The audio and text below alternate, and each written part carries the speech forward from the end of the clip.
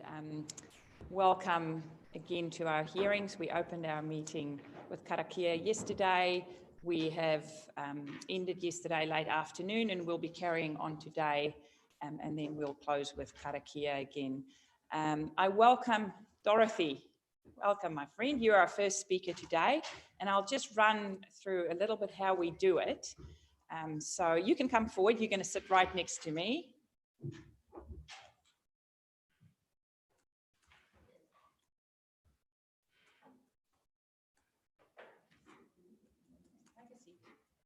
You can sit or stand. We'll just leave the microphone on. You can just be 1 meter away. It doesn't matter. You don't need to be close to it. So Dorothy, you'll see we've got a clock there that will run down at 10 minutes. So maybe after 5 or 6 minutes, you give us a few minutes to ask questions as well. Your submission, councillors have read it. So the floor is yours. You can highlight to us what you're here to talk to us today. Welcome. Kia ora tātou, ko Waio, ko Dorothy Tade Smith tōku ingoa. Good morning everyone, my name is Dorothy Tade Smith. I'm the founder of Taonga Taki Wātanga Charitable Trust, and just the nature of our trust is to support whānau living in high populated Māori communities around taki wātanga or autism. So our trust deliver marae-based wānanga for high populated Māori communities here in Tairawhiti around autism and how better to support children on the autism spectrum here in Tairawhiti. I have prepared a PowerPoint presentation, as you can see. Just a little clicker. Oh, okay.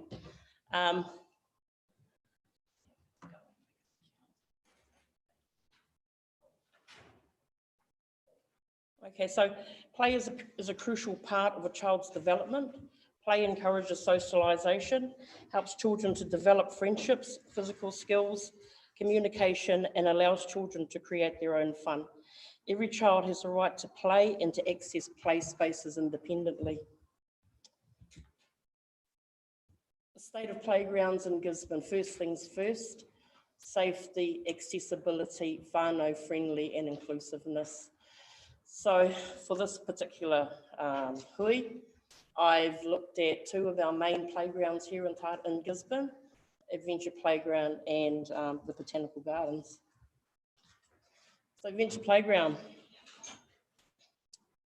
So my concerns around the Adventure Playground is that there's no barriers around that pond. So I think when we talk about disability, we talk about children in wheelchairs. That's not the case. So for the children that our trust supports, predominantly do have autism or taki wātanga. What that means is that these children are likely to have meltdowns, which means that they can run off, they can fight, they can scream. So that pond not being gated is actually a huge safety risk. There's no barriers to prevent the children from running in that pond or onto the road, both roads. Across the road on, is it Marine Parade? You've got the beach as well. So you imagine if you've got a child who is taki wātanga and you've got the other siblings, it's actually really hard for the parents.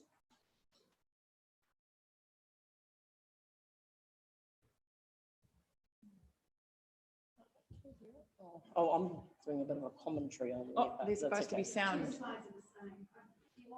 Sound. There's a video there with sound because she's talking in the video. And I've just pointed out that at the time, good timing though, when I did that video, there were heaps of like motorcycles coming through on Awapuni Road. Oh no, that's okay. Car parking.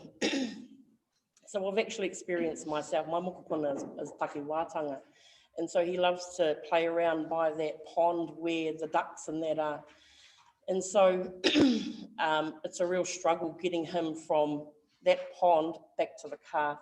And I've probably done it about a handful of times where I've had him over my shoulder, he's screaming. I've got my other mokos with me.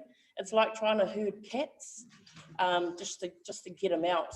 So That's an issue. And the humiliation that happens when other parents are looking at you, the judgment of, you know, oh, look at that kid. So I don't believe there's any mobility car parks up there, but the walk from the pond up to the car park is 119 metres. How do I know that? I've got an app that measured it. So, you know, if you're trying to get all your kids up to the car, just to save all that humiliation, it's actually really hard. Accessibility, this is a huge one. So, oh, hang on, I'm just going to go back to my notes. All of our playgrounds are prohibited against children in wheelchairs, even the botanical gardens. Except for the botanical gardens, every playground has wooden borders around each area.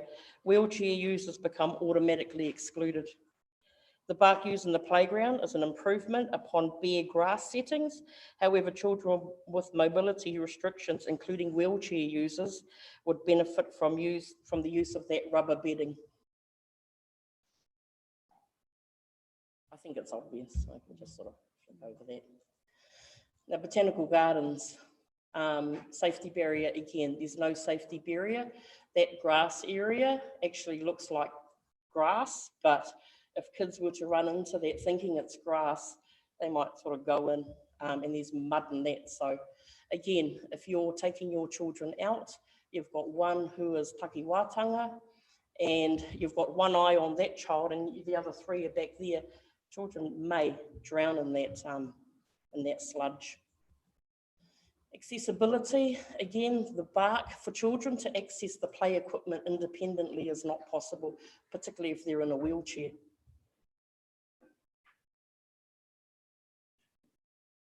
Like I just pointed out this thing here, for a child in a wheelchair trying to get onto that thing, it's really hard, which means that the parents have to hold them up there. For some of our children, they don't want their parents helping them on there. They just want to access it just like any other child. I do want to make comparisons to the Wairau Destination Playground. That playground is right next to the awa and it's gated. The car parking is right there. The accessibility to get a wheelchair onto that, I don't know what it's called, that rubber stuff, is really good. I think big ups to the Wairau District Council. From what I've read in the New Zealand Herald, this cost them about 750,000, but I don't know, you know. So yeah, I could talk about this forever, but I know that I've got a time constraint. So yeah, recommendations, barriers, urgent action, gated areas, urgent action.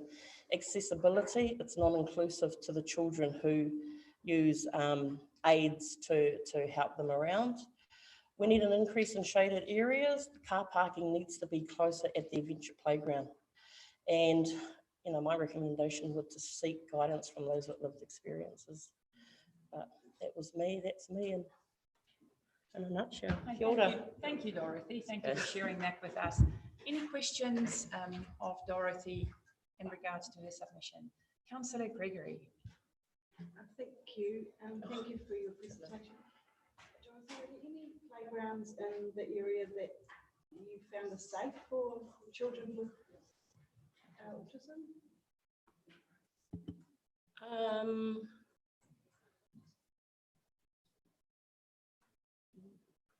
In terms of safety, the one that I think of just off the top of my head is Waikirikiri Park. Yeah, because it's fairly it's not too far away from it's quite far away from the road and it's quite sort of contained. Yeah, but yeah, and I was going to talk about the Waikanai one, but then you've got the beach over there. Yeah, but not really. I think when our playgrounds were designed, it was designed for normal children. Councillor Akuata Brown. Thank you, Madam Chair. Morena Dorothy, thank you so much for your submission. Would it be one of the options we could do? Obviously, we've got a little bike park that specifically is for cycle bike type. in this instance, should we look at a park that is for differently abled, autistic, because I recall speaking to this issue years ago now, and we looked at different parks that are not being well utilised in the region. Yes. So, and it's about inclusivity, Yes. but also about meeting the needs. So could council identify a space that could be inclusive for all young people, but particularly for those with different mobility and disability frameworks? Yeah, absolutely. Yeah, so that bike park that's next to the Adventure Playground, that's perfect. It's gated, there's areas for parents to sit. That would be absolutely perfect. So I would suggest more of that type of park, but I think, the safety aspect, accessibility aspect must come first. Later on, we can look at the pretty playthings later, but I think the most important thing is keeping our children safe, all our children safe. Thank you, Dorothy. Thank you for sharing with us today. I appreciate you taking the time. Okay. Thank you. Okay, I welcome Mr. Grant Vincent. Grant, welcome. The grant submission is on page 1298. Yes. How are you? Oh, good, good. Thank you, Grant. Hey, were you here when I spoke about the clock? So there's a 10-minute countdown. Red, yeah, Yes. red. So you Yikes. can keep an eye on the time and maybe leave a few minutes at the end where we can ask questions as well. But the floor is yours. Make Sounds yourself like at home sounds and you like can a take plan. the submission as read. Thank you. Kia ora, kia ora. Tēnā koutou, tēnā koutou, tēnā koutou katoa. Ko Grant aho. I hope you're all well. Thank you. Now, I received a letter from the Mayor, and it says in here that she wants to hear from me. So you've taken it up. Oh, yes. So I'm hoping that you all want to hear from me as well, We do.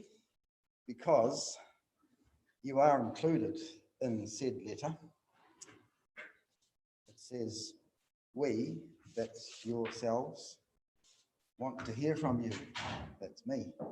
So here we go. Thank you. Very inclusive, yes. So I'm here as a citizen and resident of this city and the Gisborne district to speak to my personal submission, but not all of it. As the Mayor has said, you've read all of the submissions, so that's good. My submission was a slight bit of scattergun effect, so I'm just going to speak about one particular issue.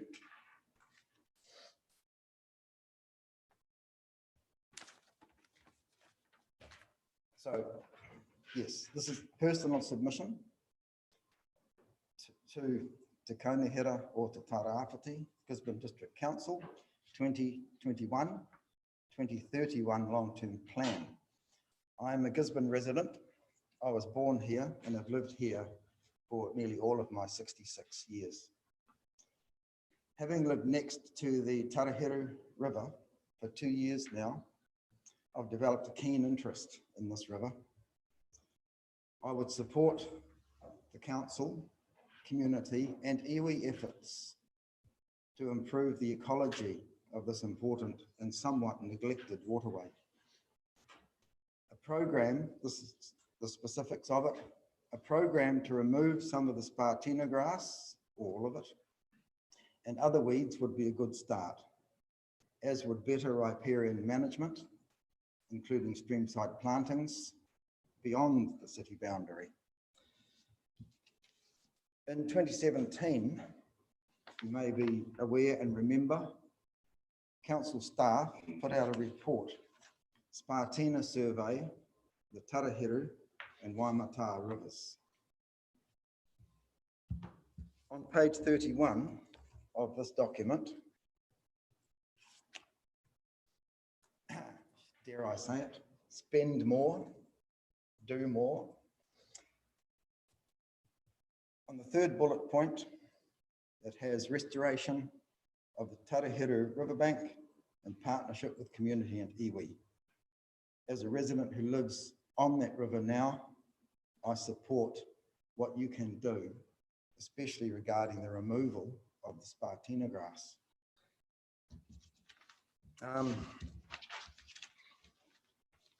You may recall that in this report, and I'm sorry I haven't got a copy of everyone or on screen, the Spartina sward was highlighted in green.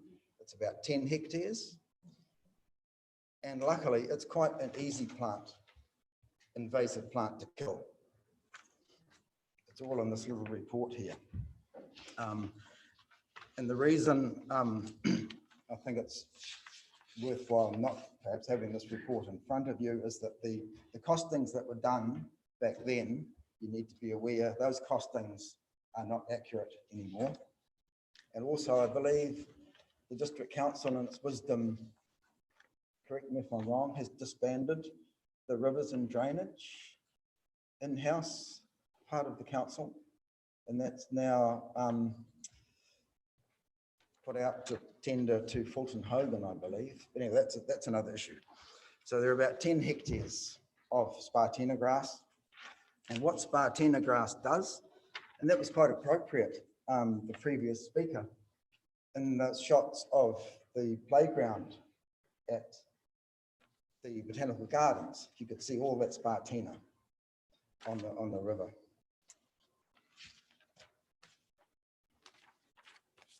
Oops, that's the wrong page. Here's the right page, Grant.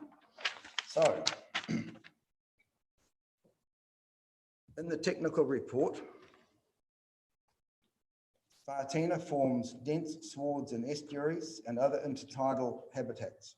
The plant was introduced to New Zealand in the early 1900s to assist with land reclamation through its ability to aid accumulation of sediments. And that's an important point to remember. All that Spartina grass has channelized the Tarahiru. And so the Tarahiru is quite a different beast. And it's not a completely natural river in the correct sense, because prior to the stock banks and the 1948 flood and what have you, overflow floods from the Waipoua would come down the Tarahiru and a big fresh would come through and, for want of a better term, clean it out, I guess. So it accumulates sediments and raises the riverbank. The growth of Spartina leads to large-scale modification of estuaries, river margins, the loss of salt marshes and mudflat habitats for a wide range of marine life, including shellfish, fish and wading birds. So as I've said, it's not a completely natural riverway because of the stock bank. Obviously the stock banks had to be built after the 1948 floods, but we can restore and improve the ecology of the Tarahiru by dealing to the invasive Spartina grass. And as far as I'm aware, it is the only grass that can grow in salty water. So it's an introduced plant from Europe. I think it also grows in North America. There are 3 different species. There are some native grasses, rushes and sedges that will grow in salty estuarine areas, including glasswort. I'm not sure if you're familiar with that plant, but it's a very low growing plant, and it has very fleshy, succulent, well, they're not leaves, they're just little stalks. And when the sun's setting, if you've ever been to the Ahuriri estuary in Napier, and the sun's setting in the sky, it's this amazing bricky red, beautiful colours, amazing stuff. So that may come back. So it's 10 hectares of lost habitat and feeding grounds for our native wading birds, such as oyster catchers, pied stilt, poaka, dotterels, tuturifatu, and migratory birds, such as white heron, the kōtuku, royal spoonbills, godwits, curlews, wrybill. Now, most of these birds are not present on the Tarahiru. They could be, because those mudflats are the feeding grounds and rich, productive feeding grounds for crabs, worms, all sorts of things that those birds eat. And they need that open area of mudflats to live and survive. And a lot of these birds, such as the migratory birds, such as kotuku, spoonbills, godwits, etc., once they've left their breeding grounds, either in the South Island or Alaska or wherever, they need these feeding grounds to keep their numbers up. So yes, most of these birds and other wildlife are missing, but currently the habitat cover of the Spartina provides wonderful habitat for rats and mice and stoats and other such nasty things. So I think it's a wonderful opportunity to have wild nature through the centre of our city, and it's something that can be done. This report here, written by one of your excellent staff people, Andy Bassett, who has had previous experience with the Department of Conservation and controlling Spartina out at Te Whetowhetho. Other regional councils have controlled Spartina, such as the Manawatu estuary, the mouth of the Manawatu River, and Bay of Plenty. So I'm imploring you as a regional council, this is one of your regional council functions, biosecurity, biodiversity, and Spartina grass is not what I want to see on the river that I look at nearly every day, because I live there now. So thank you. Thank you for that, Grant. 4 seconds left. You did very well. Yeah. Any questions, councillors? It was a very, very clear submission. Thank you for, also maybe you can supply that to Heather, who can Thank you all give for listening. Copies to councillors. Thanks a lot, Grant. Any questions? Please I have think some you- questions. I Come think on. you made it very clear. Hey, thanks a lot for taking the time out of your busy day to come and talk to us. Well, thank you for sending me a letter, everybody. No worries, and thank you for Great. taking it up. Thank you, Grant. I'm disappointed. Where's all these questions? Well, you made it very, very clear. Does that mean you agree with it all? So So just this will be going in the budget. So just to Excellent. clarify for today, so we've got some other speakers here as well, which I'm just going to clarify. So today we're only listening to submissions. We're not debating anything. We are afterwards, if something is not clear, councillors can ask questions. But so next week is when we will have our deliberations. So yesterday and today, and if there's a flow over tomorrow, but it looks like we'll finish today, we just listen and then we'll have our deliberations next week. So thank you so much for coming to share with us. Thank We really you. appreciate that, Thank Grant. you. Take care. I didn't talk enough about the tunnelling mud crab. And the way my grandchildren love getting in the mud up to here. And it's great.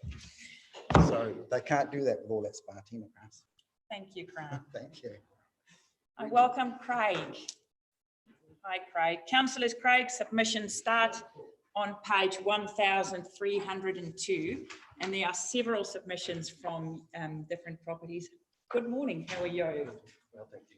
Please take a seat. You've listened, as I said, we've got about 10 minutes to talk. Okay. We've received several submissions. All of your submissions are together. Okay. We've read them. So you can highlight what you want us to take from that. Okay. But please make yourself at home and welcome. Okay. What's the normal protocol? Am I allowed to You sit can down? or sit, should I- absolutely. Okay. This is your show. Okay. You've got 10 minutes and then maybe there might be a few questions at the end.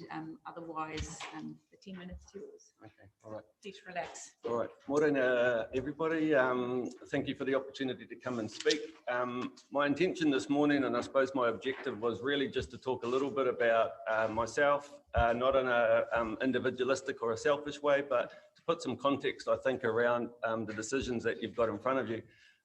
My father was a councillor for quite some time in the Opotiki District Council, and he really enjoyed it. And I know he sacrificed a lot of time, and I'd also like to acknowledge the time and effort that you all put into your roles. Thank you. I understand talking about rates and who pays and who doesn't is, you know, it's not easy, and, you know, the issues of equity, etc., that go with it. So So from that point of view, I just wanted to talk a little bit about my involvement in the Gisborne community, my properties, and I suppose what I've achieved from that, and I suppose in terms of some of the impact. Because I think if I understand right, there's a little bit of a concept, and I think maybe I represent one of the people seen in the gold kiwifruit space as a Bay of Plenty or an out-of-towner who comes along, is attracted by the land and the climate and the people that's here in Gisborne and the opportunity to actually do business, and then scuttles back over to the Bay of Plenty and doesn't necessarily contribute. So in my case, I've got a mother who is in the Ryman retirement village here. I've got two sisters that are here. I've got nephews that are here. So we certainly, I think, are very much part of the Gisborne community. Over the course of time, we've made considerable investment around kiwifruit and viticulture. And one point that I wanted to make around that is it's interesting when I go through the different properties, then across the board, there's something like a 64% increase in rates that the proposal has at the moment. If I have a look at my vineyards versus my kiwifruit properties, gold kiwifruit properties in particular, it's over 100% increase on the gold properties. And in one case, one of my vineyards goes down in rates. So that's great if I put my viticulture hat on, not so great if I put my gold kiwifruit hat on. Now I realise that's a double whammy in a sense. It's the decision around whether or not you add the gold license to the capital value, and then it's also the one around the remission policy. So I suppose what I'd like you to consider is that the immediate impact of those changes combined is significant. I'm not sure what the precedent is around single increases, but it would seem to me 100% increases are pretty significant. If there's a view that gold growers can afford to pay, there is an element of truth in that. And we're extremely fortunate at the moment that gold kiwifruit is performing well, and it certainly is a profitable business. I think the point about that, though, is we are reinvesting that in our people. We employ, my company here in Gisborne employs something like 100 people at the peak of the season. We've moved to 98% of our people are on living wage or better. We have invested in things like my property out at Whatututu. We actually spent quite a sum of money and put a bridge across the river. I don't think I was ever going to convince you to do that for me as councillors, so recognise that if I was going to do that, I had to actually pay my way to do that myself. There's 2 Māori titles there as well, which are also going to benefit from that. I'm in discussions about actually how we develop that land and actually get a better outcome there as well. So I suppose my view is that, you know, you do have to look at this in a holistic way. And so the other part would be, I didn't add this up, I'm probably too scared to, but if I go through the money that I've paid in terms of consenting around different things that we're doing, you know, be it water discharge for drainage, obviously water consents, I'm fortunate that the properties have had good water consents, so it's allowing me to do some of these developments, but there's costs that go with that, excuse me. To actually have those people, then we've also had to look at providing accommodation. So there's been upgrades of home, you know, houses on some of the orchards that we're then having our staff stay in as well. So all the consenting, etc., that goes with that. So I suppose the point is that I think in terms of your system that you've got, where you have got an element of user pays, then that's actually functioning. You know, I think I'm an example of that working. I probably would make the point, going off tangent a little bit, is that that process could be smoother, and I think something for you to look at in terms of from a business perspective. I'm sure you are focused on it, but it would be nice to see some improvements in terms of speed of turnaround on some of these things, because at times that can be an impediment. So maybe in terms of the increase that you're proposing for me and other gold growers, the actual value for money in that should be part of the discussion as well. So I'd probably challenge you just to keep an eye on the fact that at a business level, the performance of the council's business is actually up to where it should be. So look, that was, I suppose I was wanting to try and make sure, put a face to the papers. I'm really positive about Gisborne. It's a great place to grow kiwifruit. It is attracting other people to do that. I do believe it's positive in the sense that the employment it's providing, kiwifruit used to be synonymous with Te Puke in the Bay of Plenty. If you get it out talking now in the kiwifruit industry, then Gisborne is actually creating quite a reputation for itself in terms of good tasting fruit, early to market, a great community to actually be part of. So I think there's a lot more positives than what there are negatives about it. And I just challenge you that in terms of the speed of change and the quantum of money that you're actually potentially putting on gold growers to actually pay might be a bit too fast. Hey, Craig, thanks a lot for your submission, and we did hear from quite a few kiwi fruit growers yesterday, and we've got quite a few coming up Right. as well, and there was active interaction at our community meetings as well, so Right. the message has come across. Okay. Any questions from councillors? Councillor Seymour and then Councillor Burdett. Thank you very much for coming and for your presentation.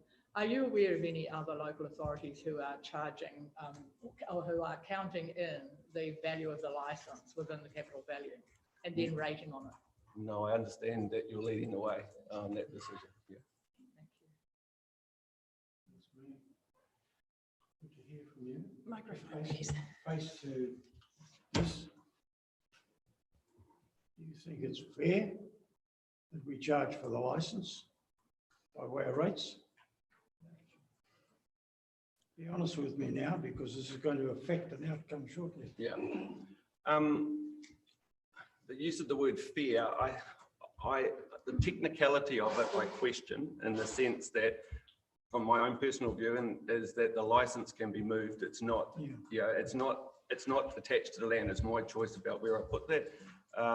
So I would see the technicality of that as being unfair that you're then choosing to attach that. Thank you. Thank you. Councillor Wharehinga, Robinson, Worsnop. Thank you very much, Your Worship. Thank you very much for coming to present to us there, Craig. Josh, in regards to, as a son of a councillor, you'll probably be aware that we have very few mechanisms in order to be able to rate fair. The Valuer General has put out to the community that licences could be included in regards to council's valuations. Just checking you're aware of that, right? Yep. Are you also aware that he considers that our inclusion of licenses in regards to the rating has been reasonable? Are you aware of that? Yes. Okay. Yeah. Just checking. Yep. All right. Thank you. Kia ora, Craig. You finished off your corridor talking about how there's a real buzz in the industry about Gisborne. In that corridor around the buzz, is there any pullback because of proposed rating? Is it killing the golden goose? Yeah, no, I don't. I think it's probably not so much about singularly that, but there's been a bit of a feeling that I was probably going to the point about the cost of actually doing business around consenting and a number of other things. So this is kind of like another one of those costs. And I go back to the point that this is not about, and I'm not going to sit here and pretend that it's about being unaffordable for a gold kiwi fruit business, but it does come back to that fairness, or I suppose the distribution of that rating burden, and I sympathise with your job in terms of what you're having to do there. So it's probably then seen as being less attractive, rather than, oh my goodness, I'm not going to go and do anything else. I mean, land values are increasing, license values increasing. There's a number of other factors that are more significant in terms of cost than what rates alone are, but it's all additional. Cost of labour is increasing. So, and then we're not sure what's going to happen with the weather. We're not sure what's going to happen with global markets. So I suppose as a business person, then you're going to look at how can you actually minimise those costs. And for that reason, you're getting the pushback on this, because I go to the point, it's a lot. Quick question, 20 seconds. Supplementary question, Madam Chair. Just quick smart. The percentage increases you've talked about, 67%, et cetera. Are they an increases on land which previously was not in kiwi fruit? Because there's been a lot of new development since the last valuation rounds, and that will clearly show an increase because the land values increased, right? Yeah, so in the case of, I think there's 13 properties that we've got and that pay rates on. 3 of those would be recent developments. Yeah. Quick question. So you've said too far, too fast. Do you have an option that you would consider reasonable if the current quantum immediately imposed is unreasonable? Yeah, I mean, I suppose in that point, it's actually about if those gold kiwifruit properties aren't paying the rates, then someone else has to. And in terms of the too far, too fast, there's that view about how sustainable is the current returns and the current values. So I didn't make that point. So that's probably the other part, because it goes here now. And then in terms of the whole valuation cycle, if we had a bad year next year, then it's not going to, the process won't respond in time. So I think it's just that view about if in 10 years time we're still enjoying the same sort of levels of profitability, then I think that affordability of that and in relative to other businesses, it's still that much better than fine. But you know, it's still relatively new in that sense that, yeah. Hey, Craig, thank you for taking the time to come and talk to us today. We really appreciate that. Thank you. Thank you. Thanks, everybody. Thanks. I welcome Deborah Lowe-Black. Councillors, the submission is on page 1367. Good morning, how are you? And good morning, Kerry. Well, you are our ward, I understand. Take a seat or stand if you want to. Ooh, doesn't do the rain. Okay. There we go. The floor is yours. You've got about 10 minutes and then councillors might have that. Absolutely. It's your... I'm a real amateur at this, but I thought it was really great being asked as a citizen and someone living out in the rural district of Tairāwhiti to be able to speak from just an individual's point of view. I have to say I grew up out just north of Muriwai. I went to Massey University and did horticulture back in the 80s, and since the 90s I've been pretty much overseas living in Switzerland, where my husband's from. We're back since a year and we want to get our small bit of what's called these days marginal land back up and running, and we want to contribute to what we think is necessary in this region and in the world in a positive way at the moment. We have been in the last 12 months through this process of also trying to change consents and get permission to plant a piece of sustainable forestry. In first line is an erosion control, which has been recognised as necessary by the GDC. And because we feel it's so necessary to heal the land here after post-harvesting, with the methods that are being at the moment still used for the pine harvesting.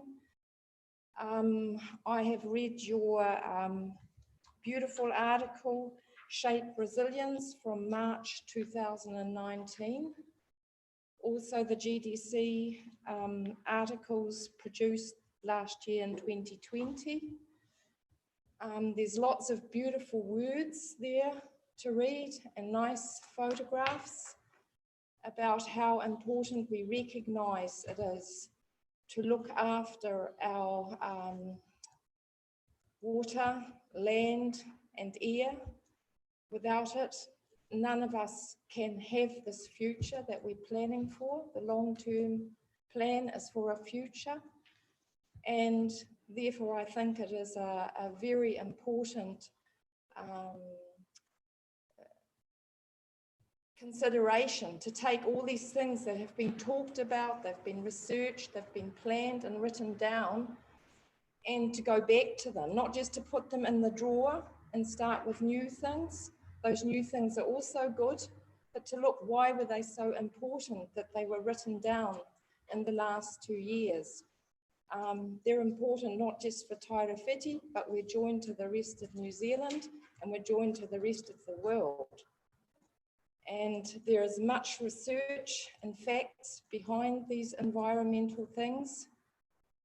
And so my submission is about that we work together. Together we are strong, that we stop wasting time finding all the differences, try to get all the best known facts and work together.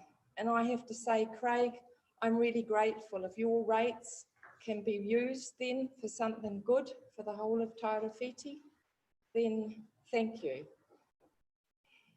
Thanks a lot. Thank you for that. Any questions? Okay. Hey, thanks a lot for taking the time to come and talk to us today. We really appreciate that. Thank you.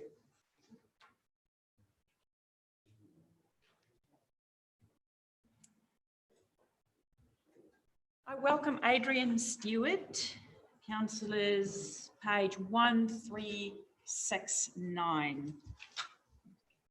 How are you?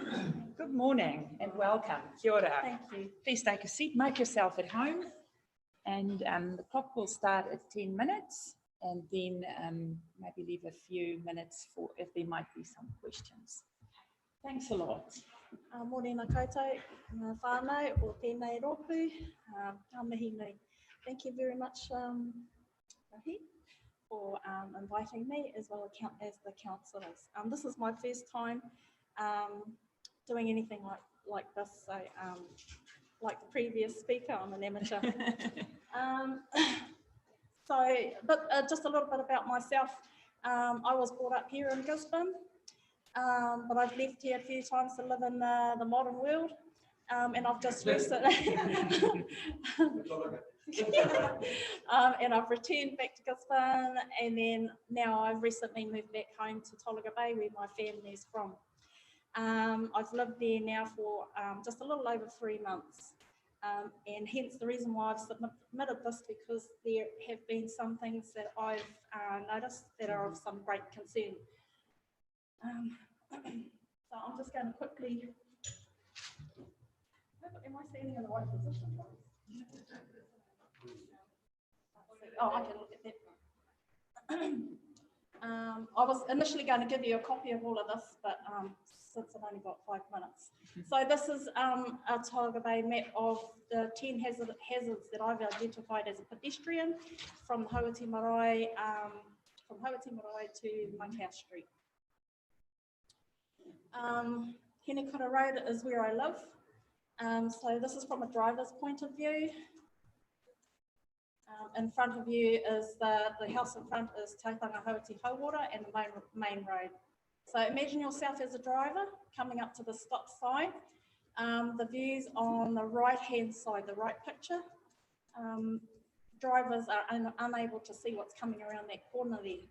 At times, as drivers are forced to go to the left on the left-hand picture, go towards Hauiti Marae, do a U-turn at the Kaumātua Flats, and then come back onto the main road to go right towards the township. So drivers are living in fear at that stop sign. Okay. That should be convex mirrors. That's my mistake, not conversion mirrors. So just a suggestion that perhaps a couple of convex mirrors outside the Mormon Chapel for approaching vehicles to Hinekura Road and vehicles exiting Hinekura Road, so that they can, it's a lot safer. Another thing too, that a local has approached NZTA for convex mirrors to be implemented in that area, but he was asked that he purchased the mirrors himself, which was a bit out of the, out of context. So nothing has gone further with that project. Just in the walkways, this is coming from Hinekura Road. So if you can imagine yourself or children walking this pathway, as well as yourself, foliage obviously dominates that pathway, which forces them to walk on that grassway area, and then there's no drainage there, and sometimes that area floods, forcing the pedestrian to walk on the road. So you can see how close that truck is. There's not safe there. So yeah, that's coming outside Hinekura Road. This is walking towards the Kohanga Reo, approaching the Tauwhare Pāro Road, main road intersection. Now this is one of the danger hazards for pedestrians that are standing on that corner there, with the logging trucks that are coming towards them to go pedestrians left, they're right to go back to Gisborne. And you're looking like at the logging trucks right there, the logs. So I experienced that. So all this time I'm walking and I'm picturing our kids walking to school. Okay, so this is as far as that pathway goes. The pedestrian has to walk across the main road. So you can imagine high volume of heavy traffic going past the pedestrians. And so there's no pathway for them to continue on towards the bridge. And just a suggestion, perhaps a warning sign between the end of that path to the bridge, something like exiting traffic ahead for approaching vehicles to Henekura Road.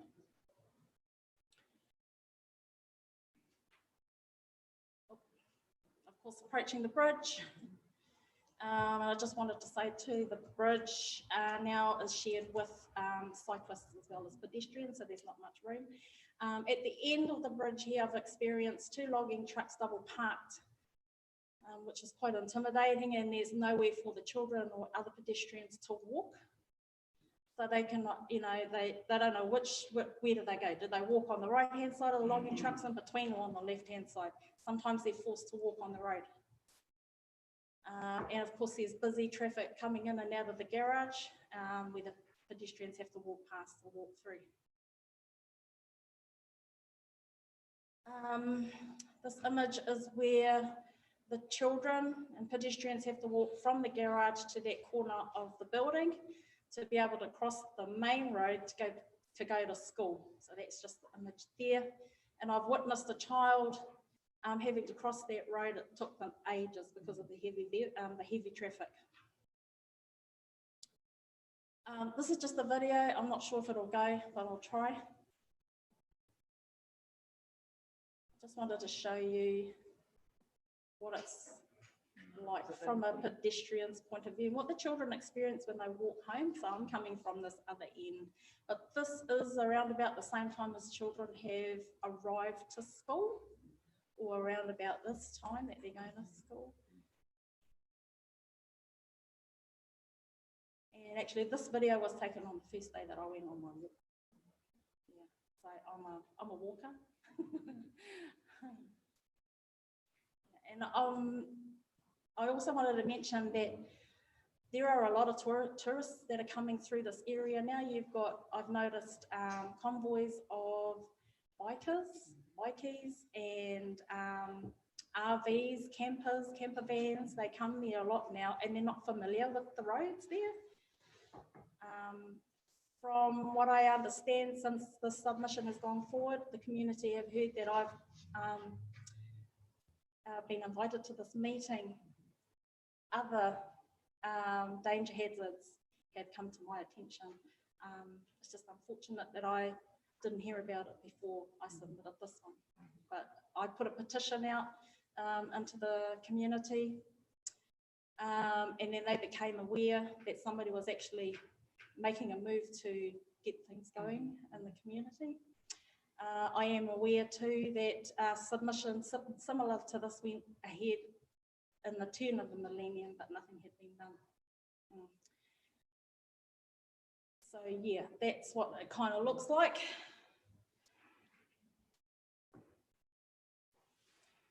Doing it for the kids and the Tolaga Bay community for their safety. And that's just a sort of short summary. My concern is for the pedestrian safety, most especially our children, and everything else on there I've already mentioned in the previous slides. And my own map on what I've drawn on where I think should happen should the submission become successful. Thank you very much for giving me the opportunity to speak. Kia ora, Adrian. Kia ora. Any questions of Adrian? Councillor Seymour. Thank you very much, Adrian. That's fantastic, and your video clip's fantastic. Are you aware that it would be good if we could get that to the Regional Land Transport, but are you aware there's some work being done around a cycleway and clip-ons on one side of the bridge? And are you working with those, or have you talked to that committee? Yes, I have. I didn't realise that was going ahead before I put the submission in. It wasn't until the community became aware that I was going to meet with you that I heard about it. So I visited the person that was in charge of that, and she did say that hers is a totally different submission seeing as it's more of a lifestyle and mine is more about safety for the That it children. comes, they do come together. Are you Yes, happy they to do. leave that video with the council? Yes, And definitely. presentation, because it would be really helpful Yes. for NZTA to see that with respect to the Yes. funding. Thank Yes. you very much. Councillor Sheldrake, Woolsnop. Thank you, and great presentation. So is it fair to say that probably 60% of that is simply cleaning up verges and trimming trees back, particularly the first part of your presentation? Yes, yes, yes. So quite a simple fix Mm. in many regards. Yes. Thank you. Yeah. I was just going to say, it would be great though if the pathway went right to the path, to the bridge. And I'm sorry I didn't mention the underpasses, but it was, you know, I'm trying to think, you know, what is a safe way for the children and for pedestrians to be able to get to the other side of town without having to cross that main road because of the heavy traffic. Yep. Quick question. You're aware that there's a speed management review coming for our townships, and do you think that a lower speed would help? And in addition, are there any pedestrian crossings of that main road? No, there's no pedestrian crossings. Yes, slower speed limit signs would be great. What I do know from just listening to the community, which came through very strongly, is that, you know, there's a lot of vehicles that, especially with the logging trucks, you know, they do speed. They don't listen, you know, they don't adhere to the speed limits.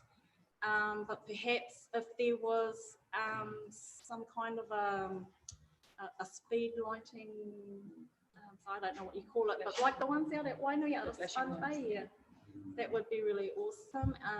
Or perhaps the speed zone, the lowest zone, could be perhaps put further out towards the, yeah, so that they slow down before they even get to the township. Hey, Adrian, thank you so much for coming to. Did you have a question? Yes, I did. Having viewed the fishery read the submission, even if we extend the footpath from Hoeti to the bridge, kids are still going to cross over. Would be really great if we had underpasses or something that would. Your submission actually complements what was put to us yesterday.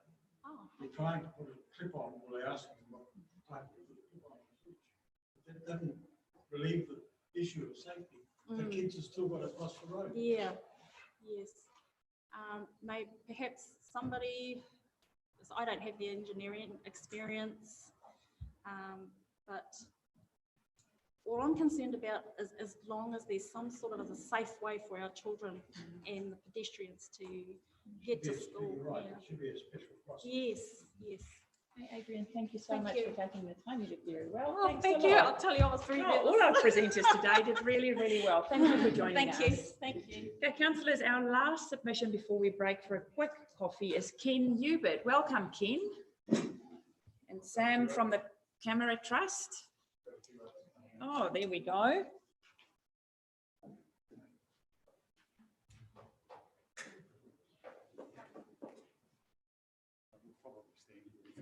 Good morning, how are you? Welcome.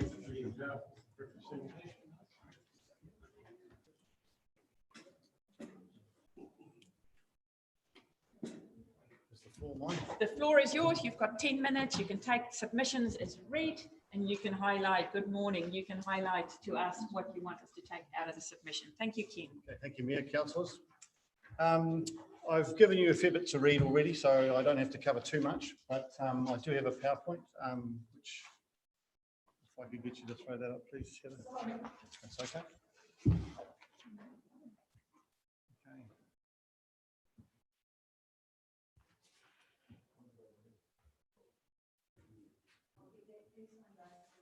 Okay.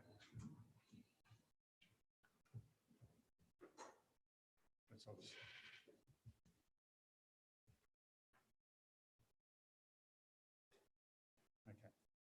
Again, just background really, obviously the trust and stuff when it was all set up back in 2004, but I don't want to spend much time on that. I've given you some information on that. That really just gives you some background. So we're looking really at going forward.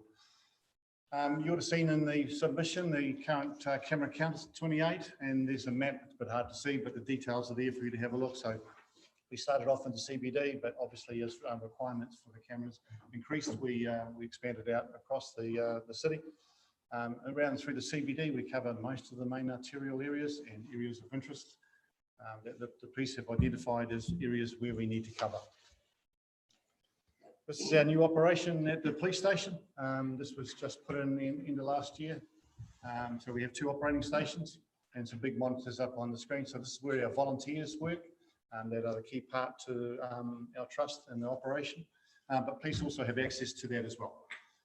So it's just important that it's in the station and they have access to that 24/7. Volunteers are a key part, as I mentioned, and they've clocked up over 1,000 hours in the last year from June, 2 months to go. So they're really key to being proactive and keeping an eye on what's happening in our city. The cameras record 24/7, so there's not somebody there all the time, but historically we can go back 30 days if there's information. But the key part of it is being proactive. So in other words, we're looking at stuff and trying to be there when things are developing, and you'll see some of that coming up. They also record really important stuff. And again, I've given you a sheet there, but really just highlights the different parts of the events that happen. And these are recorded for police to go over and see where the activities are. And again, there's no point in explaining that, but other than that, this is the sort of thing that Sam Abraham sees and goes through with his team. And I should have introduced Sam, sorry. And Philip is one of our volunteers, and is also a trustee, and Richard's also a trustee on there as well. Sorry, I overlooked that. But again, really important data that's captured as to what happens in our city. Breach of liquor ban, obviously we have a liquor ban in place, so does it happen? Yes, it does, and it happens frequently. So again, those stats go back to the police. And again, we're monitoring what's going on to see where it's happening and if there are issues that come from that. It does happen in our city, and we're trying to make sure that we try and alleviate that. Part of council's job is to make sure we have toilets that are open and functioning. That still doesn't stop people from doing that on a regular basis, which is unfortunate, but it does happen. Illegal entry, again, this is caught by one of our volunteers trying to climb in and help themselves to whatever. Tagging, again, we don't capture all, but where we can, we do, and we had some really good captures with that one at the warehouse, etc. So that was caught by one of our volunteers. That was a really good catch. Do our cameras make a difference? Really, and I guess that's really the question that you say for the investment you have. I might just ask Sam to speak on behalf of the police on that. Morning, everyone. Thanks for your time. You've got a heap of submissions and you've got some work ahead of you. We'd like a bit of that pie. So you only need to, most of you around this table will know several years ago, we had some real issues going on in our CBD. So much that I presented to council around what was going on around the violence and the crime. So the cameras have been a really, really big part of evolution, really, in taking us forward. We've gone from an environment where let's try and catch everyone and wait till they break the window to now actually suspicious behaviour. We've got eyes on, we're communicating directly with police, and we're getting in there. Breach of liquor ban ends up being an assault, ends up being a burglary, ends up being a whole lot of stuff. So I think we've come a long way. I truly believe, we walk the streets at night and have meals and go to the movies, as do a lot of us, and I hope that we feel a whole lot more safer in our community, and I'm sure we do, than in the past. We're looking at wider, we're looking at expansion, widening. Thank you. Just cut through this. Yeah, so just obviously this situation here, police located in that vehicle 3 imitation firearms, 2 bags of cannabis and 3 glass pipes for methamphetamine use, some scales, butcher knives. So having eyes on that, goodness knows what was about to happen. either in the CBD or in someone's home. But we had some eyes on, and we got in and we dealt with that, held those offenders to account, and no doubt prevented a whole lot more offending. And you know, our volunteers have eyes on a lot of these, and they're really trained well. Philippa's one of our leads in that regard, and she's fantastic at the role. Group of young youth at night. We came from, you know, a number of years ago having hordes of youth coming into town. It was like Saturday morning shopping. And look, from times, yes, youth still coming into town. I'm not saying that problems stop, but actually having eyes on, watching them, looking, and then just engaging with them and finding out, you know, where they're going, what they're doing. A lot have really good intentions, some not so. And we had a spate of cars broken into, stolen cars.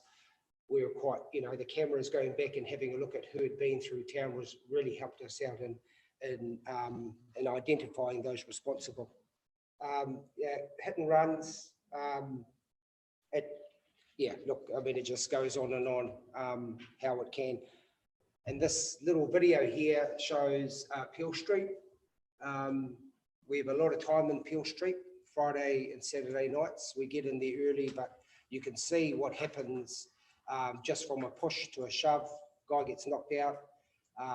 Thank goodness, you know, he survived. So we're doing a whole lot of work with those pubs, those clubs, but we're getting a whole lot of visibility in there. The cameras provide a really good prevention tool for us. Again, here we go with these shots, just antisocial behaviour, and we get, you know, we've got eyes on through our volunteers. We get in there, we make the arrest, and we prevent anything worse from occurring. Do they work? Look, we say yes, we've got investment. I think what's our point of difference is, one, we've got them in the station. They're part of our whānau. You know, the volunteers are part of our whānau. They have a voice in respect of the gear, the setup. We put them into a separate room and we connect with them, and there's a lot of interaction that goes on. They're trained to use the radio, so it's a really good investment. We're going wider out to arterial route, the hospital, Kaiti, Elgin. We want to go wider again. We want to go further up the coast.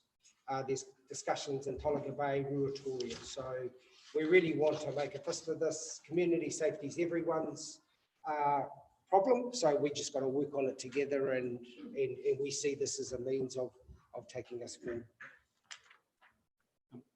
Thank you, Sam. I don't want to chew too much into your coffee time. Maintenance is a big part of the whole system, and for that we obviously need funding to keep it going. We get some funding currently from GDC, which is made up of $15,000 and City Centre Management Fund of $17,500, which you've given us the last 2 years. And police also make a contribution as well.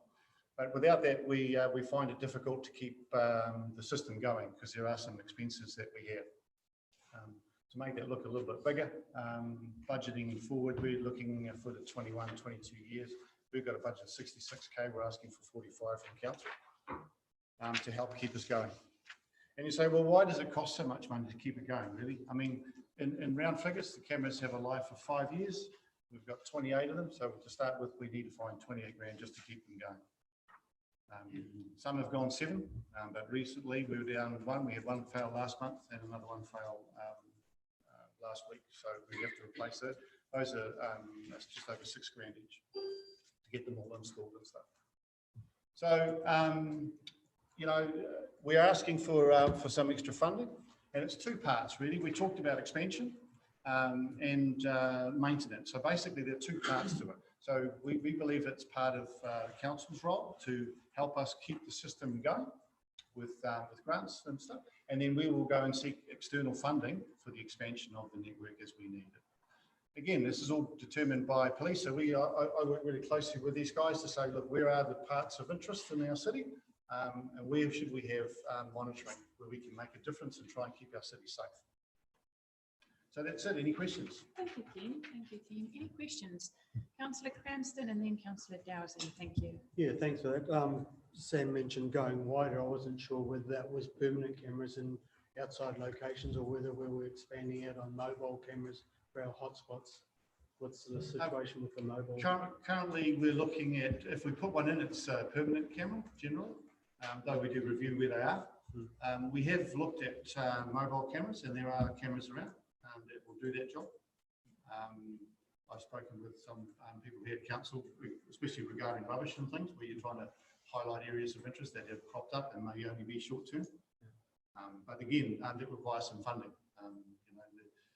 Again, my initial looking at that, they're probably between 20 and 30 grand to get a mobile camera up and running. But again, so it's a decision that I guess council or our funders would need to make a call on. Councillor Dowsing. Thank you. I think it's a admirable investment. I think it's necessary for our community. But my question would be, it seems council's increase to being 2/3 funder versus another agency being a 1/3 funder in this long-term plan seems to be putting the emphasis on council for crime prevention. So I wonder whether there's a more equitable distribution of that cost. Yeah, that's a good question. I mean, in other operations we've looked at both in Tauranga and Rotorua, council basically fund just about all of it, including running costs, and indeed they work very hard with maintenance as well. So our model here is a bit different because we have it in the police station. These are council in separate buildings, so it doesn't quite work the same as ours. But yes, you know, we run out. I mean, Heart of Gisborne was a contributor, but obviously that's now gone. So you know, that portion now has to come from somewhere else. So it's just trying to find the money, really. We've given them a whole room. I shifted all the gear into this whole room. That cost a few thousand. I bought the monitors. So I'm really trying to do what I can. I invest. I pay $6,000 a year. I pay 500, which is 500 a month towards operating. I'm not hiding that. Could it be more? Yep, that could be something that could be discussed. But yeah, it's like you. I have a whole lot of challenges with my budget too. So and I am investing whereas other policing areas aren't at all. So last question, Councillor Foster.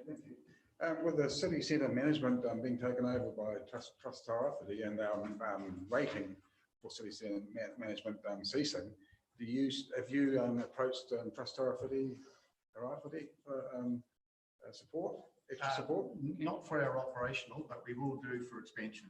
Okay, because we believe that there's two parts to, as I said, we believe that that's where their funding mostly comes from.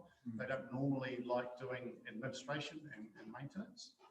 Generally, though I guess we could ask, but a long-term plan is to go to trusts, not only Trust Tairāwhiti, but others, as we have done already, to expand the network on a basis. But expansion comes at a cost, and that's what I've tried to highlight here. You know, I mean, security is not a cheap business, but you know, it does make a difference, and so it's just investing in that. So there's two parts to it, so that's why I believe Trust Tairāwhiti can help. can I just say also that Uawa, Ruatoria and Wairua, Mahia are very keen to come on. So we're going to look at capability, whether we can, they've got a system in Mahia, can it be linked up to us? So we're looking at growing wider, right across the Tairāwhiti. And I really want to make that clear, that this is just not about Gizzy. And there's a lot of people that come north on 2 and south on 2 from other regions, and they bring running with them too. So we want to make sure we've got better eyes on that to prevent horrible things going on in our region. Thanks a lot. Thank you, Ken. Thank you, Sam. Thank you, guys. We're going to have a 10-minute break, and we will be back 10:20, 15-minute break. Thank you. Thank you. Thanks.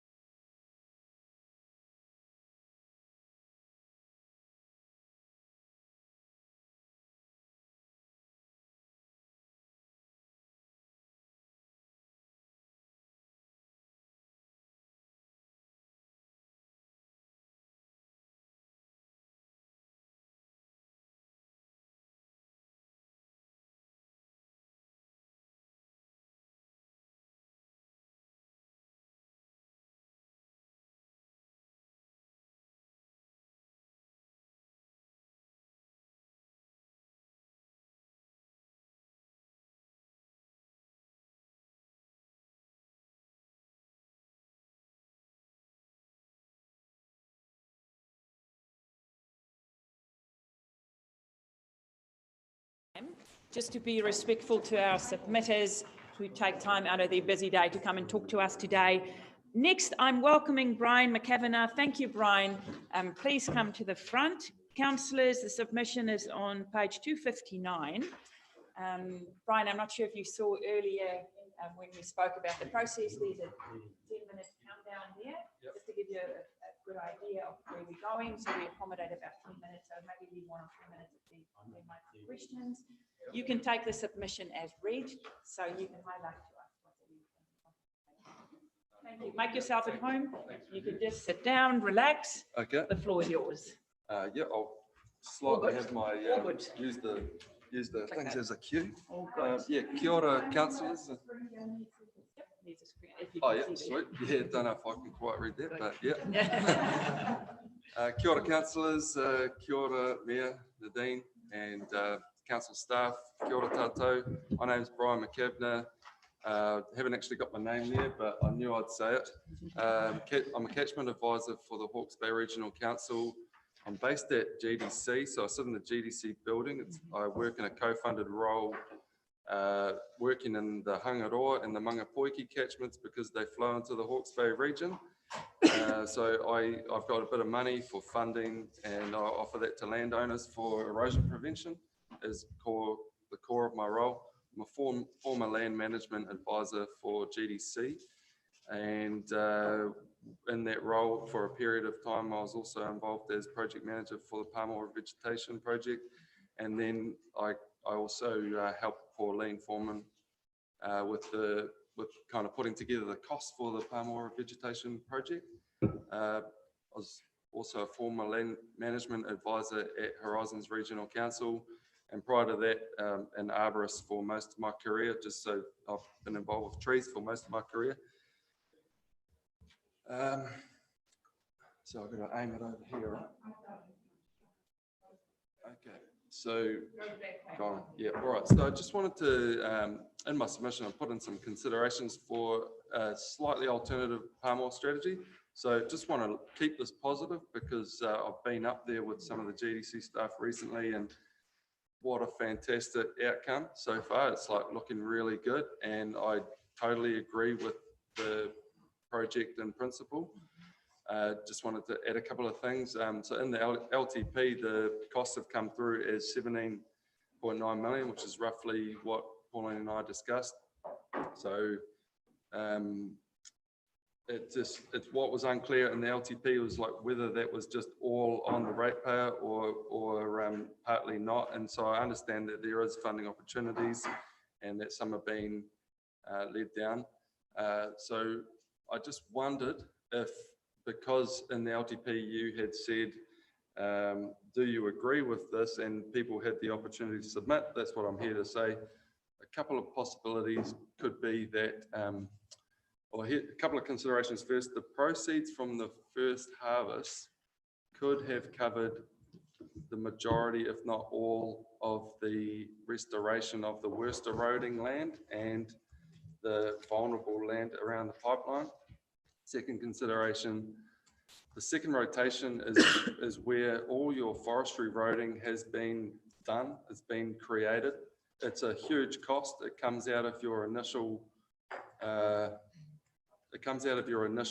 profit margin, basically. So on your first harvest, you're like, wow, I've got to form all these roads. It's really costly. Bring it back to a second rotation, and all you've had to do is maintain it for the 30 years. So you actually make big dollars if there's a market for pine in the future, which I think there will be. So that could have been an opportunity and could be an opportunity to get more money in second rotation to do more of the restoration. So if the aim is to restore the whole area, there's an opportunity for it to be self-funding. There's also, and if you want to talk about that further, that'd be, just let me know, because I work in this building, so anytime you want to come bring me over or whatever, or at the end, running out of time. Some opportunities that palm oil exist for leading by example for the region and the country, showing how forestry can remain profitable, but you can manage your retreat, so to speak. The opportunity exists to show how biodiversity can be increased in a commercial forest setting. just by prevention of herbivorous browsers, mammalian predators, and looking after the waterways. The opportunity also exists for an alternative forest species to be put into a smaller area. So the Drylands Forest Initiative, they've got a bunch of eucalypts they've been working on that are ground durable. We currently have these copper, chromium, arsenic posts everywhere. They go on apples, they go on kiwi fruit, they go into grapevines, they go on farms, and there is a legacy of toxic waste coming out of them. The more there is, the worse it is, and you can end up with land like in Marlborough where in order to put houses on grapevine areas, they had to skim off 30 centimetres of the soil to get rid of the arsenic so they could build houses there. So that legacy can be avoided with naturally ground durable timbers. So there's an opportunity there if you want to discuss that further. Some ideas for biodiversity enhancement. So I think the most important thing to understand how you manage biodiversity is to have catchment scale assessments of your issues. So one of those ways to assess your land is land use capability. We've done that in Gisborne at 1 to 50,000 scale, but if we could get it at farm scale, it's much easier to go, well, let's pull that gully out and do this with it, or this is really good farming land, this maybe you could farm less cattle here or more sheep there or something. You could also assess for weeds, assess for pests and pre-existing fauna and flora. So probably one of the calls for my biodiversity submission here is that seabirds are in decline.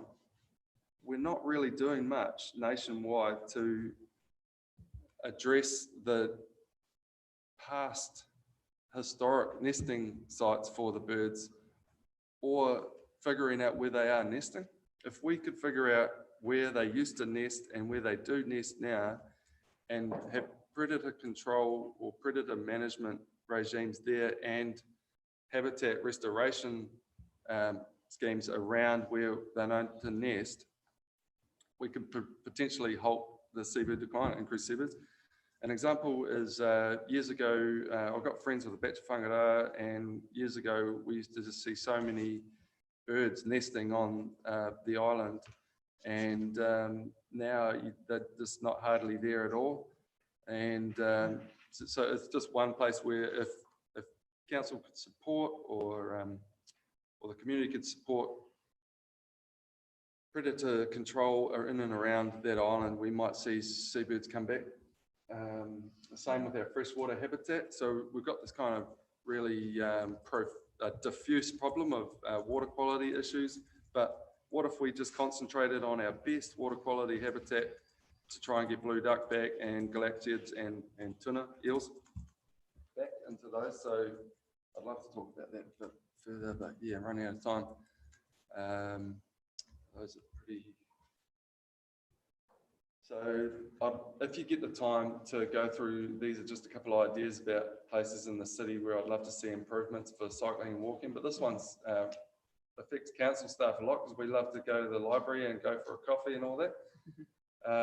There's just those 3 palms in the middle. When you're crossing there at the library, it's really hard to see oncoming traffic. And if you kind of know that if you're in the middle and you've made it that far because there was no cars coming on one side, cars can't see you because those trees are thicker than a man or a woman. Now, this was about our roads and city. I see that there's a Road to Zero thing already saying that they'd like to see speeds brought down to 80 k's on rural roads. And I suppose in my submission, I was like, yeah, that's a good idea because it might stop the damage to the road so much. And maybe we could look at reducing load size because I understand that it was increased. Phoenix Palms, I have found, with my background as an arborist, kind of look out for these kinds of things. There's a photo there of Wal standing there next to a bunch of Phoenix Palms that have self-seeded outside McDonald's and outside the library. And then the close-up photo there is of the massive spikes that are like really dangerous. When the trees get big, those fronds just fall off and those spikes have the potential to fall on people, They also house, they are the favoured nesting site for pigeons in the city, I believe. And they're also a favoured place for rats and mice. If we could phase out don't get rid of them all at once, gradually remove 10 or 20 or 30 a year and replace them with Nico palms, we'd end up with like an aesthetic in the city of our own species, Nico, but we'd also be getting rid of the ability for the pigeons to reproduce without, just going out killing them. You're just getting rid of the way that they think. And yeah, I'm pretty concerned about the CCTV going up around Gisborne. We're not really being told what it's for, why it's coming in. It happened before COVID, so you can't really say that it was because of COVID. I don't believe CCTV avoids crime. It drives it underground. It catches people after the fact. It prevents people from acting because they think that the camera's caught it, so they don't need to act themselves. And it ends up influencing the culture more than we know. So, Thank you, Brian. Any questions from councillors in regards? Thank you for the handout also today. It's very thorough. Any questions? Quick question. So a lot of what you've submitted on in these heaps, I think feeds into the potential for a biodiversity strategy. Is that something that you'd be keen to feed into? Definitely. And potentially a coastal marine, the same thing. For sure. Cool, awesome. Thank you. Last question. Thank you. Thanks very much, and particularly with respect to the third-party involvement with riparian planting. Do you think it's worth council having a conversation with it? It's Edans and Aratu, isn't it? What's the name of the company that are working? Yeah, those guys are doing something, and it's pretty exciting what they're doing, and it just kind of there seems like a real synergy there. What was the name of the company, please? Elands. E-L-A-N-Z. Yeah. Thank you. Hey, thank you, Brian. Thank you for taking the time to talk to us today. Thank you for giving me the time. No worries. Ross, councillors, I welcome Ross Rivington to the council. Ross's submission is on page 1382. Morning, Ross. How are you? Please take a seat, make yourself at home. The floor is yours. There's about 10 minutes, and that will start when you start. Oh, good. There might be some questions. All good. Thank you. Kia ora tātou. I look around this table and I see that I'm largely preaching to the converted, I hope. But before I start preaching, I really want to support what the previous speaker said. He had some great stuff to say. My speech is what I'm going to say is presented far more amateurishly than that guy. He did a really good job. There are three things that I want to talk about, and they are climate change, care for the environment, and cycling. And I'm not going to go into the first two in any detail. Climate change, my view is that the kaupapa of the council should be that all its decisions should have at their forefront the impact of what the council does on climate change, and not just talk about it, actually do it. Care for the environment, people might say that I've left something out there of those two, care for the environment and climate change. When I talk about care for the environment, I really mean caring for people as well, but I just want to focus on caring for our natural environment. And I guess I've just got a little concern that the council doesn't have a good track record in that regard. And I understand that there are moves afoot to improve that, but I want to particularly refer to what happened at Tolaga Bay when the flooding came down and those companies were prosecuted. And the Environment Court judge was very critical about the District Council and the lack of monitoring of resource consents. And I have been personally involved in a number of resource consents where council officers have said, yes, it's okay to grant the resource consent, but these are the conditions. Now, it sort of beggars belief that those council staff wrote, these must be the conditions, knowing, they must have known, in my view, that there was no plan in the council to actually monitor those conditions. And that's been the situation which led to the catastrophic events in Uawa and reflects very badly on us and the council. But so what I'm concerned about is council officers under the management of the council have been saying things which they know are just not going to happen. That's like a systemic fault in the council environment. I'm hoping that is in the process of change, but I really just wanted to draw attention to it, something which should never happen. And I saw recently, and I'm still on the subject of care for the environment, I saw recently a piece in the newspaper from one of the councillors, Councillor Worsnop, I believe, about the hard choices between clean water in our rivers, and I've actually forgotten what the choice was between. But in my view, there's no choice. We need to have clean waters in our rivers. That's all there is to it. And it's just terrible that we haven't. I live on the Taruheru and in summer swim in it pretty near every day. But people look at me as though I'm mad. And I spoke to Katie Sykes and said, what's the water quality in the Taruheru like? And she said, well, it's actually getting worse. And I just thought, oh no, that not in 2021. That's too bad. We cannot trumpet the virtues of our beaches and at the same time not be mindful of what we're putting into them and what the condition of the rest of our waterways is. And that brings me to cycling. If there are councillors here who believe that the future of transport is exclusively cars, then I'm talking to the wrong people, but I'm hoping that's not the case. I've been involved in cycling in Gisborne for a very long time and at sometimes have been interacting with the council. And what I've found is that there's an awful lot of talking about cycleways, but not much doing. And I just want to give some practical examples.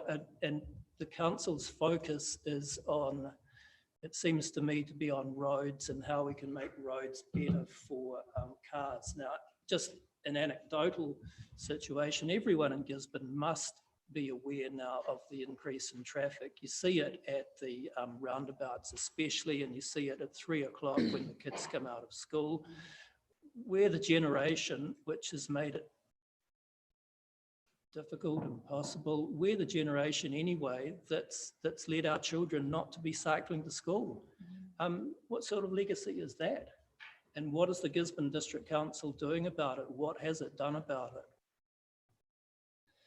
But just some practical examples. Take the industrial zoned land at McDonald's Road. Now, the way I see it is that was zoned industrial without any thought about how people were actually going to get there. So if you want to get to McDonald's Road in any way other than in a car, it's a nightmare going around that Awapuni Road on a bike. I've done it out to Farmers Air, but gee, you take your life in your hands there. It's just, I don't believe it's good enough to zone places without thinking about how are people going to get to them. Another example is the developments out on the back Ormond Road. How are we going to get to them if not in a car? What's that going to do to our roads? It starts at just really basic things like that. And finally, I just want to, I mean, I could talk for a long time about cycleways. I think it would be great if the council could adopt as a policy, we're going to make our roads safer for our kids to get to school. I'm not saying that I know the answers to that, but there have been so many studies done by the council on cycling, it's not funny. But I see very little being done. Now, people may point to the Wainui cycleway. You know, I cycle out to Wainui. That's sort of, imagine building a road which stops halfway to your destination. That's the Wainui cycleway. That's really pretty, but you know, and it's better not having to drive up and cycle on the road where it is, but it's just a half-pie job. And I just want to finish by quoting a few things from a letter that Manu Caddy wrote to the Gisborne Herald on the 28th of April. He said, building better cycleways creates a virtuous cycle by making it safer and easier to travel by bicycle. Commuters rely less on motor vehicles. 10 years ago, the Gisborne Cycling Advisory Group was urging GDC to invest more in commuter cycleways for the city. While a hodgepodge of cycle lanes has been added to city roads, it is disappointing to see most new cycleways have had to rely on central government funding. For all the platitudes of council being committed to active transport in the city, it is inexcusable there is no material commitment in the new long-term plan to establishing a coherent, connected system of cycleways in the city. Thank you, Manu. Thank you for that. Okay, any questions of Ross? Councillor Seymour, thank you. Thanks very much for your presentation and thanks for raising the environmental issues. But with respect to cycleways, which has been indicated there's not much funding in the 10-year plan, do you think a targeted rate to all households across the region of something relatively small like $10, but would come up to something quite substantial, would be acceptable? Oh, look, it's inappropriate for me to talk about anyone except myself. It would be acceptable to me. I'd pay more than that. No, I'm just saying it'd be an additional targeted rate. But everyone's coming to us asking us to fund things. We have to find a way to make it possible. And I'm just testing the water on you. Well, you know, I can't speak for people other than me. I can say I'd be happy to pay it. Yeah. In the city, maybe. Beg your pardon? In the city, maybe. Oh, look, you know, I say something and people say, oh, it's all right for you to say, let's spend more money because you can afford it. You know, I can't go there. All good. Any other questions of Ross? Councillor Worsnop. Just on Pat's point a little bit, should we, in terms of our road budget at the moment, we're not paying for anything new. In fact, it's going to get worse, right? So it's literally clinging to the status quo of that. Should we be making a distinction between keeping our current assets and investing in new ones? At the moment, like I say, we maintain the cycleways we have, but we, like you say, we're looking for external funding for any new ones. Do you believe that that's the correct approach, or should we be treating them differently? Should we be, sorry, can you say what you said? Sorry, one clear question. So we, at the moment, all of our roading budget essentially is, we're not really paying for anything new. Oh, right, yeah. It's maintaining, right? Yeah. Do you think there should be a distinction? Should we have these new projects in there at the expense of maintaining existing projects or infrastructure? Oh, right. That's a difficult question, isn't it? Because I'm not exactly sure what you mean, what is meant by maintaining existing facilities. But if it's a choice between, I don't mind a bit of degradation in existing facilities if you can get new facilities as a result of the money saved, if that's what you're asking. No. All good. Hi, thank you, Ross. Thank you for taking the time to come and talk to us. Thank you. Councillors, next I invite Darcy Ria to come and talk to us. Welcome, Darcy. And more than one person is very welcome. We've got heaps of chairs up here if more people want to join you.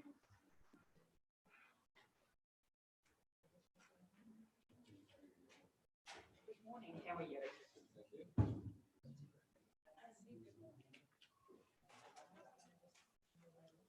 So like I said before, there's a clock that's counting down just to give you a rough idea. We allow the submission and we might give you questions. 5 is good because then there's some time for people to ask questions. Please make yourself at home. You can take your submission. Councillors, it's on page 1383. You can take the submission as read and you can highlight what you want us to take. Okay. Kia ora tātou katoa. My name is Darcy Ria Jr. I was born and raised in Tūranga. I grew up in Manituke where I still live today. I was raised with the knowledge of Tao from my elders, I am also a recently retired engineer, which was a career I spent 50 years in. Now, firstly, I would like to share that I attended the GDC event at Manituke School. I was disappointed because there was no technical experts to answer any of the questions that were out there, sort of thing. Now, around the wetlands and the Wapawa stop banks especially. To me, it was just a waste of time engaging with the community if those experts weren't there to answer the questions. It was a tick box exercise, really. That's what I thought. I was asked to submit my questions after the event, and to this day, I haven't received a response. Now, I've got 4 points here I just want to bring up. One is the city wastewater wetlands. As you all know, the dump site at Paukahu was a GDC initiative. This land was returned to Rongo Whakaara and settlement in such a poor state because of the decision GDC made. Now, it is a ticking time bomb that is leaching chemicals into our waterways. Council clearly didn't think about the long-term effect this initiative would have on our environment and our people. That's the council at that in those days. Now, has GDC thought about the long-term impacts the wetlands would have? The current wastewater treatment plant sits in the Aupuni industrial area. Does GDC have an indication of where the wetland would go? Decisions, what I think, should be made with mana whenua. We should still be involved at every stage for the sake of the environment and our people. I support removing sewage from our awa and our moana. This supports our Māori values. But is the wetland the best option? Has GDC done any research into our other alternatives? In addition, I have heard others mention the option of using this water for irrigation. The option is culturally insensitive if used for food sources. Flood control. I was living in Manituke when Paula hit. I see that the eastern side of the stop banks have been raised. When will the work on the western side begin?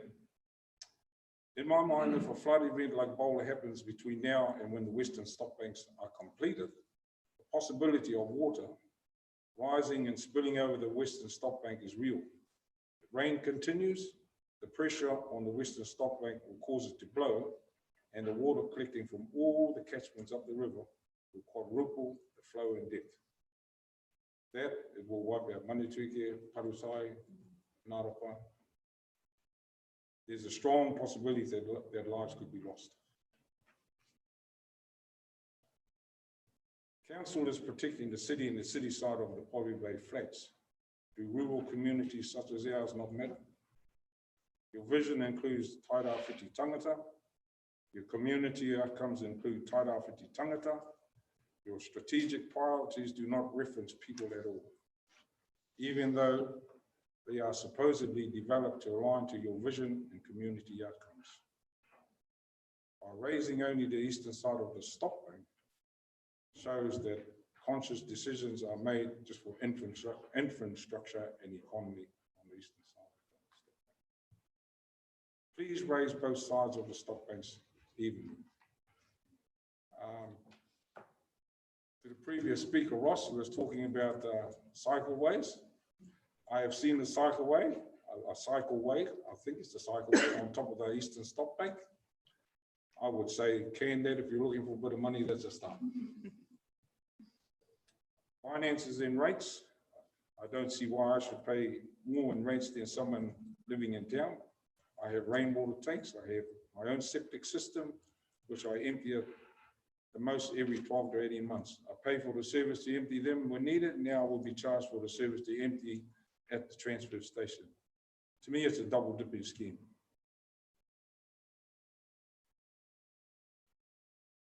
One more, I made a comment in my submission that I want to raise awareness. It's about Has there been any plan put in place and study undertaken on the marine life in our bay and the impacts that ships have on this?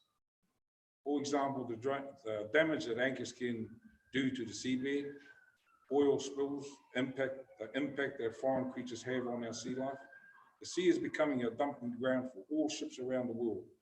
How are our ships being monitored to ensure our sea is being cared for and our sea life is sustained? This, after all, is an important food source for our people and an important part of our whānau. Thank you. Thank you, Darcy. Thanks a lot. Would you like to add anything to the submission? No? Any questions of Darcy? Councillor Foster, thank you.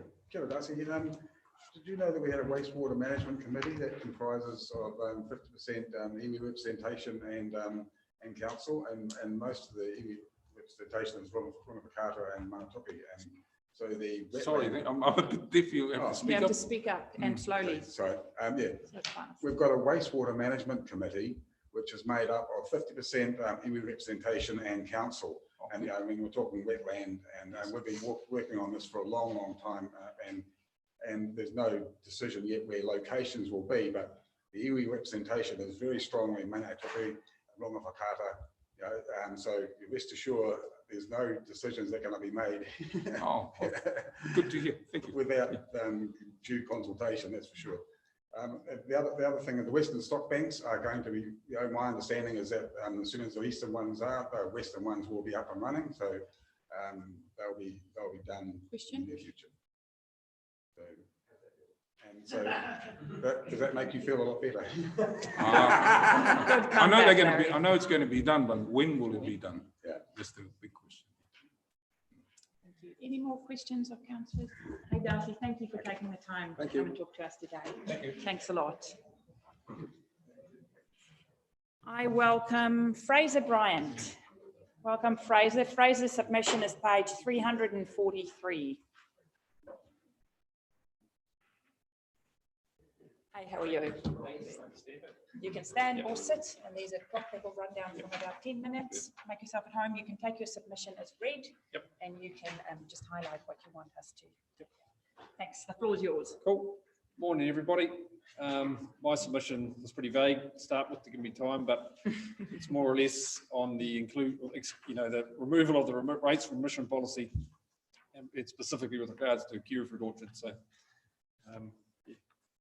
My objection is based on the unfairness of the increase in rates for kiwifruit orchards due to the inclusion of kiwifruit licence. I only object to the removal of the rates remission policy if the council is going to include kiwifruit licence in the capital value of properties.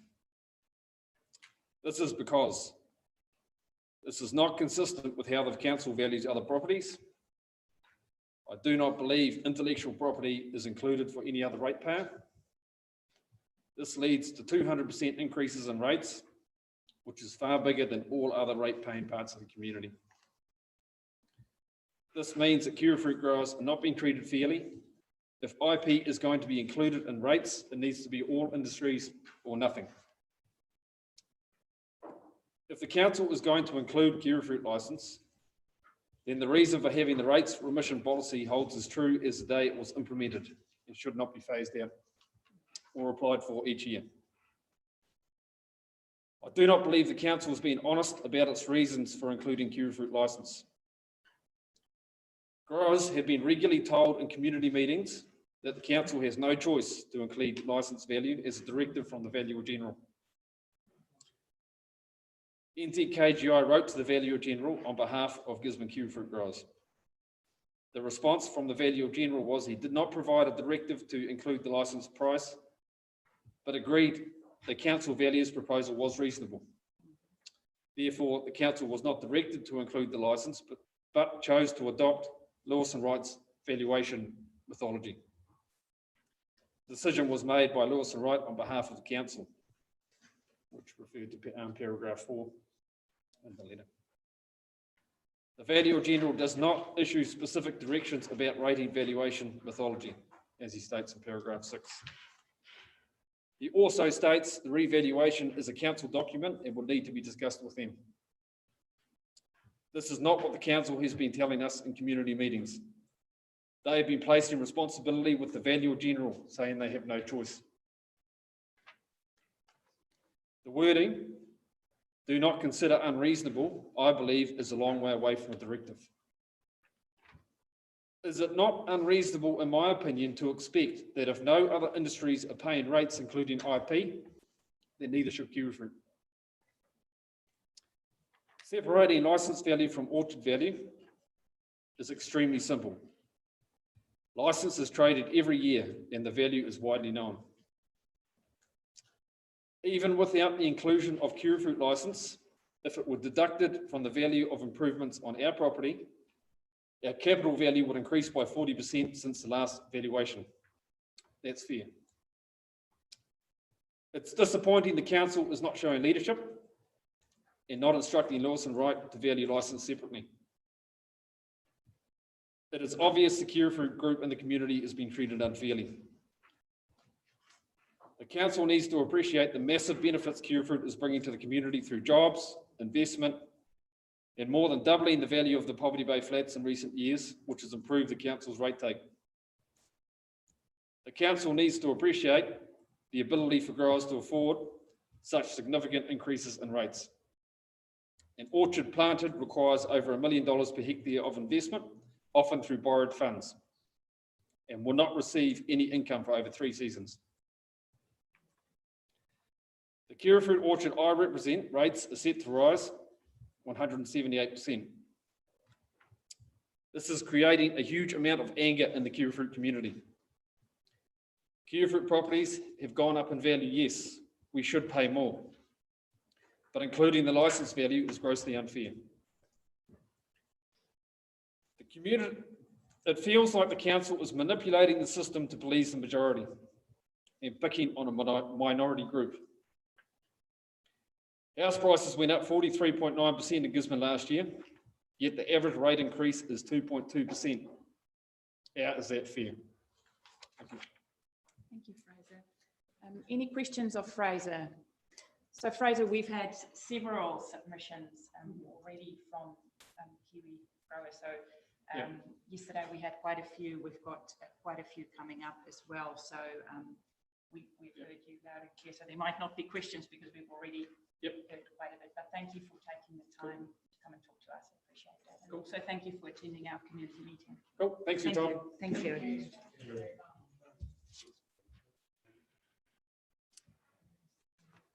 Okay, next I call, where am I? Page, let me just get my page 744, M. Zillat.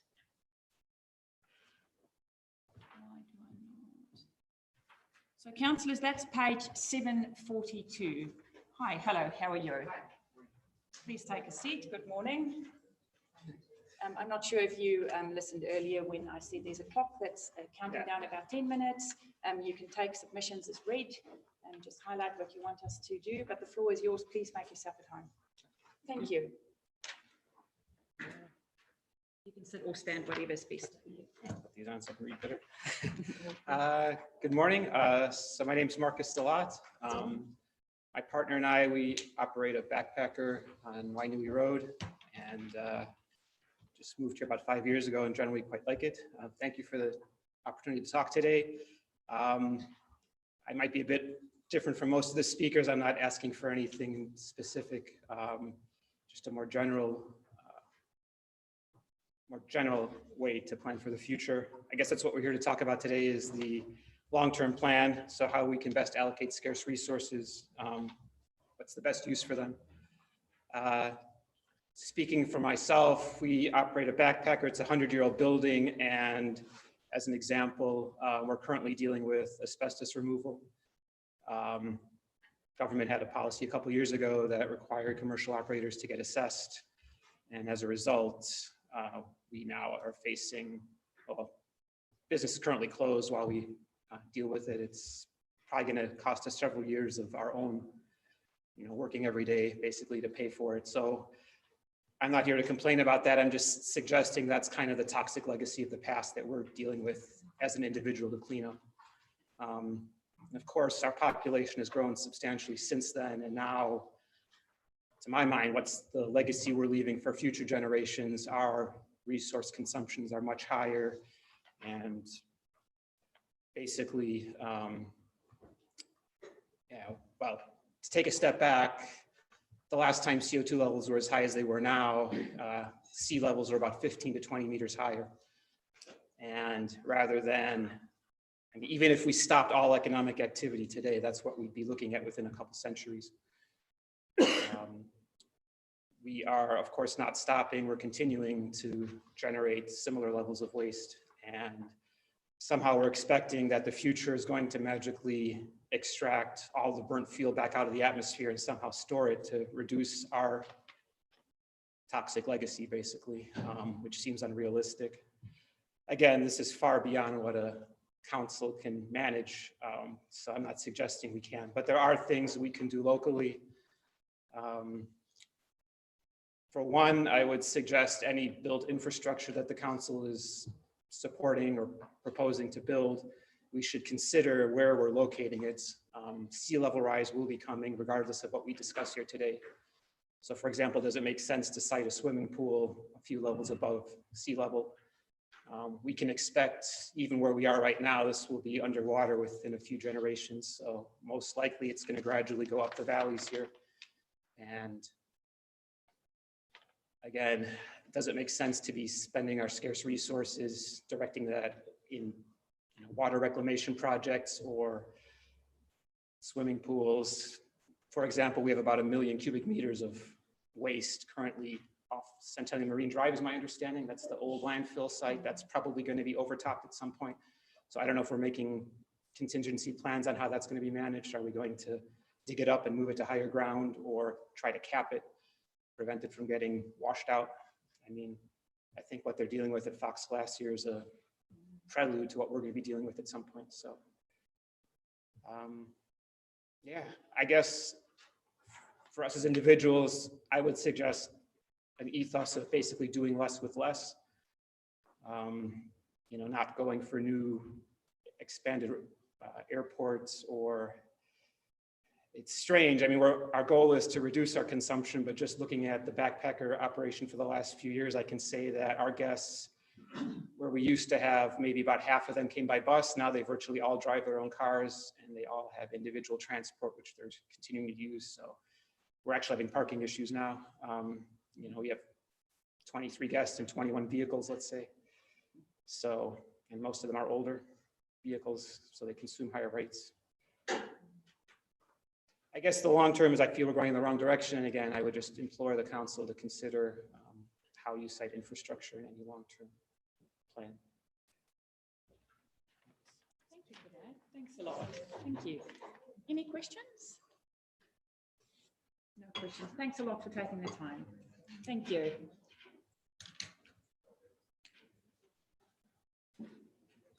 Councillors, I welcome Scott Wilson from Kayaponi Farms. Submission page 886.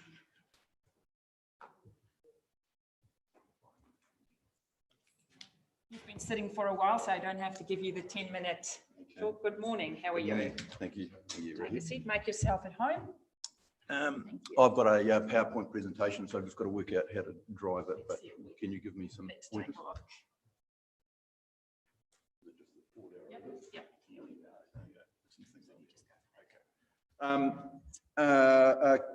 Kia ora, everybody. My name's Scott Wilson. I'm General Manager of Kayaponi Farms. Thank you for the opportunity to address the council, Amira Head, members of the public. So I've just got to be able to see what I'm actually talking about here. Okay, so I've covered that off. Just want to cover off briefly. You've obviously, Mira Head was saying that you've already received a number of submissions on the long-term plan regarding the remissions and kiwifruit license. I just want to cover that probably from a slightly different aspect and a little bit more informally. I thought what Fraser had to offer was extremely factual and direct, and the fact that there were no questions means that it was probably accepted as read. So that's good. But we're a privately owned business. We've been operating on the Gisborne Flats in some form or another for over 100 years. We're constantly evolving and innovating fruit categories, varieties, packing technology to deliver what customers want and to be able to pay the bills. We employ over 300 staff at the peak of the season between a packhouse operation and orchards, and our key assets for the business are our staff, and also they are one of our significant expenses. So that's a bit about who we are. So what do we do? Effectively, we like to summarise it as grow, pick, pack. That slide doesn't quite work, but I'll start there. So we're growing 90 hectares of apples, highlighted in red, 37 hectares of kiwi fruit, citrus and feed jars. We run a post-harvest operation, which we're fortunate runs for 52 weeks of the year, packing domestic and export product. We run a post-harvest facility for apples now, which is nearly stretched out to half a year, 20 weeks plus. We're the largest feed jar packer, and we add value to Gisborne's grown produce. That's what our key format is, and we also provide packing, storage and distribution services for other growers in the region. The pick was really more about, it's an aspect of the growing cycle, but for us it's more about selecting the right varieties to grow, the right people, processes and technology to use, the right markets and customers to supply. I've got to say we're very passionate and we're very proud to be food producers. We are what I would call, a truly sustainable business, taking full advantage of Te Rāwhiti's natural resources for the benefit and the best long-term outcomes of the region. That's certainly what we believe. And, we've got a lot of things going for us in this region that help drive that, not just our own business, but others. The land is naturally highly fertile, so it requires very little inputs. We've got high sunshine, ours, natural energy source. We're a temperate climate with effectively 4 seasons, but they're relatively mild, good rainfall across most months, and a relatively plentiful supplementary water supply with potential for further development. Shot there really of the money tree that and the great thing that horticulture is. Notice that most of it probably blows away and is distributed across the community. But when you look at horticulture and what it does, it is truly providing the biggest bang for the buck in terms of the resources that you're using. You don't have to dig far to look at, the high value crops in terms of permanent horticulture. They have high employment, so we're generating more dollars per square metre of land than any other primary industry in the district. We grow a healthy product that's increasing demand globally. We produce much needed foreign exchange, which we all need to pay our way in the world if we want to drive cars and do all those sorts of other things.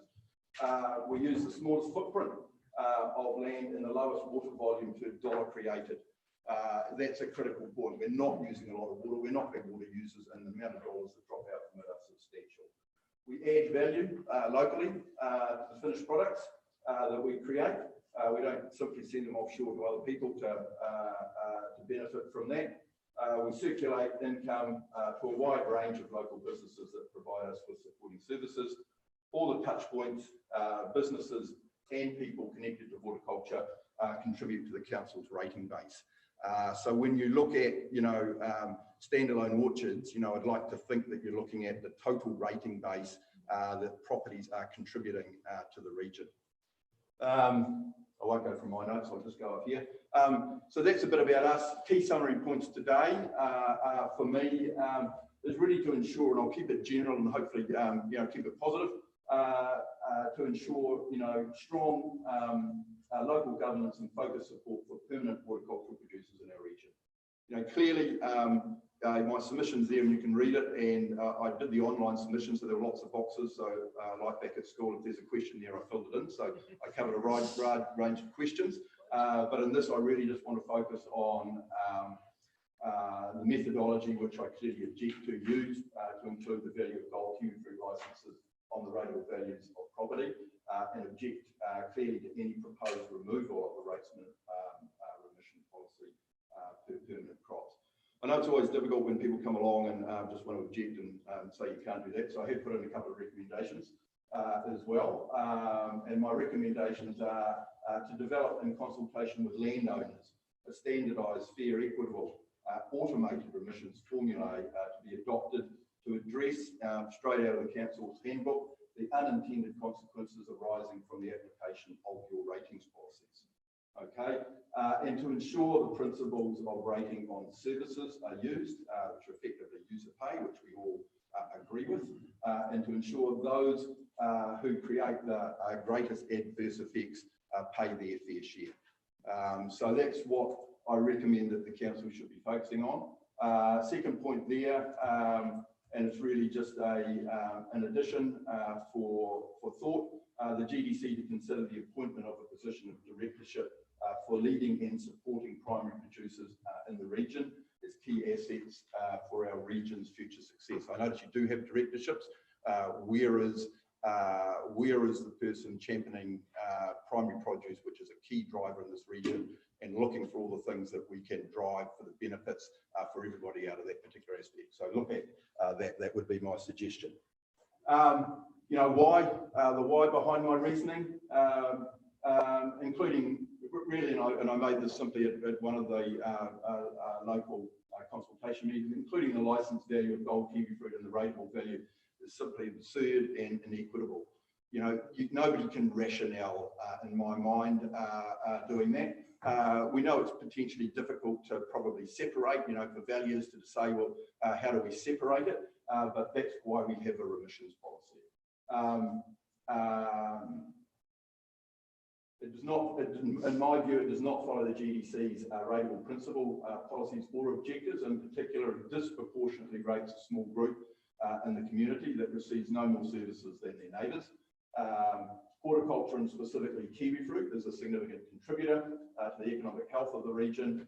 It is a large contributor to the rating base when you consider all associated employments and its employees. And I think that point gets missed by most people. The revenue collection, I'm saying that you will get involved with if you go down this road, will not be obvious, transparent, efficient, or simple, which is another one of your fundamental principles. Effectively, it's simply unfair and inequitable, in my view. You know, the complications that sit behind this, you know, you've probably had some of these things. You know, you've got a gold license. It's not attached to the land. It's a piece of paper. It's a speculative piece of paper. It's a very open system that Zespri put in place to ensure that it released sufficient growing to match market demand, so that we didn't go through a boom and bust cycle like other crops of the past. That what people have paid for it has varied over the years, but it is a very transparent model. They release license every year. It's very easy to understand what that license value is on any particular year, or the average license value paid. The annual license tender is published. I've mentioned that. High value land suitable to grow kiwi fruit already has higher land values, and therefore already pays more than its fair share of costs, compared with lower value land not suitable for higher value crops. And the rates and remissions were put in place several years ago for good reason. They can be fine-tuned over time, and they have been well developed on sound principles. And unless you've got sound principles for simply removing them, I would question why you would do it. Kiwi fruits are not asking for, kiwi fruit growers aren't asking for a reduction in their rates simply to pay the same as other users of the exact same services. Let's hurry up for me, is it? These are your principles. These are part of your remissions policies. I won't cover that, but the complication of, you know, applying the rateable value to the IP property is going to cause significant confusion. There are lots of varieties, and within varieties we've got, well, there's lots of fruit types, and in each fruit type we've got lots of varieties, and in every variety we also have lots of sports. Which ones are you going to rate and which ones are you not going to rate? And the IP property that's collected, or the revenue streams that come from those, is collected over various ways. Just happens that kiwi fruit have licenses, others do it through royalties, commissions, and clubs. So a bit of a point there. Don't forget the risks. We're a high risk business and we've all seen them come and go, but you know, our memories are short. Anything that's climatically based, from biosecurity to pest and disease to simply markets. We run a risky business. And simply, if you're going to push our rates significantly out of proportion of others, how are you going to then address a consequence of one of these events after rates are paid? Because certainly people will be looking for them. Don't stop there. You know, if we're going to go down, and you've had some of the comments from other speakers, you know, if you're going to deal with IP property, you know, we've got Manuka honey out there and hills full of Manuka butchers. Are you going to rate those in some way? What about other big brands that aren't horticulture? You know, we've got McDonald's franchises, we've got Pack and Saves. They create huge value, but sit on relatively small footprints of land. How do you rate those particular businesses?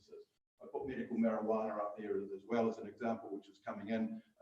Obviously, it's another business. How are you going to rate those businesses with all these various IPs that exist in the world? The IPs are growing in the world, and they're protections for suppliers. Okay. Basic recap. Running across here, base the rateable value on the land value regardless of crop type. Keep it simple. As we all have equal opportunity to use the same resource in council services. So 2 pieces of land side by side. The guy who's not doing anything on his land and not contributing to the rating base in any form, why should he pay a lower rating level? And you can drive up the main road on Gisborne Flats and quite clearly see that. So why target the guy that's actually creating substantial revenue and rateable base for the community?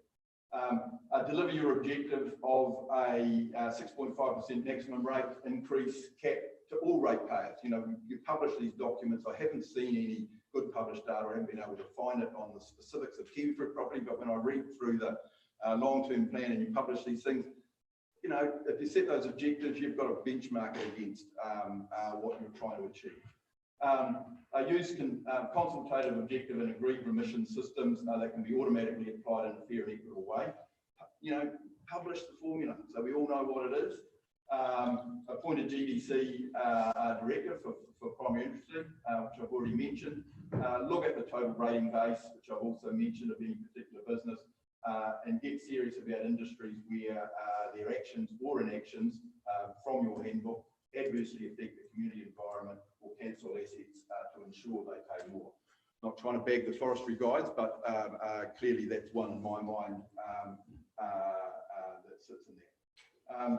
Conclusion, GDC in its long-term plan must, in my mind, ensure that the services provided are affordable, create and encourage the ratepayer base that will be able to pay for these services in the future, promote and support businesses that support the region's natural resources and are sustainable. It's obviously the new catchphrase that we're all going to have to adjust our businesses to going forward. Support businesses and employment opportunities across a wide spectrum of communities. So make sure you know those businesses that are providing wide employment are being supported. Don't think that land values relate to profitability and a ratings piggy bank for GDC services. Don't cut off the hand that literally feeds us. I put Jacinda up there. I couldn't find a picture of you, Ricky. But Thank you. Above all, being kind is nice and aspirational, but it's very difficult to be kind unless you are being fair and equitable. A bit of a picture there, questions and answers. I'll probably run it over time, which is a bit about our business, but questions and answers if you have any. Thank you. Hey, Scott, so you've cut into Bill's time, but I'm sure Bill won't mind. He's got 2 slots just after you. I just have a quick question, which I could have asked Fraser or Bill or yourself, which I'm really interested. Why do you think the valuers that work on behalf of us, why would Lewis and Wright have the discussion with the valuer general to include the license fee in the valuation? Why do you think that happened? I'm genuinely interested to know, because the valuers work on behalf of council. It's independent from us. They do that work. That's their speciality. Why did they feel the need to have that discussion and the valuer general then saying it is not unreasonable? I'm trying to get my head around that. No, that's a good question, and I'm trying to get my head around it as well, to be perfectly honest. But in reality, the valuers are simply trying to have a simple formula for valuing all properties. Clearly, it's difficult for them to determine, and kiwi fruit licenses is probably an exception, but what the value has been applied to that property as a result of the license. I'm saying I don't believe that. There's a transparent licensing system which clearly publishes and has done that annually for the last 4 or 5 years, and so while they're continuing to release license, there's a published value. And I'm not opposed to the Valuer General making that ruling, or the valuers, for the simplicity of them for valuing properties. What I am opposed to is then the council saying, we're going to do away with the remissions policy. So yes, we know what a value of a kiwi fruit property is worth in general by its market value and what's been selling and trading. That clearly includes when a property is being sold, the license goes with it, but you can extract the two quite simply. And that's what the remissions policies are for. They were put there for good place to bring people back to a living playing field. Well, the basic principle, we all use the same services. We all should be contributing equally towards them. Thank you for that. Okay. Hey, thank you, Scott. Good. Thank you for not putting my picture up there. Okay. I appreciate Right, that. I've just got one quick thing before I go. That mine's gone. Don't worry, it's all right. Bill. Thanks a lot. Okay, thank you. Councillors, I welcome Bill Thorpe. Thank you, Bill. You've got the next 20 minutes because you have 2 slots. 5 minutes. Anyway, there might be some questions. Good. Handout is coming. And as I was saying earlier, good morning. How are you? Hi, how are you? Nice to see you. Lovely to see you. So you can see we've got a clock counting down there, but you've said you've only got about 5 minutes. And we've had several submissions already from the kiwi fruit industry. So there might not be heaps of questions, but the floor is yours. Just quickly to the question you asked Scott a moment ago. Yes. One of the issues that the valuers have is that they start with a market value. Yep. They then have to work backwards to arrive at land value, improvement values, and other components in value. They're not party to a transaction where the market value is determined. So that's where they start from. And their difficulties, they're not, as I say, able to differentiate between trees, shelter belts, irrigation, and all the other components, including the Gold 3 license. Okay, well, I'm well aware that you have had a number of submissions on this subject, so I am going to be brief. I guess it's interesting to reflect back. In 2003, I was part of a group that submitted to the council at that time around exactly the same issue. And that was at a stage when grapes and kiwi fruit were starting to become reasonably significant in the district. And we managed at that time to go through the logic of why things such as plants, trees, irrigation, shelter belts, etc., included in the value for rate calculation purposes. And happily, the council at that time listened to that submission, and they decided that the remission process was an appropriate process going forward to adjust the value for rate calculation purposes. So it's not new for me to be standing here and talking on the same subject. And I guess for me, nothing has changed. The submissions we made in 2003 were just as relevant today as they were then. And I guess the point is that there's no other industry that you rate for presently that includes the value of plant, capital stock, machinery, fixtures, fittings, licenses or franchise fees in the valuation for rate calculation purposes. And you can look at numerous industries, probably somebody from the Gisborne Herald here, but if you think of valuing the Gisborne Herald business, you don't include all their machinery and printing equipment, etc., within the valuation for rating purposes. Food processing, same thing. The factory is valued on the basis of the land and buildings only, not all of the plant machinery, etc., that's inside that building. And we see horticulture as much the same way, that the plants, the trees, the irrigation, the shelter belts, etc., are the machinery that we use to develop the outcome.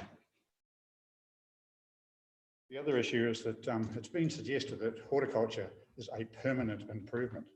And I argue exactly the opposite. In fact, I can take you to orchards, which I'm involved in, which have probably replaced or replanted the crops 3 times in the last 20 years. So the average time frame for a horticulture crop is somewhere around about the 8 to 10 year cycle. Pretty interesting when you compare that to forestry, which is 25 years. And as you're probably all well aware, trees in a forest are not included in the valuation for rate calculation purposes. And therein lies a huge anomaly, in my opinion, between the present system for forestry versus horticulture. As I've mentioned, market forces really result in all sorts of changing dynamics around planting of horticulture crops. You can go back to the mid 1995, 96, when there was 2,500 hectares of kiwi fruit planted in this region. We had a real downturn in terms of oversupply and the economics of growing kiwi fruit. And we dropped back to 650 hectares within about 3 years. So the suggestion of permanence is a little misleading, I'd have to suggest. I guess for us, the consequences are three things of what the council is proposing at the moment. Removing the remission will create a situation which Scott just alluded to, where you can have adjacent properties who have the same demand on services, paying a dramatically different rating outcome. You have indicated that there's an indicated average rate increase of 15.2% for horticulture, and that really disguises the reality for some components of horticulture. And kiwi fruit is obviously particularly one of those. I've been able to look at a sample of 6 kiwi fruit properties, which are indicated as receiving a 103% increase in their rates for this coming year, based on the current, sorry, not based on the current, based on the newly suggested policy. And if the full policy went through for the 3-year phase out of the remissions, 165% increase in rates, which is a pretty dramatic impact for those businesses. So my request is that you reconsider this policy and stay with the remission process as it's presently in place for both the roading and general rating calculations. Thanks, Thank you, Bill. Any questions of Bill? Kerry? My question is just around the licenses and so in your experience, when a property transacts and it's an established kiwi fruit orchard, does the license component of that transact at a higher or lower value than someone who was to purchase license for a new development? No, we've got to look at what the license is. Really, it's the right to grow the crop. You can actually sell the license at any time and cut the crop out. So it's transferable. So that's my question, is when you go to sell that license, does it transact at the most recent tender price or at a different price? Generally speaking, you'd say that the basis of transaction value would be determined by the profitability of the orchard. In other words, a capitalisation of the profitability of that crop. That would be the general. So you'd obviously look at what's the land worth, what do you believe the improvements worth, what's the profitability worth to arrive at a market value. But you don't identify normally that individual component as a value. So it wouldn't have the potential to apportion a higher amount into the license value and correspondingly for market value purposes show a lower land value in that transaction? I don't think so. At the moment, I understand that Lewis and Wright have got a value in there of around about $400,000 per hectare for license. Now, we haven't got the final figures yet. There's just been a tender round for value for license in the last few weeks. And we understand it's a little bit more like 500,000. But that wouldn't be the basis of arriving at a value to sell a property. Pat. Thank you. Microphone. My question related to the explanation you gave at the very beginning, and that you said that the valuers can't separate crop from land. But if we think in practical terms, a number of properties will have partially planted that property in kiwi fruit and partially will still be in grass maybe. That surely must be captured in the valuation.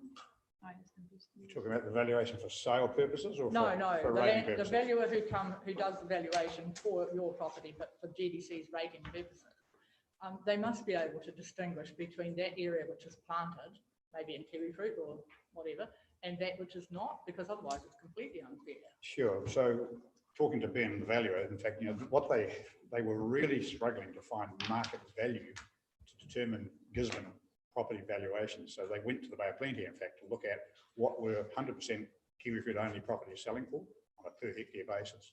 And that was the start point in terms of what they called market value. That's higher than our value would be. A little, but not a lot, because you're probably aware, which is the irony that we're talking about, is that not only are we seeing a significant increase in the improvement value, over the last 5 years, we've probably seen almost a threefold increase in the value of the land. And that's still there as a basis for rates, obviously. Supplementary, though, I still haven't got to the bottom of the question. If only part of a land title is planted in kiwi fruit, is that taken into account when the valuation is completed? Is So, it- so, and I'm involved in orchards that are growing 3 crops, for example, and I got the details from Lewis and Wright of the valuation for that property. So they value citrus separately from persimmons, Thank separately you, from that's kiwi what fruit. I'm trying to get. Thank you. Any other questions? Hey, thanks a lot, Bill. Very good. Thank you for taking the time. Thank you. Okay, councillors, we're going to take a break. We'll be back in 1 hour at 12:30. Thank you.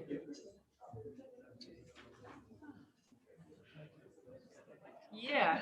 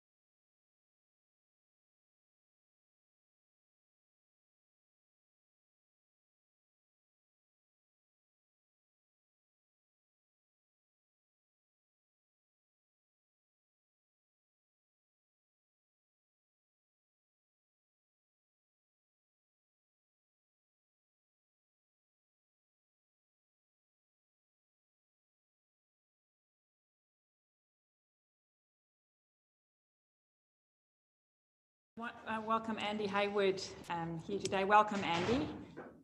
You can come and sit right here next to me, the hot seat. Hey Andy, so it's really informal. There's a clock running down there about 10 minutes. You can leave us a few minutes for questions if you want to, but please relax. You can take your submission as read, and you can just highlight out of the submission what you want to, but please take a seat. The floor is yours. Kia ora tātou. As I've been introduced, I'm Andy Hayward. I'm principal of Central School. I'm representing not just my school, but a lot of the schools across Gisborne, particularly the 9 that I mentioned in the document. But that's really only half of the schools that the wastewater changes will affect. And I guess the role of today is, for me and my colleagues, is to emphasise the impact it's going to have on our schools, and that it's not an equitable outcome for our kids, for our schools. We have a lack of funding as a whole, and the financial impact that this is taking across our 9 schools that I identified is close, what did I say, 60 grand, $68,000. That's money we can't get back. We can't recoup that in any way. We get a funding pot and that's it. We've spoken to the ministry, they're not going to top us up in any way. And that $68,000 is only of those 9 schools. Across the township, the city, there's more schools that this will have an impact on. I would imagine that figure would double. So you'd be looking at probably $150,000 that's essentially been taken from the tamariki across our district that we can't get back. So the submission is page 1402.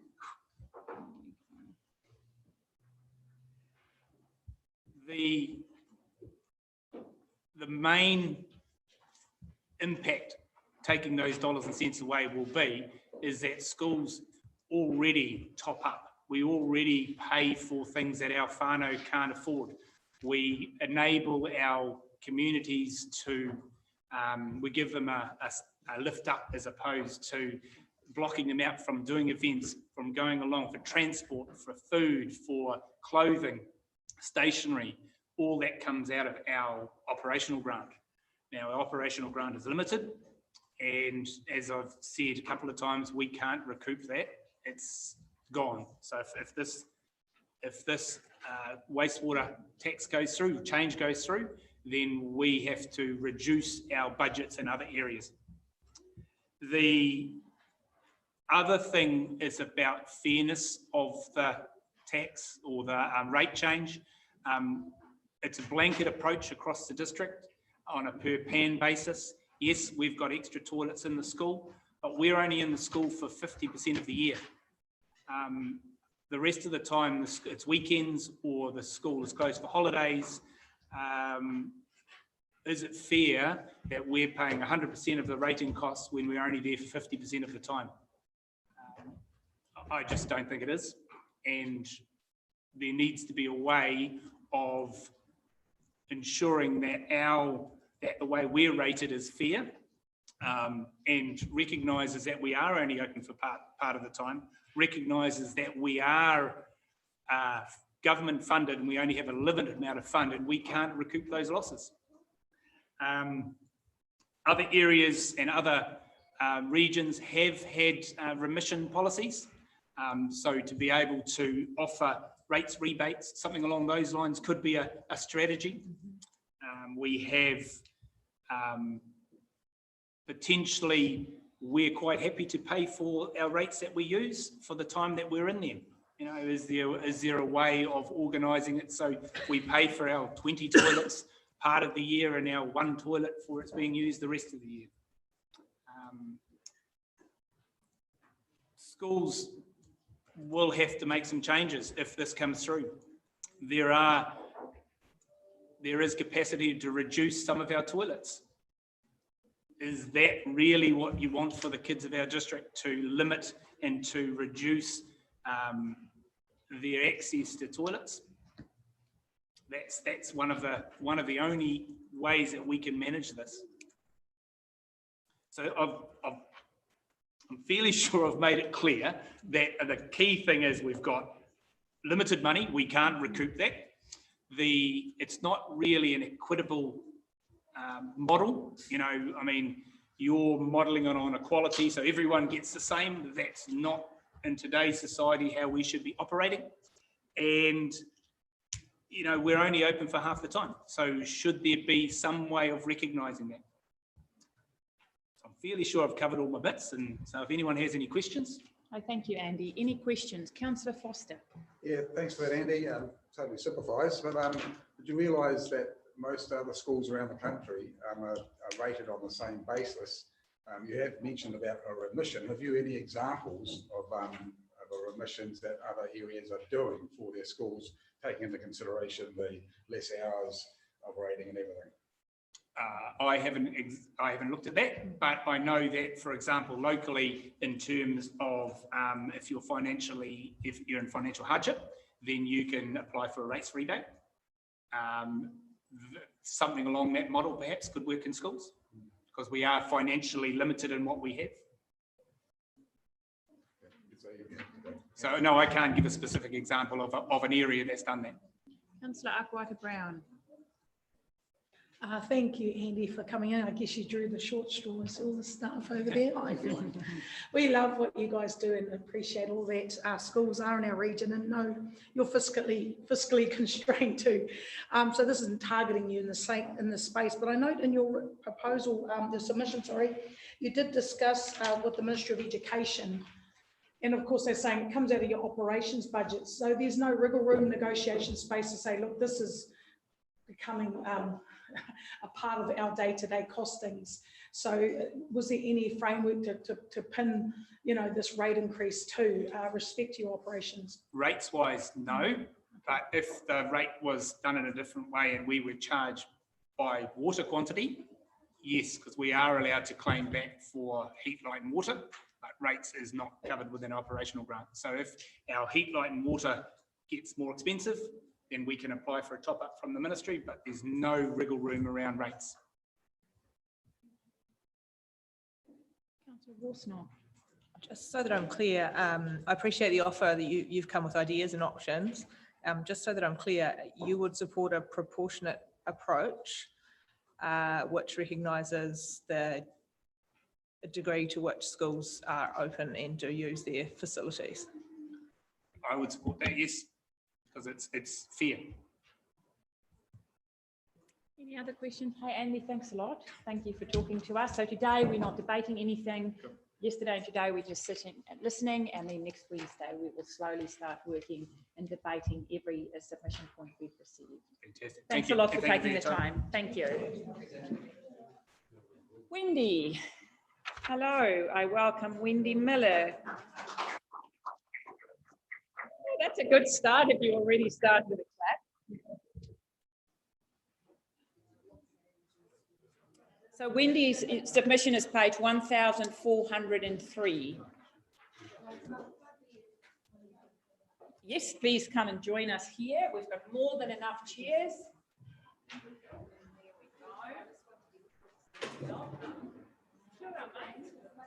How are you?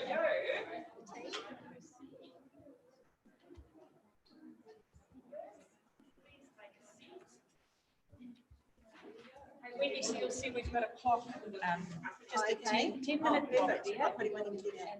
And then there might be a few minutes afterwards where we can ask some questions. You can take your submission as read. Yep. The floor is yours. Lovely.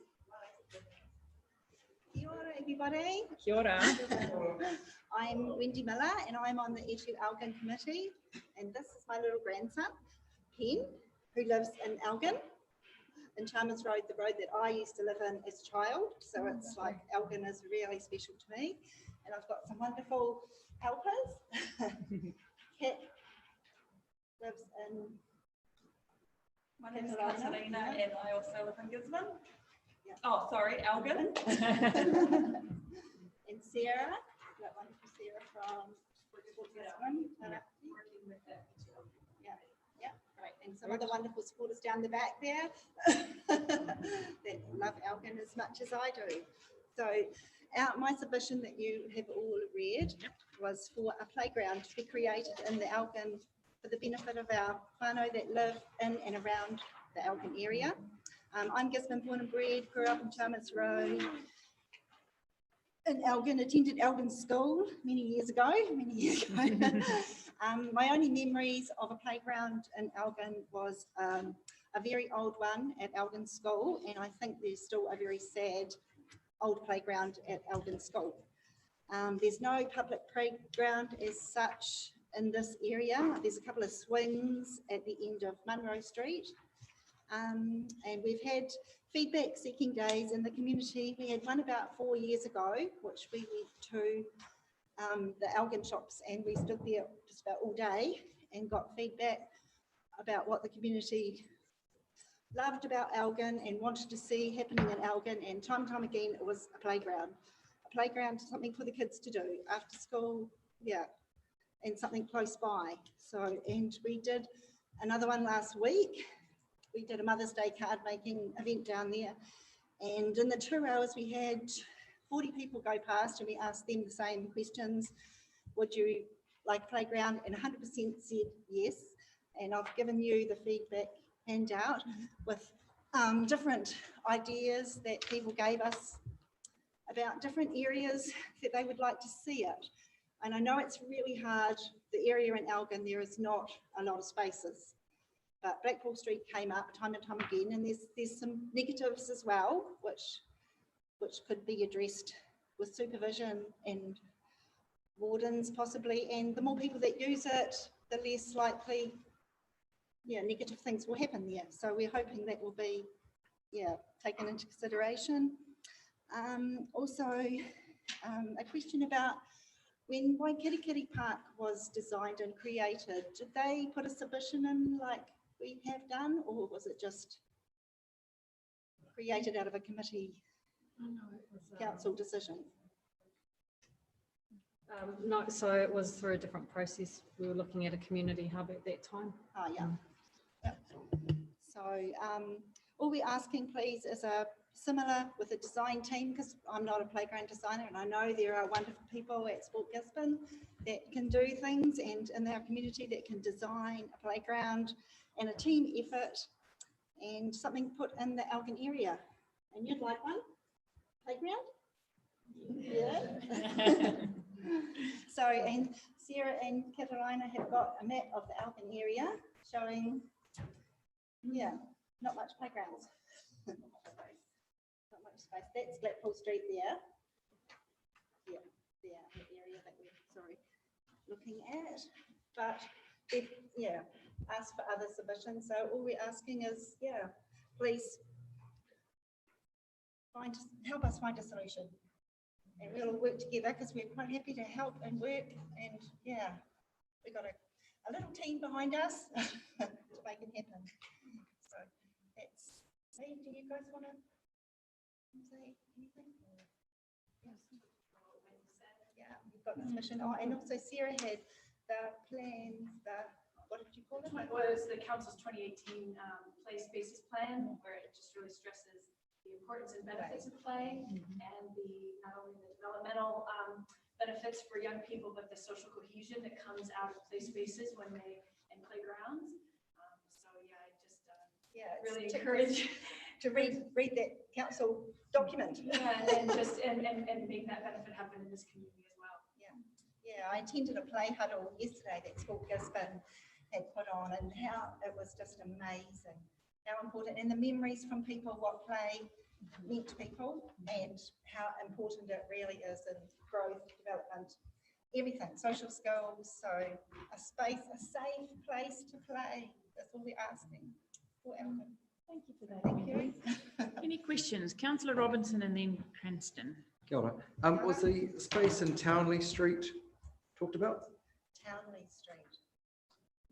I'm just looking at, there's a swing and a big green space in the circle. I'm looking at Tairāwhiti maps. Centennial Crescent goes round, and there's a park in the middle there. Oh, and Centennial right in the middle. Yes, so it's about 300 metres from the Blackpool Street side. Blackpool Street side. We're happy to look at wherever areas are suggested. It's not like Blackpool Street's not set in stone. It's just somewhere, please. Yeah.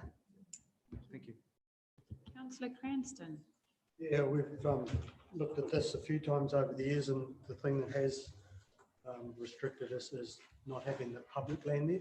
So with your Blackpool Street, your Bill Street and your Lytton Road, are those public spaces or are they private spaces? Blackpool is council. Yep, Okay, Blackpool yeah. Park is council. Yeah, Earl Street, they were suggested by people that were walking past, and I think they were privately. Blackpool's definitely public. Okay, cool. Councillor Seymour. Thank you.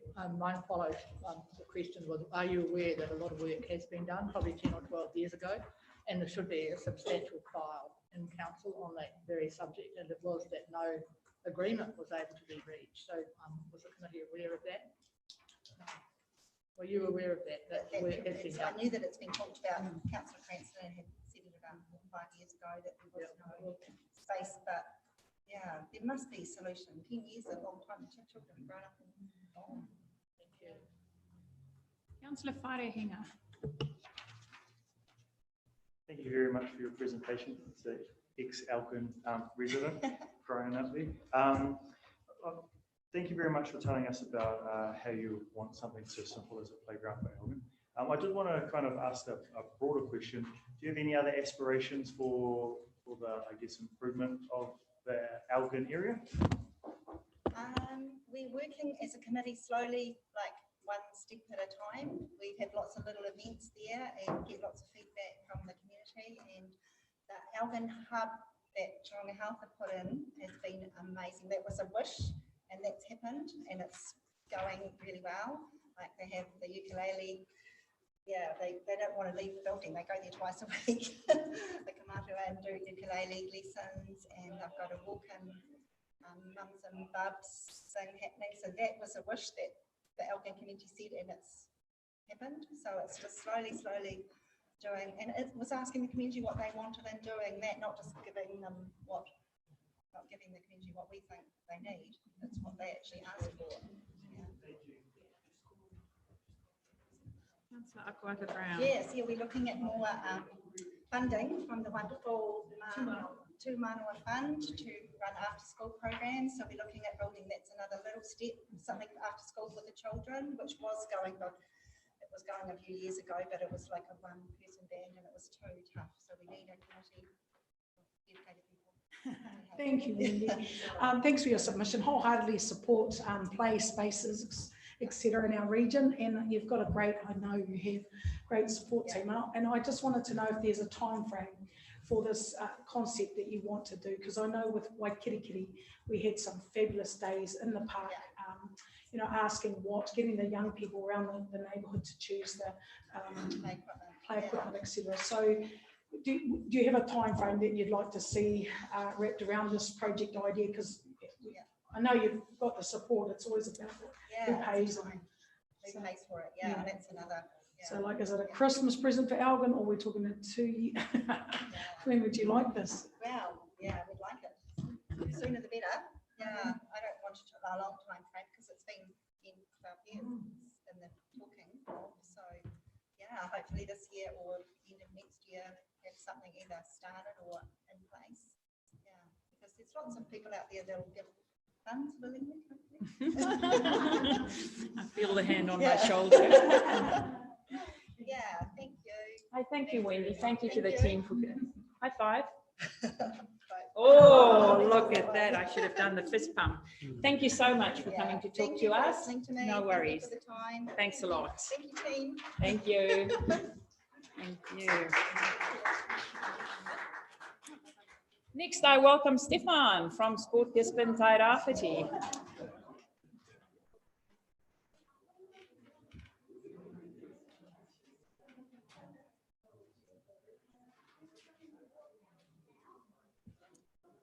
Kia ora, sir. How are you? Oh, you can sit or stand. You can choose. Thank you. So you've seen how we run 10 minutes, maybe leave a few minutes. We've read the submission, so you can highlight, you can take your submission as read. Thank you. Welcome. Oh, tēnā koutou katoa. Thank you very much for having me here. It's always a pleasure to come along. And look, I actually might jump to a little bit part of my presentation that's a bit further forward, because I was going to talk to play, and actually maybe I should have brought some of my kids along, but then Principal Andy Hayward probably would have been very worried about their conduct. But I think there was an awesome presentation from Etu Elgin. I just want to say we 100% tautoko what they're doing. We desperately need something over in that community, and when you've got community organisation trying to drive it and with their own aspirations, I think we just need to seize that moment, and there are a lot of partners willing to do that work. So just thought I'd put that right up front, that we do want to support it. But I'm here today to talk on behalf of Sport Gisborne Tairāwhiti, and I can't seem to work the clicker, but it's just me. That way? Okay. I usually have the magic. Well, I'm clicking that way. There's no clicking happening. Just click it, Heather, with a computer. Thank you. I'll carry on. Just with regards to Sport Gisborne Tairāwhiti, established in 1991 by Councillor Sheldrake over there, and many things have stayed the same and many things have changed. But I always like to just do a little reiteration that sport is a critical and significant part of what we do, but also important to state that we have a big role when it comes to active recreation, play and health, and we actually provide a lot of hauora services. So when you put that all together, we feel we're very much in the community wellbeing space around quality activity, good nutrition, and the connections that are made when the community can be active together. And the submission today, if we are able to click one more down, oh, there we go, perfect, has been endorsed by a number of members of our Tairāwhiti Sports Collective, and you can see some of the names up there, and some have been added since the written submission. Collective came together a couple of years ago as an opportunity for our sectors to collaborate on the challenges that we are facing and to advocate for our sectors as well. And I think just the important thing when you look at all of the names that are there is recognising that these groups represent and connect to thousands and thousands of our community. So with regards to the plan, the first thing we'll talk to a little bit is the 3.5 million that has been allocated towards Sport Hub development. And I'll start by saying that's fantastic. Thank you. So this is a big affirmation for us that that money has been set aside. We've been working with yourselves, Trust Tairāwhiti, the collective, and many community groups in this partnership around getting quality facilities. Certainly, and I'll put this here, there are still some big challenges to be overcome. There are still some groups in the community who will be feeling aggrieved about the process or whose voices need to be heard. So I'm not going to downplay that. But if I keep the glass half full, I think we've made significant progress in the last few years. I do see that there is a good plan. There are some contingency plans and there's some really good alignment. And I'm seeing funders are starting to come on board. And I'm actually very confident in the next little while, we're going to see quite a bit of investment from funders in some critical areas such as Wakaama, the skate park, Victoria Domain, and that is a fantastic result for our community when we've been waiting years to try and see that realised. So really heartened by that. We know we've got the business case to government to go for the 150 million, bit of an audacious bid to try and get that over 10 years to get the big hubs up and running. But critical to the success of that is seeing an investment from local government. So that's why that's great to see. I guess there is a little bit of a question on behalf of ourselves and the collectives. It's hard with the long-term plan to understand where that money has come from. It's obviously probably been reprioritised from somewhere, and we would hope it would mean that over the next few years, the budgets, the operating budgets for sports fields and facility maintenance hasn't been completely gutted or slashed, because that would have a huge impact upon the quality of participation for our region. It could mean some facilities will fall over, knowing that in best case scenarios for some of these hubs with the government money, we're still a number of years away. So that's just one question mark there that we do have. My time is fast running out. So I did mention play, brilliant, support Etu Elgin, like that there's playground renewals in there.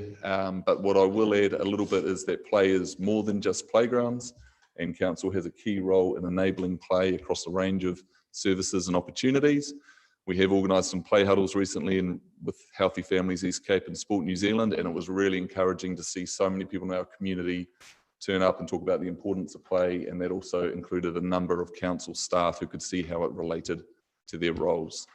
So I'm not asking for anything specific here, but it is just that reminder that play is more than playgrounds, and we can do some great things for our community in that regard. And finally, just a quick plug on the cycle trails. In the plan, there's the development of a network plan for cycle trails. That's some years away. We would just say we feel that does need to be brought forward to support what the Gisborne Cycle and Walking Trust is doing. There's some real momentum in that space. So we feel we need to keep that momentum going and bring that planning forward. We see that external funding will be sought for some of the trails. Even though we know there are massive fiscal constraints, if there can be some level of contribution from the council, even if it is small, we think that is important. If I look back to 3 years ago, there wasn't really money put towards community facilities, but we managed to get a small contribution to the partnership advisor role. That helped get other funders and partners on board seeing that commitment. So if there's anything there, that would be amazing, and I think it would make a huge difference. And I don't really need to close about the value of sport and recreation, but my final statement will be, if you travel around our region on the weekend, what are thousands and thousands of our community doing? They're either playing in sport or they're on the sidelines. That's how they meet, that's how they connect, or they're out doing active recreation and enjoying our beautiful natural environment. And even on the weekdays as well. And I can't think of anything that compares to that. The farmers market doesn't even really get close with the numbers there. So we need to focus on this area and invest it, but thank you very much. And we've really appreciated the partnership we've had with you in a number of areas over the last few years, and we look forward to that continuing. Thank you, Jordan. Stefan, and thank you for a very thorough written submission as well. Any questions, councillors? Councillor Burdett, use your microphone, please. Submission, one question, and you alluded to it. Where are we with government in terms of the 150 million the district requires to develop the hubs? Good question. We had hoped that the case would have been submitted by now. It hasn't. We are probably, I've got to be careful about putting timeframes here, but we're hopeful we're about a month or so away from that happening. A few things have delayed that based on some feedback we've received from the community, areas that needed to be changed.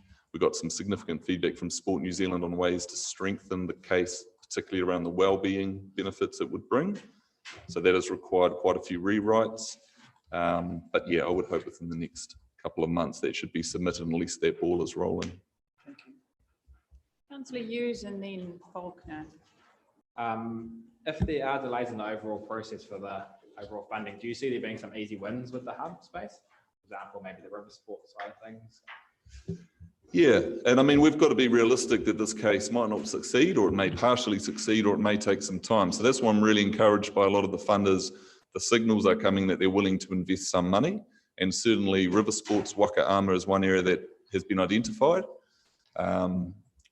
Great to see when it results, but I think there are a lot of quick wins, and that is the beauty of doing this process and having a general plan, because that's what we had been missing for years. So, yes. Thank you very much. A couple of questions in one, if you like. With your talk of sports hubs, is there equally support for some of the more rural township sporting groups and clubs? That's the first thing. But equally, are you seeing a call for playgrounds, play spaces in some of the township plans as well that Sport Gisborne has been involved in? Good questions, thank you. With the current business case going to government, they're certainly looking for some investment in our rural communities up the coast. I will acknowledge not so much potentially out west, but there are definitely some up the coast looking at facility needs there, so they have been incorporated in. With regards to playgrounds and town planning, I mean, we work alongside a number of groups. Certainly in the current facilities case, elements of play are trying to be incorporated into any hubs that are developed or the periphery around hubs, and there will still be some design work to be done to incorporate play.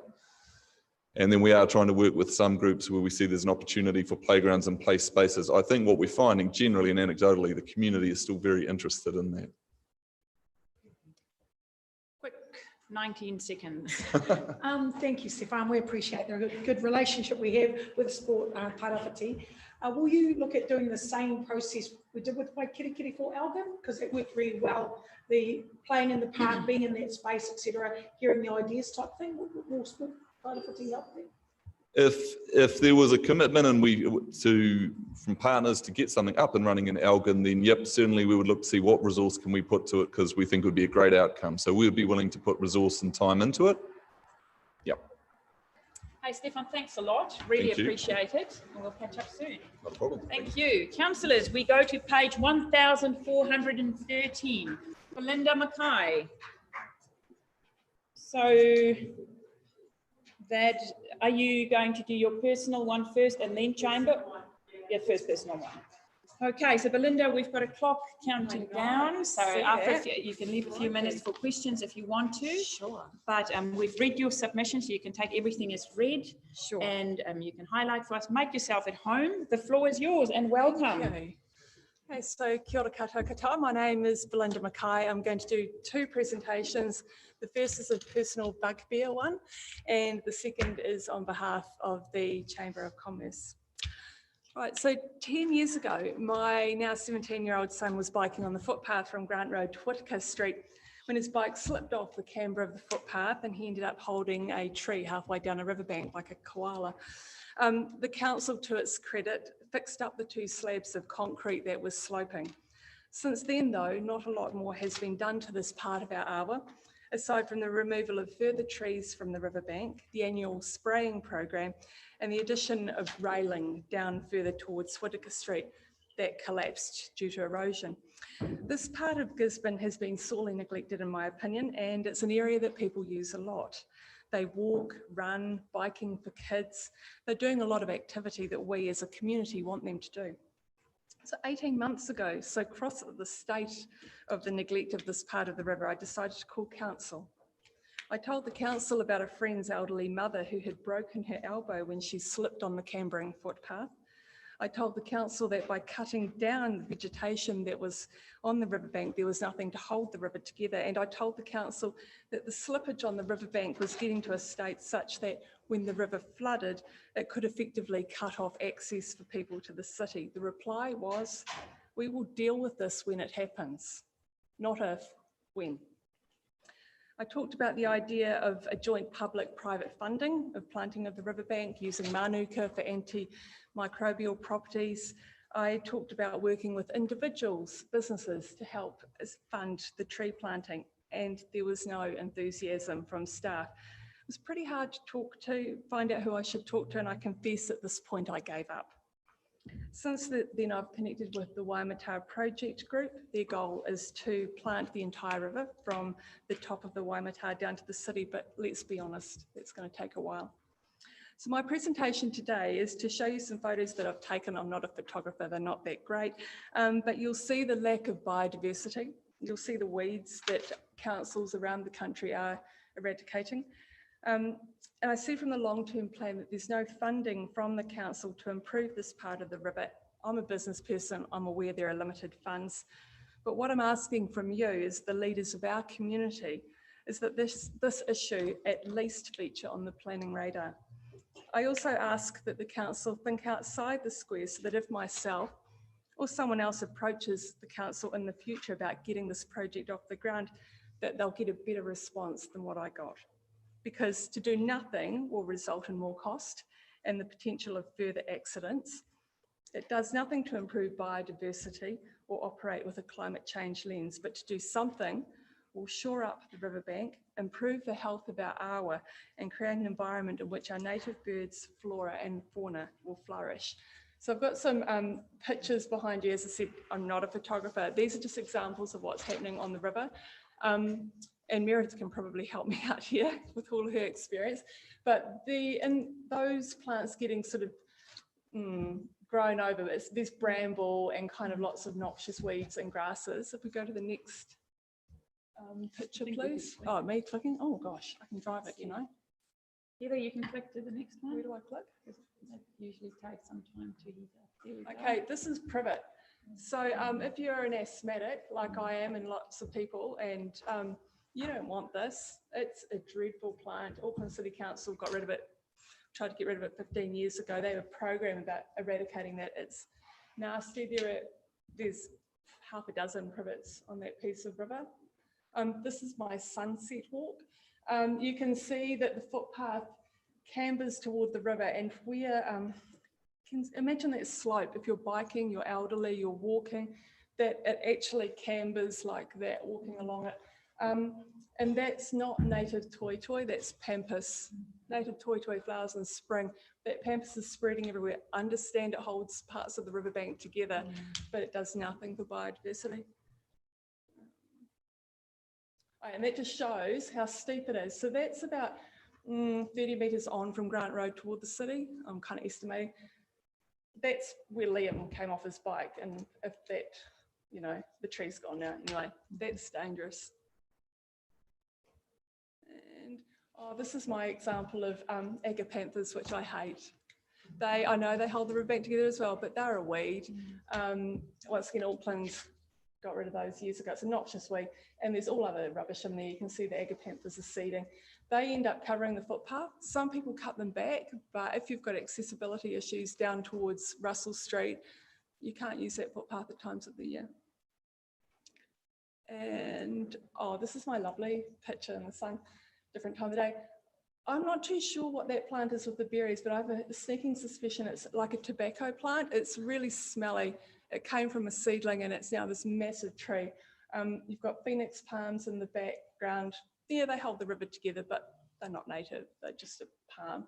And once again, you can see there's agapanthus down further.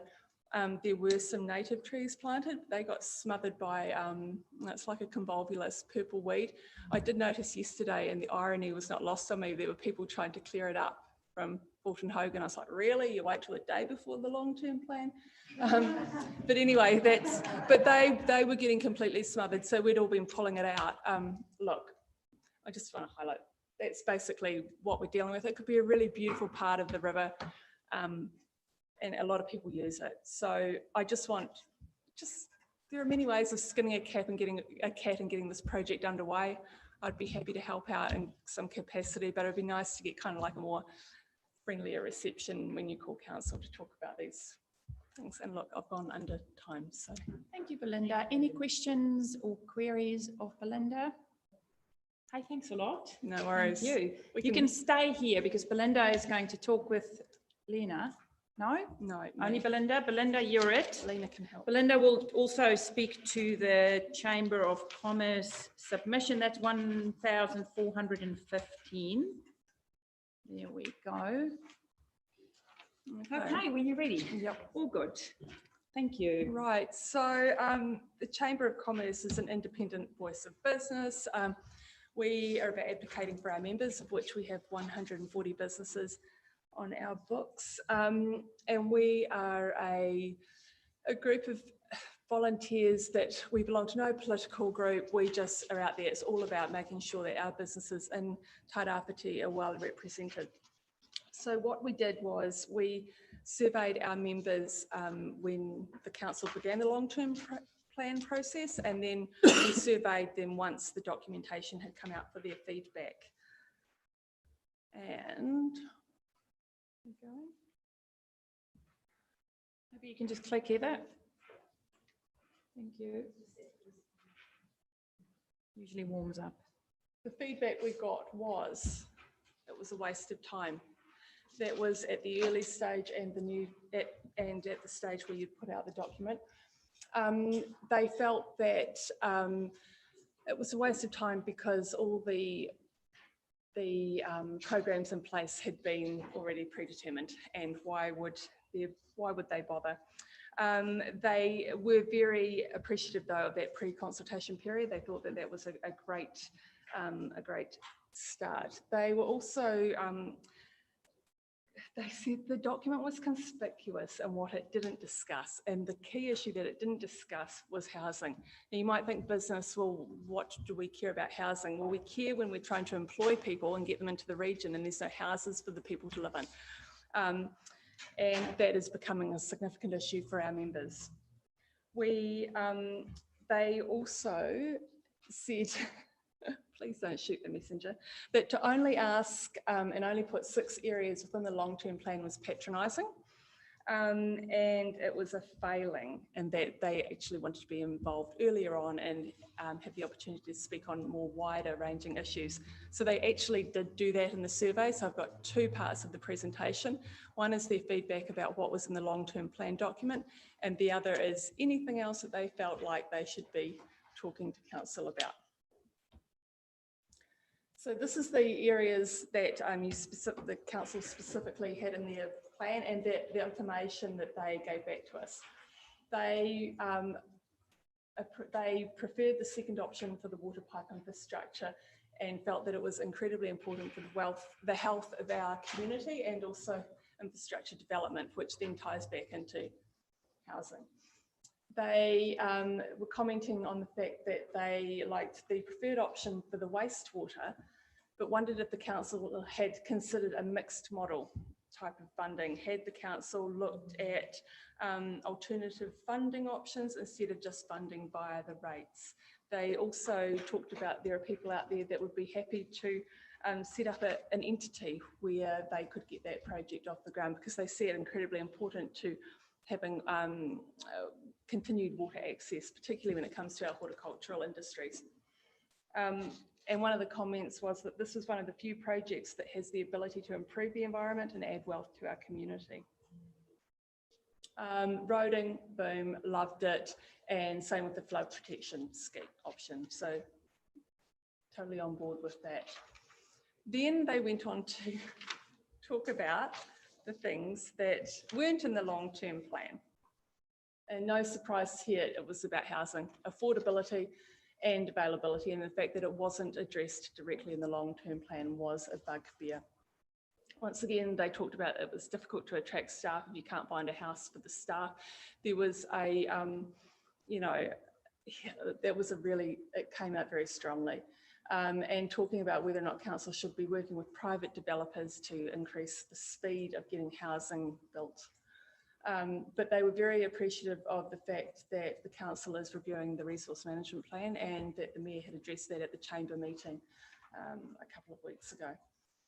They felt that the infrastructure around the piping was addressed very well in the long-term plan, and that was they were supportive of significant spending in that area. In fact, that could have been sped up, in their opinion. Climate change mitigation was another topic that came up, which is surprising, because when you think of business, you don't necessarily think of business and environment going together. I think that's certainly changing, particularly amongst our members. If we don't have an environment, we don't have business. So we need to look to work hand in hand with that. And we are a region that's heavily reliant on our climate for economic wellbeing, heavily reliant, particularly with horticultural development and those people. So they felt that the long-term plan didn't address climate change. The flood and protection and wetlands is all well and good, but they kind of felt, was that just a coincidence that that came in there and it kind of falls under the environment? But yeah. And what the chamber had asked is, could the council commit to a regional climate change plan where business, council, or other interest groups work together to develop a plan on how we're going to address climate change in the future. And there should be another slide, but perhaps not. Because there should be another page. That's strange. But the other couple of things they just talked about very quickly is the land use mix. So it wasn't addressed within the plan, but the council, the chamber asking, is the region prepared for a land use change through the potential conversion of land to forestry in order to get extra funding through carbon credits, because that's going to really change the demographic of the workforce. And along the lines of water, they felt that that was kind of partially addressed in the plan, but are wanting to know, yes, you're going down that wasteland, the water area, but they need certainty of who's going to be getting access to that water and when, and all the logistics, so that they can plan for their business. Apologies that the other slide hasn't come up. Questions? 3 minutes, 25 to go. Well, good. Thank you, Belinda. Councillor Wharehinga, thank you. Thank you, Belinda. You're welcome. Because council is an organisation that's primarily concerned with infrastructure, we're consulting on our pipes, wastewater and roads, which is the infrastructure that supports housing. In the Chamber's view, what else could we have consulted on in the LTP as, I guess, a failing in terms, what didn't we consult on? That's the failing in regards to our LTP.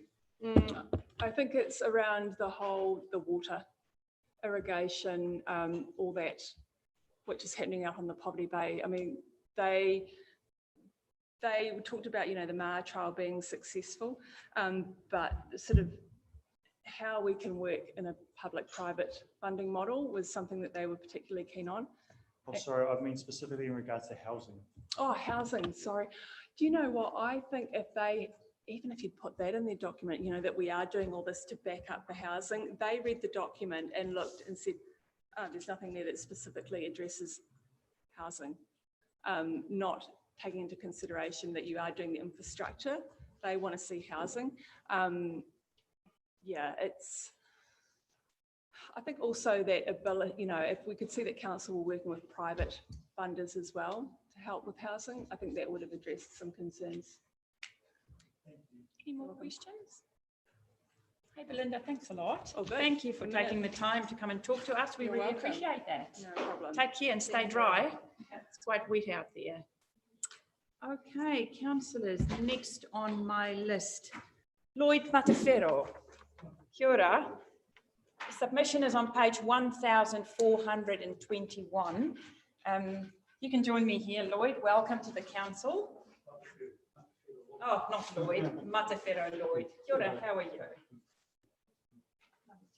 host you here today. Lloyd, we have a countdown there of about 10. Matafero, if I call you Lloyd one more time, Matafero, we have a 10-minute countdown there. We have received your submission. You can take it as read. Please make yourself at home, and afterwards there might be some questions. Kia ora. Great. Oh, kia ora koutou. I won't take up the full 10 minutes, which means I'll go 12 minutes. All right. I appreciate the opportunity to come and speak with you. Ngā mihi ki koutou.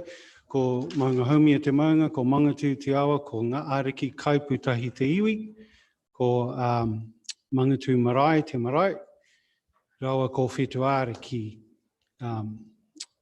My father is Owen Lloyd, my mother is Barbara Hirawini Lloyd, and my name is Marcus or Matawhero Lloyd.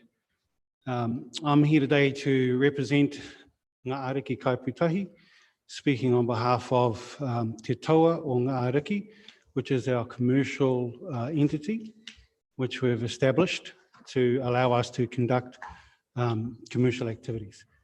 I'm the CEO of that, and currently we're mainly involved in regenerating our whenua, our papakainga, by planting and looking at the health of the rivers and the waterways. We've felt very grateful to participate in the Kiwa group for the three waters, for the stormwater, and the submission you should see is not very controversial because I supported pretty much everything you've done. I did that for a reason, mainly because I recognize that you have put in a lot of good work. And while I know that this isn't a once only sort of thing, that it's a progression, I wanted to take an opportunity to come and express maybe a couple of key points that I can take out of the report for consideration now and for future long-term planning purposes. For those who don't know, Ngā Ariki Kaiputahi is the mana whenua of the Mangatu area. And for us, and as is recognised in the long-term plan, the council's approach to supporting mana whenua relationships is probably our highest and most significant point that we wanted to recognise and to support, and to say that Ngā Ariki Kaiputahi absolutely want to encourage that. Mana whenuatanga to us means that there are certain geographical boundaries and areas that have stronger historical and cultural ties. And as we've seen through the process of the treaty settlements, some of the the confusions around that is becoming clearer. We actually have good evidences, researchers, and authorities now to make that easier. And I hope that might also help council to be able to be clearer on who to consult with and what areas consist of. We've submitted a traditional boundary map to council, so that also allows you to see the specific boundaries of definition for the Mangatū area, of which we hold and claim mana whenua-tanga. So we absolutely support the push for council to consult with mana whenua. So to clarify that, that's to us recognition of the Treaty of Waitangi, or Te Tiriti o Waitangi in particular, which is based upon mana whenua or haputanga as opposed to a generic Māori consultation. So Māori consultation for us doesn't speak for the mana whenua of the Mangatū, it speaks for general Māori, of which doesn't necessarily reflect the interests of Ngā Ariki Kaiputahi. So we want to encourage the direct relationship with Ngā Ariki Kaiputahi and continuing in that line as mana whenua. I think that speaks there for itself. The other parts of the LTP which we recognised as the relationship with the three waters. The headwaters of the Waipawa is in the Mangatū, with the Mangatū River and the Waipawa, both who converge right above where we live. So we get to see how those two waters become one and then make their journey all the way through the flats. So the significance of the headwaters and the works that occur up in the Mangatū region and area for us reflect all the way down right through to the beach. And so we encourage council to be mindful of projects, programs, pre and post settlement also around the activities in the Mangatū area, and particularly around consent and consent processes and consent compliance. One thing I did find a little bit, I don't know, disheartening is one reference I saw, but I may be wrong, to wharaturu in the LTP, and that was mainly in regards to the improving the water for wharaturu. I think it was a $512,000 input. So just in regards to wharaturu, so I would like to stand to represent the interests of wharaturu if no one else other than our councillor here has or will, then I'd like to say and ask, and this is probably not now, but will come through official channels, as to what the total commitment to wharaturu has been by council in the last 10 years in comparison to other parts of the region. This is more mainly perhaps for Ngā Ariki Kaiputahi's clarity around the commitment to the wharaturu in the Mangatū area in terms of budgets, resources and efforts. I hope that comes out pretty positive. If not, then I'd like to flag that I'll encourage a lot more participation, commitment and support for the wharaturu and the Mangatū area. Other than that, I recognise the work that you do, the commitment and effort you have, and the many juggling balls that you have to manage for the whole region. Very encouraged about the discussions around Māori wards. Once again, I would say that Māori is a very broad term. Mana whenua wards would be a better way for us to understand its application, even if its naming is Māori wards. So that means that for Ngā Ariki Kaiputahi, we don't have other iwi speaking for us when we can speak for ourselves, at least a place to participate. So that's important, the difference between Māori and mana whenua. So bringing it back to that point, I want to thank you for the opportunity to come and share this kōrero with you today. Good luck with the mahi you're doing. I'm pretty happy and I'm proud of what you guys are doing, to be honest. I think it's good. We've got more ways to go, but I think by participating together with a good future prospect and vision, and commitment that everyone benefits, and that's where we stand. And you'll all know we're still in this pre-settlement stage for Te Aitanga Maha ki whanau kai Ngāra ki Kaipūtahi, but push to get this closed, because then it's another commitment and investment into the region. Then we can begin to roll out more plans. As a final point, might as well give a little bit of a plug here. Ngāra ki Kaipūtahi is working on a 7-generational forestry transitioning plan. Now, what that means is, for our aspirations is to look at transitioning forestry into native and indigenous forestry, and looking at a model of potential for the entire region. And so on the basis of that, I have a 2-year contract with Scion Crown Forestry Research, which is putting together the science of and the business potentials of that. Now, I'm doing that on behalf of the iwi, but I would like an opportunity, once we complete all of this, or in the process, to also share some of those findings with council as it comes to pass. So other than that, ngā mihi kia koutou, ka mau te wehi, and thank you for the time. Thank you, Matawhero. Thanks a lot for that. Any questions of Matawhero? All good. Hey, thanks a lot for taking the time to talk to us today. Much appreciated. Kia ora. Kia ora. Okay, next I welcome Judy and Yvette from Manaaki Tai Rāwhiti. Welcome to the council.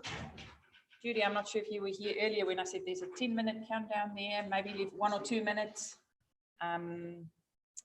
before, just for a few questions. Yep. Make yourself at home. The floor is yours. Thank you. Thank you. I was going to say good morning, but it's afternoon, I think. It's afternoon. So afternoon, everybody. In order to use the 10 minutes wisely, you have our submission in front of you. So Page 1422, 23. So I'm just going to highlight a couple of things in it. First of all, to acknowledge and thank the council for actually, you are doing some things in terms of housing. That is dedicated resources that are going into the housing provisions as part of the TRMP.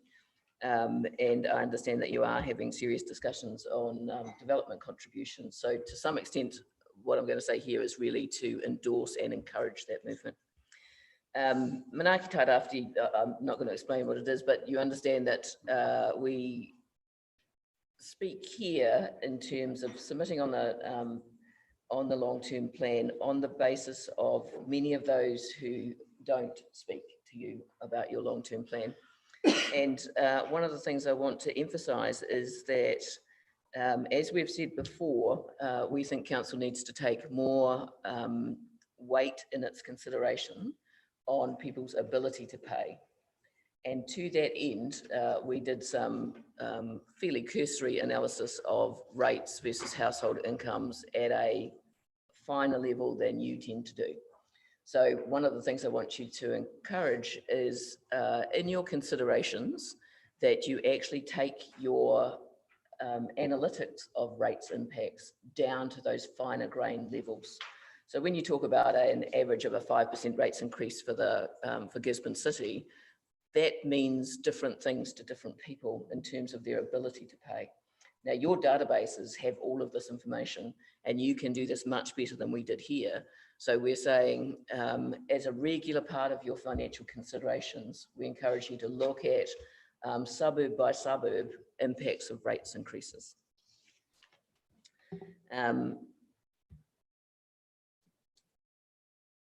that end, there's also a connection with ethnicity, that the graph, which is on my page 2 and your 1424, that marries place, average or median income and ethnicity. And those two are clearly, ethnicity and ability to pay are clearly correlated. So raising rates on people to the point where it's 7% of their median income, in some cases a significant impact on Māori in particular. As I said, want to acknowledge and encourage you in putting housing at the forefront of your work in regional planning. Endorse what the Chamber of Commerce just said in terms of actually making statements about housing being an important part to you, because I know that it is, and I know that many of you talk to me about it, but the words are kind of absent. So part of the reason for the words to be there is so that we can all hold you to account around that urgency in the planning provisions. We know you have a lot of things to do, but from our perspective, we actually think that housing is more important than any of the other things that you're doing in terms of planning provisions. Make the comment about development contributions, and that development contributions are not the only way to pay for infrastructure. And actually the work on the airport is a really good example of a big infrastructure project that was funded by many different means: grants, partnerships, rates, etc. So we are all working together on an infrastructure application. We're waiting for the Housing and Urban Development Ministry to tell us what the definition of infrastructure is. There is a tendency at council to kind of think of infrastructure in terms of housing in particular as a three waters issue. But one of the things that certainly is likely to come out of a broader consultation on that is beyond Gisborne City. So what infrastructure would help housing beyond Gisborne City?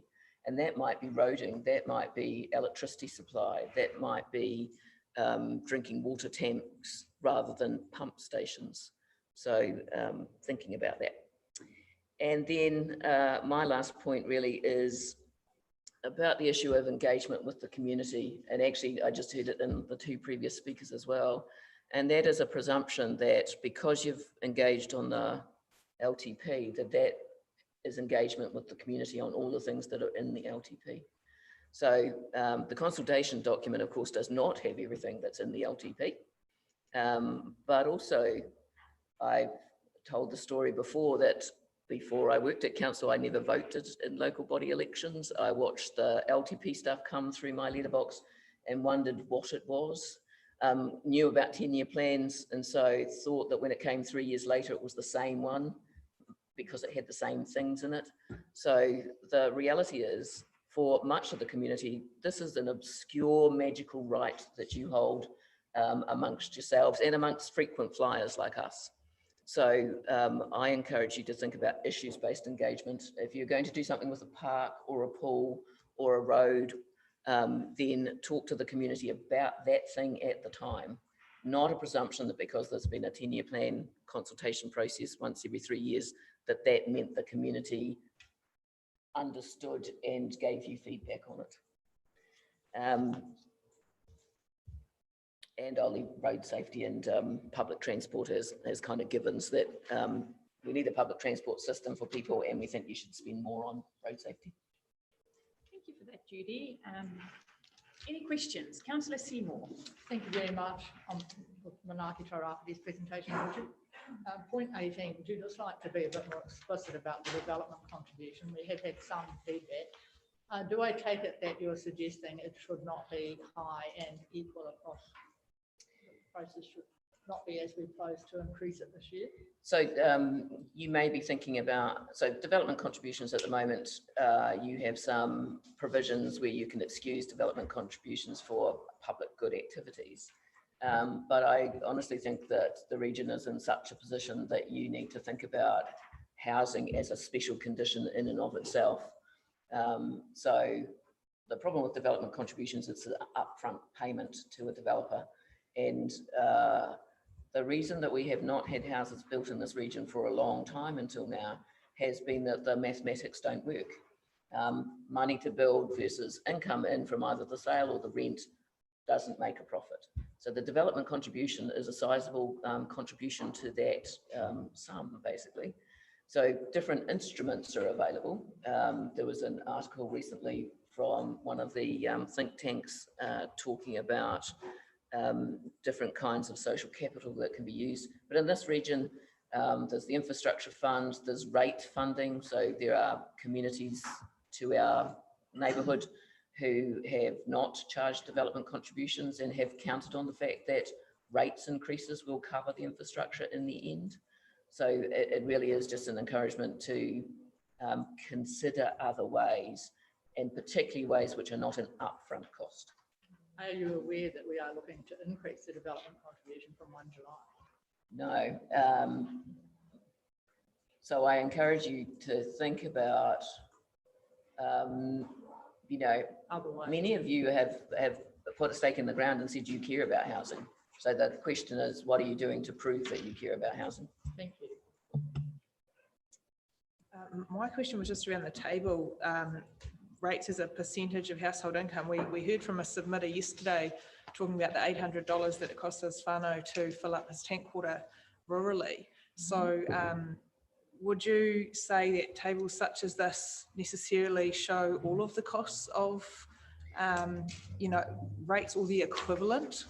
In the fuller submission that we did on the revenue and financing policy, we dived into a bit more about housing as a percentage of household income.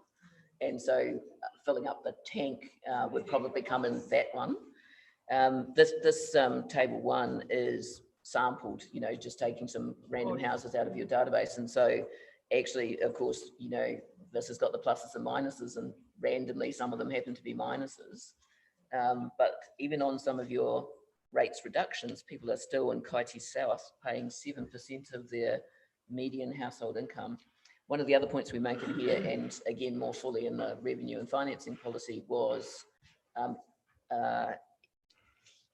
equivalized household income. So that's table 2 on page 4 of mine. So 1426. And that is, so a median household income of 59,000, of which says 30% is spent on housing.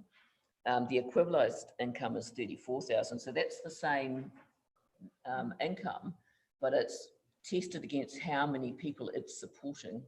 So large households with less income have more to spend on general spend like food.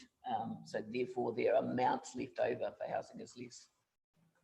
Last question. All good? Last question, Bill.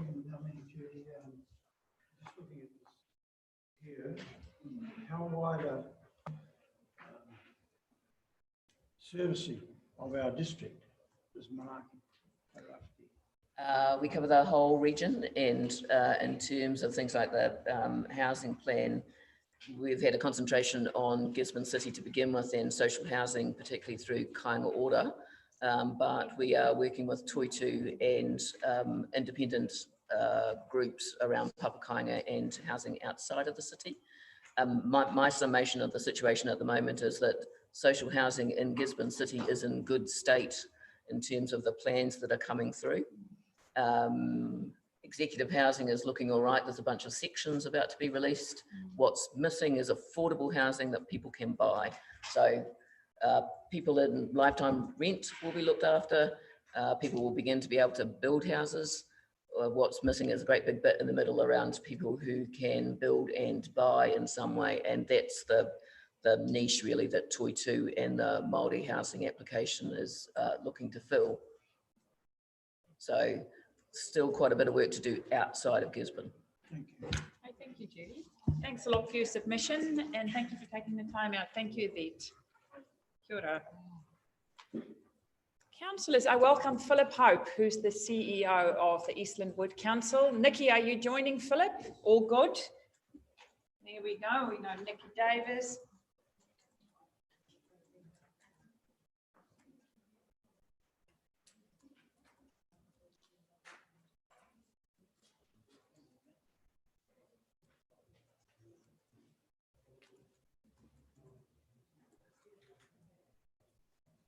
Welcome. How are you? Feel free to take a seat. So we've got a timer just running over there. You'll see it's about 10 minutes. You can leave a few minutes in the end for questions. You can take your submission as read, councillors. That's page 1429.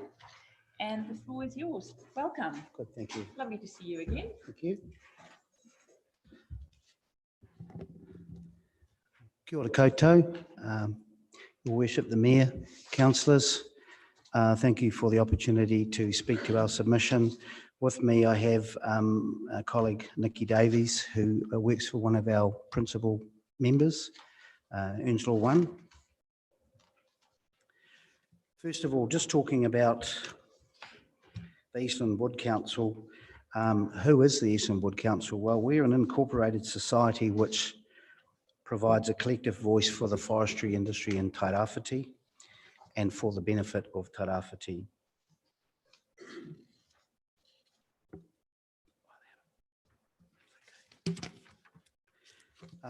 Our philosophy, forestry is a vibrant, respected industry in Tairāwhiti, and many of you would know that Tairāwhiti is the only district in New Zealand that's had economic growth in the last 12 months. That's largely been the result of the forestry industry. Our strategic goals is care for the environment, roads to market, health and safety, and growing our people. We have two taonga. One of them is whānau and the other one is whenua.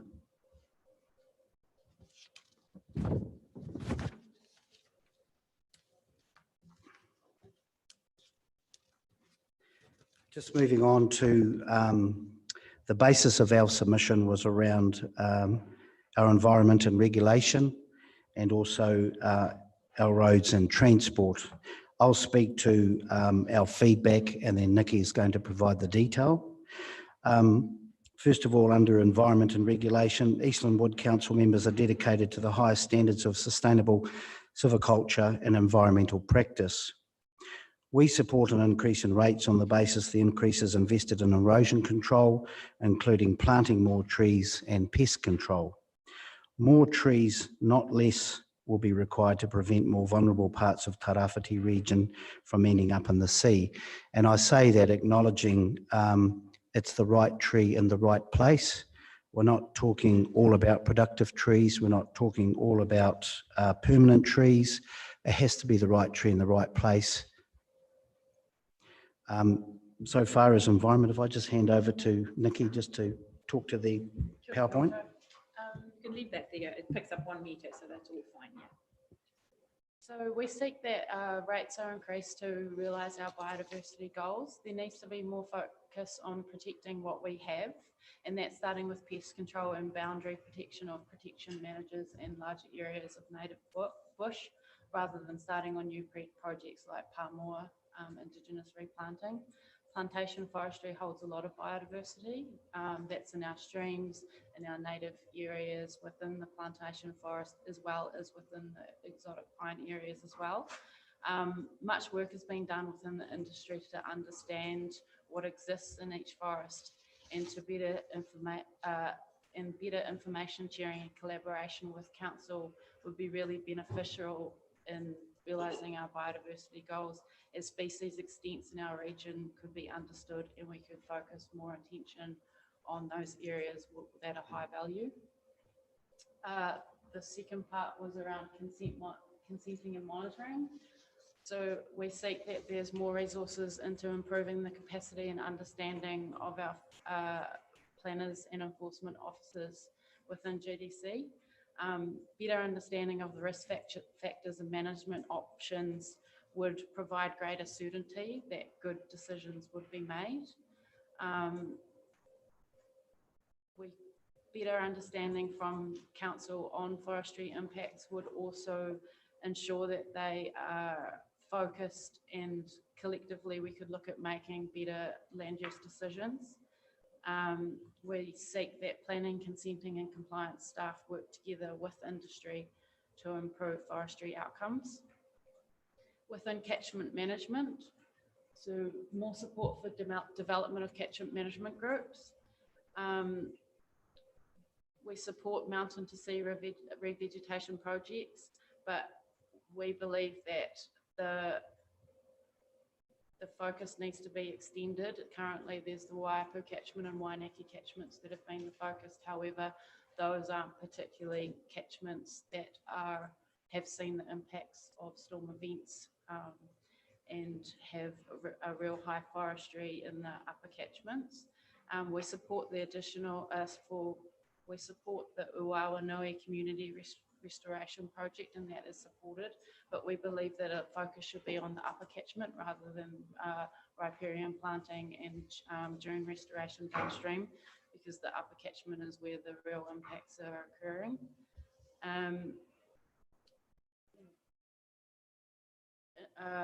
Post Uawa storm event, there's been a really big step change in the way that plantation forestry is being harvested and replanted in the region. Industry has put in a lot more resources in getting people with skills around planning, consenting and monitoring to improve environmental performance.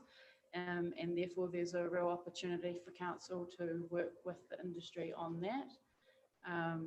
And we believe that there'll be better land use decisions, including retirement of land, the use of live/catches and things to reduce downstream impacts, and really make us prepared for storm events. We seek that GDC makes better use of the research that they already have.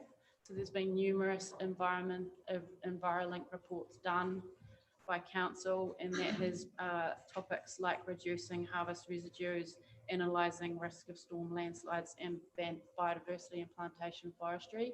At the moment, the industry has not been working with council on realising those recommendations, and we seek that there's more resource to allow for that. Pest control. We seek that there's more resources to initiate collaboration around pest control. Forestry undertakes pest control, including deer, goat and possum culling. We do that in order to improve our crop. However, it does have secondary benefits to native bush and biodiversity. We also do target pest control in some of our native areas.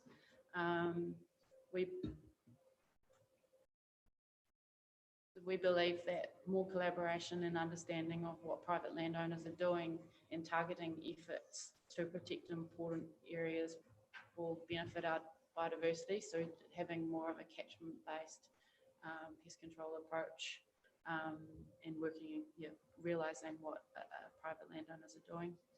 The last part is around climate change. So seeking more support from council for understanding and promoting the benefits of forestry, right tree, right place in Tairāwhiti. Seeking that there's more resource to support land use decisions and planning for replanting and moving to alternative species and retirement.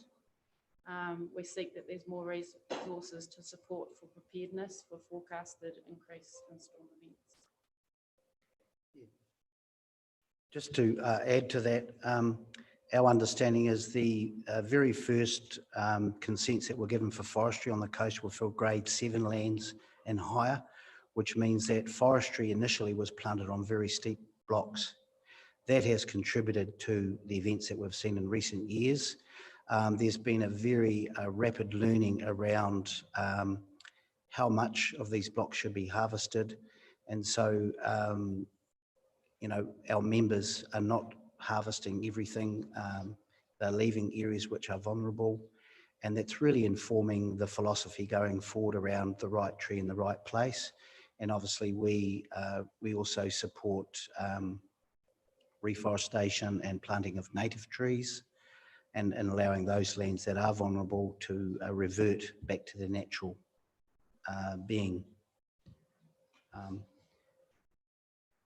So we'll just move forward to our next presentation, which was around roads and transport. Our feedback on the long-term plan was that we support an increase in budget to maintain our roads. The rural road network is of critical importance to our industry and people, and our people and all communities in Tairāwhiti. Most of you will know that 1 in every 4 households in the district will be a job dependent on the forestry industry. So it's a really big part of our focus. We have provided further feedback in relation to the changes in road rate for forestry. And I guess what we're asking for there is equity and balance. And we would like to see an analysis that reflects industry use of roads, not just specifically forestry. I met with Donna MacArthur this morning, the Journey Roading Manager, had a very productive meeting there. And what we do need to see is better collaboration around when roadworks are carried out. And a case in point, we have the port, which is going to be closed after Queen's Birthday weekend for a week. And then we find out that Tauwhi Pārai Road is going to be out of action the following week. So that's 2 weeks that people in forestry that are involved in transport will be severely affected. So we need to sort of plan better, and that's just a challenge and an opportunity, and it's something that we want to do in the spirit of goodwill, to just improve the efficiencies and also improve roading conditions, not just for primary industry, but also for the communities that rely on those roads. So I'll just... We're nearly out of time. We are out of time. But Nikki, you've got... we're doing two together. Yeah, yeah. So you can run the clock again, because Nikki is... we've just combined. We've combined two submissions. Thank you. Okay, thank you. So as Philip has said, the forestry industry accepts responsibility to pay for the scale and impact of its use. We seek that the roading differential rate is fair and equitable based on a robust analysis which accurately reflects the proportion of use and impact from all major industries. So the Stantec report is solely focused on forestry, but we believe, and within that report, it does speak about other land roads from other land use, roads that are used by other uses like horticulture, pasture and quarrying, and 20% of that cost of maintenance is actually attributed to those users, but there has been no increase in rates around roading for other industries. So really it's just about ensuring that the increase in roading rate is fair over all industries. There has been some other reports that have been done around roading differential rates and the impacts of use. There's a particular report that's been done. It came out in 2017, and it was done in a collaboration with District Council Road Controlling Authority Special Interest Group. So councils have representatives on those, as well as the New Zealand Forestry Association Transport Committee. And basically what they come up with, it was guidelines for equitable funding of low pavement maintenance, pavement of no maintenance volume roads, excuse me. So really it's just a push to say that there's other research and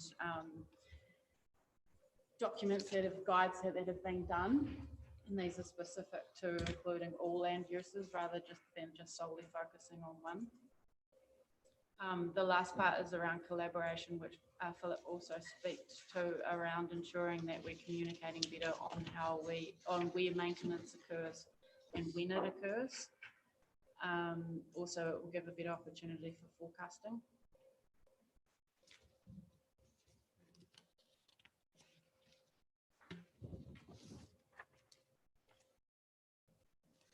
Just before we talk about working groups, I just wanted to give some feedback. Without periodic maintenance, big development work is almost a wasted event. There was $3 million from the Provincial Growth Fund, which went into upgrading Mata Road, and that started in July last year. It went through to about mid-December. What we've seen since then, we have contractors that won't even take rigs on that road now. We've had broken axles, we've had damaged front springs. When it's wet, a lot of the transport operators won't even use that road. They're using alternative roads. It's adding cost to customers. It's adding stress and time in the seat for drivers. And basically it's slowing the region down. And case in point, what we want to be involved in is helping to plan when these maintenance events are occurring and what frequency that work is being done. With Mata Road, one of our members has offered the machinery and the expertise to grade that road, but they've been told no, that's not possible. So there are the solutions, there are the resources there, but we just need better collaboration to make that happen. I'll just pass over to you to talk about collaboration. Are you trying to move slides and that's not working? Jill, would you be able to click through some slides? No big deal, it's just the last one. Let's go just the last one, Jill. Thank you. So moving forward, the Eastland Wood Council and forestry industry is really just wanting to see more resources put into collaboration with the industry. We see or propose that there could be the opportunity for 3 separate working groups. Yes. First of all, the bit about collaboration, it was in the submission. The Eastern Wood Council believes in the value of collaboration. We want to work closer with the GDC to improve the planning and delivery of important regional priorities for the forestry industry and also the community. How we see that happening is having some active working groups which pretty much plan activity, forecasting, budgets, etc. So the right work is being done on the right roads in advance of heavy use of those roads, and therefore minimising wasted resources. We all know that we've got limited resources, so we want to help contribute to best use of what is available, and we want to do that in a proactive way. And we see roading is obviously a huge need. Regulation, I know there have been some challenges for members around getting resource consents in a timely manner. I think there's been challenges around having staff that have the sufficient expertise and actually understanding about forestry and understanding about the purpose of these consents that have been made. So having continuity of good technical expertise is really important. And case in point around the environment, I think that's a really important area that we want to be involved in partnering with council on those such initiatives. But I'll just pass over to Nikki. Do you want to say something? You sure? We're happy to take questions. Thank you, Philip. Thank you, Nikki. Councillor Burdeek and then Gregory. Microphone. Forestry is a huge industry, this district. And where I live, probably the biggest part of the forestry operation. You talk about roads and you talk about what fairness and equity in terms of the rates and the costs to your members. We're the ones who wear the ultimate cost of doing those roads. We were just blessed to get the 3 million from the Provincial Growth Fund. But you're right, you drive on that road now, 6-8 months later, and it's buggered. It wants a lot more money spent there. The grading helps, sure, but where I'm coming from, it's, remind me, I've got to ask a question. When you say collaboration in terms of working parties, we're going to have to sit down and work very closely with our guys because they know what it costs us, the council, Are we still moving towards a question or not? Point taken. Thank you. So if the councillors can ask questions or clarification. Okay. Councillor Gregory Faulkner Akuata Brown. Thank you for your presentation. Early on you said that there's been a lot of economic growth here and that it was largely because of forestry. I was just wondering where that comes from. Do you have something to back that up? I can send you the research paper. I don't have it with me right now, but I can send it to you. It was delivered at the AGM of the Gisborne Chamber of Commerce. In fact, the presenter was Gavin Murphy from Trust Tairāwhiti. And so we were quite interested to see that. Always good to have more current information. Thank you. Councillor Faulkner and then Akuata Brown. Thanks so much for the presentation. Clearly there are 2 quite significant strands of work that you'd like to do, or the industry would like to do with council. Given that the objections largely around the change to the roading differential, is there a better way for us to rate forestry to cover both consenting and environmental issues and roading? I think what we were proposing was an independent review which took in actual industry use of roads. I think that way, I mean, all industry wants to contribute. They want to meet their responsibility. It's just that the paper that has informed that position was really just singling out forestry. So there's certainly no pushback from the members wanting to pay, but they want to pay in an equitable way, which also reflects actual use in comparison to other industry, because we also know horticulture is, you know, there's growth there. And obviously in agriculture, there is a lot of use. And personal things aside, my whānau are involved in agriculture, horticulture and forestry.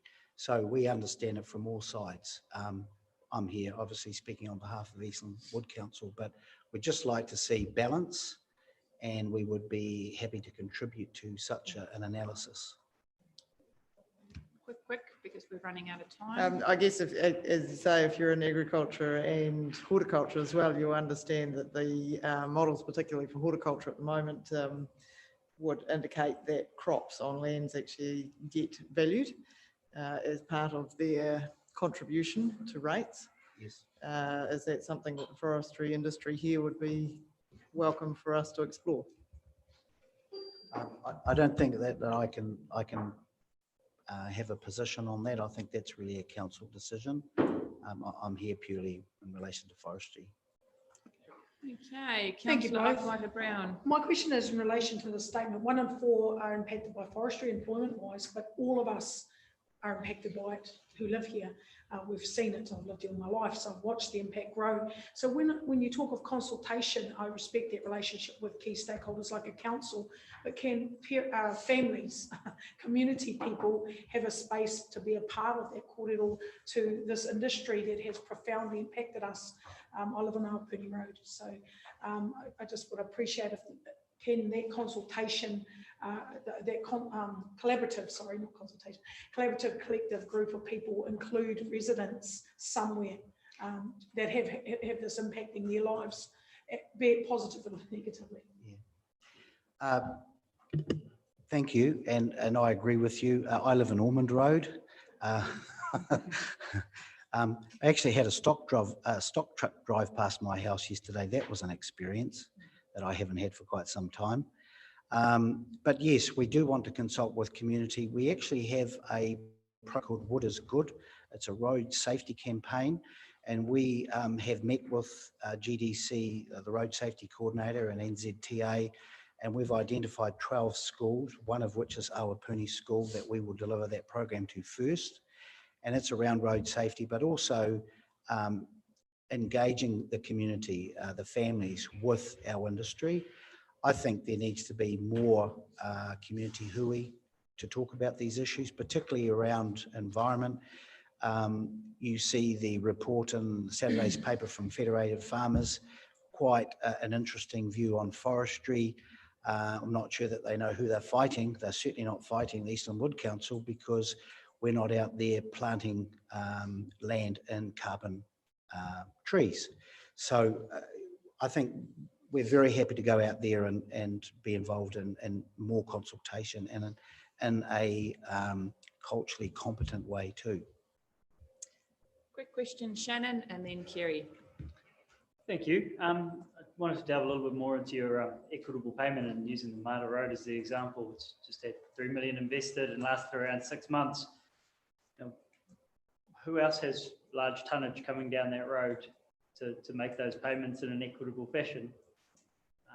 Who else are the contributors to the major damage in that area? And what sort of tonnage are other people bringing out of Mata Road? I don't have that information in front of me, but I do know that that is the arterial, that's the feeder road to the state highway. I'm actually a landowner of the land that sits and borders Mata Road, right from State Highway 35. It's used by everyone. Forestry at the moment, what we know is one of our members, they are soon to be harvesting, and it's a situation which is really a big challenge for them, even getting rigs to take that road. All I know is there hasn't been periodic work done subsequent to the upgrade. And now we're in a situation where we're actually worse than what we were before we started that. So I think it's not only the fact that there was $3 million spent there, it's how it was spent and how frequent was the follow-up periodic maintenance. And I think that's the issue. It's about use of the resource. I think also it's the Stantec report was focused solely on forestry, and it did assess roads that were used other land uses, but there doesn't seem to be a reflection in rate increase for those. That was the point of the question. Who else are the contributors in Not for areas like Mata. that? Is, Only forestry. The main land use in Mata is forestry. Yeah. Quick question, So councillor my Warsaw. question is just, are you aware that without the differential, forestry land would be paying approximately half the rates of pastoral, and that with the differentials, it really only, they're essentially on par prior to these valuations anyway. And you mentioned in advance of any heavy use that there should be work implemented to support that. Would the forest industry support development contributions in the same way that we essentially apply to any kind of development in town where we know that that use is going to require investment in order for that action to continue indefinitely? I said that with the general philosophy. I'd need to consult members, but what I did take from the meeting with Donna MacArthur this morning is if they know in advance where they can focus maintenance in advance of regular road use, they would be very happy to do so, and the funding that's available would be used much more efficiently. So much as the revaluation for forestry, there's not just one type of forestry, and I guess that's the thing that we're wanting to highlight. We are primarily in the forestry production, which is forestry for harvest.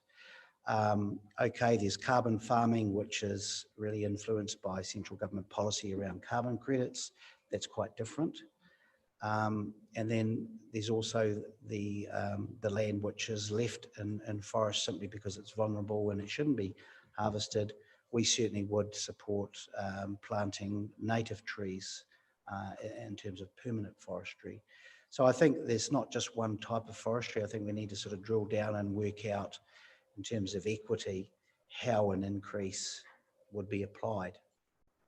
But, you know, we'd be happy to be involved in that discussion. Hey, Philip, Nikki, thank you so much for taking the time to come and talk to us. Thank you also for your thorough written thank you. submission, and please stay dry. Yes. Thanks yes, a it is. lot. Thank you. Thank you. So we're going to break for 15 minutes. We'll be back 20 minutes past. Our first submission is 20 past 2. Thank you. Thanks a lot. Thank you. I know that. We're going to have a break for 15 minutes.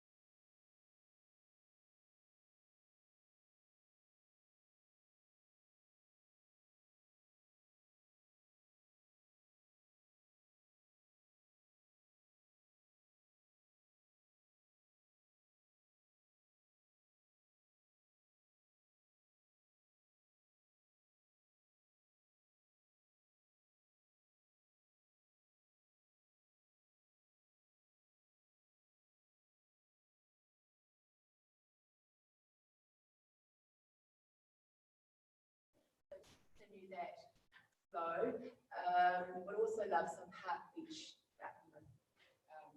This cost is always an issue. But a water fountain, and then it makes sense to have a drinking fountain as well by the bike stands here. And then some rubbish bins, 2 rubbish bins. And then also along here, this will be the board, similar to the boardwalk, boardwalk timber. Continue that connection, and also creating street life with a little bit pull across the road, having that connectivity. It'd be fabulous to have a couple of Aotearoa cube seats, balustrades here, and a couple of park benches in there. So, in summary, 5 park benches, sorry, 5 basic settings, I should say. A barbecue would be fabulous, but 7 park benches, 3 cube bollard seats, 2 water fountains, and 2 rubbish bins. So, what's the benefits for doing all of this? To ensure that that waterfront vision is consistent with that vibrancy, having a sense of place, and providing additional activity options to the area. Improving the connectivity so that look and flow is consistent right the way through the Midway precinct from the beginning. And also making it inviting so it's for all users, not just clubbies. And it also ties in with the connectivity of the Olympic pool development. And as I said, it's the last port of call. Midway will be before you head off from the cycleway and walkway right down to the river. So it's an opportunity to learn also for people that are there about surf life-saving and water safety for whānau. And also we can engage with them, people using those parks right next to them. So be part of our surf club community, which is amazing, which is great for wellbeing and wellbeing for Tairāwhiti and all, which is what we all hear for, aren't we? So, and this could also be potential cost savings on maintenance of the furniture. And overall, it's so well used on a daily basis. We all know down there, you've done such an amazing job. So for minimal investment, and it's already proven, we'd love you to support this and add to the vibrancy we've already created and keeping that consistency right the way through. So please consider our submission. And also, I'd just like to say thank you. Applaud all of your councillors and your team behind you about what you have created down there. From the Titirangi with the native rejuvenation, the Discoveries project, and the Navigations project, and the boardwalk. It showcases Tairāwhiti so well. It's so inclusive, and we're all out there enjoying it, and we're very grateful. So well done. Thank you, Anthony. Thank you, Anna. Any questions of Anna? Councillor Cranston, and then Hughes. Thank you. Yeah, thanks for that. There's a hell of a lot of history down there. Is anyone working on a storyboard for that area? Yes, so we're going to be incorporating all of that as well with Ngā Tāwhiri as well, and Rongwhakata, and capturing all of that and within the building and also outside in the landscaping. Awesome. Isaac. Oh, great presentation. Just a quick question. Have you considered like co-funding options for the park equipment? Or like the tables and that? Maybe yes, I sponsorship was actually a colleague in council suggested that we apply for this. So I haven't looked elsewhere and hopefully won't need to. Councillor Sheldrake. Thank you. What is the cost? Oh, so yeah, good question. So based on the old figures of the old furniture, I don't know what the recent furniture would be now with rising costs, but it was probably around that 25k. But we could take it back, like the barbecue back is like $11,000. So we maybe just don't have a barbecue. Just subsequent. When you think you'll start the build? Oh, the build. So yeah, no. So a demolition should be happening, fingers crossed, over the next 6 to 8 weeks, depending on which would be great. And so it'll be already finalised, all go for the 22-23 season. So not this summer, but next. Fantastic. Hi, Anna, thanks a lot. Thank you for coming to talk to us today. Thank you also for showing us these beautiful plans and keeping me in the loop. Really appreciate that. So today we're only listening to submissions. We will do deliberations next week, and we only adopt the 10-year plan at the end of June. Great. Thanks a lot. Thank you. Take care.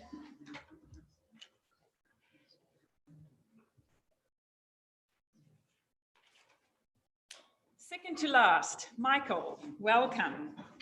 Councillors, Michael's submission is page 1447. Thank you for joining us today. Yeah, how are you? Good to see you. Please take a seat, make yourself at home. You can take the submission. We've read what you've written to us, but you can just highlight what you want us. Pretty much and- just follow up on that. So. All good. Take a seat. There's a 10-minute countdown there. Cheers. Oh, thank you for hearing me today. Just to introduce myself, Michael Loeffler, a family farm up in Whangarā, Glenroy Road. My wife and 3 kids, and also my parents live up there, and we've been farming up there for roughly 100 years. And our kiwifruit, the original kiwifruit block, is 30, just on 30 years old. But I just sort of wanted to ask, I would like to ask you guys how you can justify the rate increases on our family's horticultural land, specifically the kiwifruit itself. I'm a young grower in the scheme of things. Most of the age group and of kiwifruit growers these days are probably at the other end of the scale. With doing a horticulture or kiwifruit development these days comes with a lot of big bills. It takes us 5 years to see substantial returns from the kiwifruit, and we've had to borrow very large amounts of money to complete these developments. And hopefully over the next 4 years, all going well with the margins predicted by Zespri, that there'll be some profits left there to pay their way. Since starting our orchards, we've created 2 full-time positions for local workers, which travel out from town every day. And we also use a further 15 part-time contract workers from Gisborne source gangs. These are all very positive things for the district, and this doesn't include the trucking, mechanics, and all other support staff that the orchard has created in Gisborne. Are you just chasing us because of the potential income we can make, or are you somehow using more of Gisborne, or are we using more of Gisborne's infrastructure? My fruit are carted by roughly 5 B trains a year down 1.5 kilometres of council roads onto State Highway 35 and through to Opotiki. So we wouldn't have too much damaging effect on council roads, yet I do have forestry behind me and watch 20 or 30 logging trucks come past down our road every day.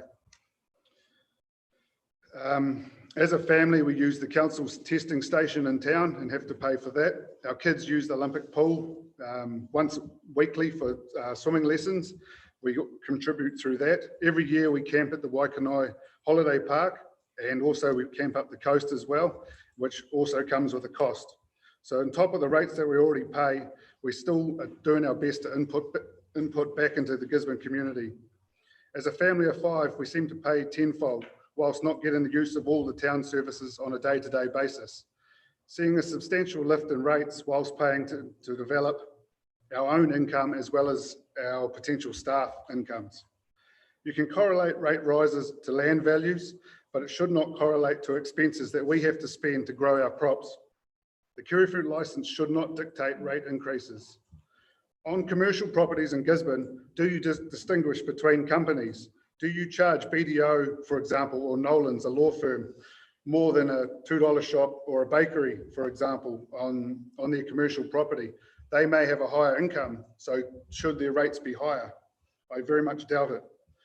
As a council, you need to look at the big picture. You should subsidise developments in the long term. It will only make the district stronger, bringing in more income to support people and our region, people of our region. Please don't think that kiwifruit growers are just rolling in cash. Every orchard is different. There are some excellent ones in the district, and there are also some mediocre ones. Growers like myself and other small young family growers have to endure very large debts to make these orchards happen on the hope, hopefully not just hope, but on potential to earn good income in the future. So what I am saying is we spend all this money to develop our business, creating money for the district as it filters through. We don't get any benefit from the increased rates, or not much benefit from the increased rates. So how do you justify it? Not only do I believe there should be a remission, but also the rates themselves should not be lifted on the license value for kiwifruit blocks at all. Cheers. Thank you for that, Michael. And you weren't here earlier today, but we yesterday and today probably received about 10 submissions on this. So we have had thorough discussions earlier and lots of submissions already on this. But I'm going to ask anyway if there are any questions, because we've covered this quite a bit. Councillor Burdett. Yes. The base, how much extra is council asking in terms of what you would? 13.8% lift on the Kiwifruit alone. Yeah. So it's another, with the remission, $1,064, I think that was for my block. Yeah. I just wanted to give a perspective as a small grower. There's a lot of huge developments going on in Gisborne, but you know, as a small grower and trying to increase the size of it, there's a lot of costs involved. So it's not all roses, really. Councillor Robinson. Thanks. How many hectares of kiwifruit have you got and are they covered? No, none of it's covered. We've got just short of 4 hectares, but 1.5 hectares of it is in development. Is that in addition to the 4? No. Total part of, 4. yeah. Thank you. So today we're just listening. Thank you for coming to share with us. Kerry. Just wanted to pick up on a comment you just made. So do you believe this will have very different impacts on bigger players relative to industry participants such as yourself? Oh, no, I think it's all relative, you know, to the size of block. Obviously, it's on a per hectare basis, and that's how they base the license. But be it 60 hectares or 1 hectare, you know, you're still paying that initial money that correlates back to our shares and the value that we get. No, not shares, sorry, the value that we get for the license, but not so much the land itself. Or depending how your place is set up, you know, trusts or whatever, you may not even own the land. Well, that's we just lease the land off my parents. So, yeah. Thank you for that. So we'll be discussing all of this next Wednesday and working through all the submissions we've received. But hey, thank you for taking the time. Not a problem. Thank you. Thank you. We come to the end of a long journey. I welcome Mark from Thistle.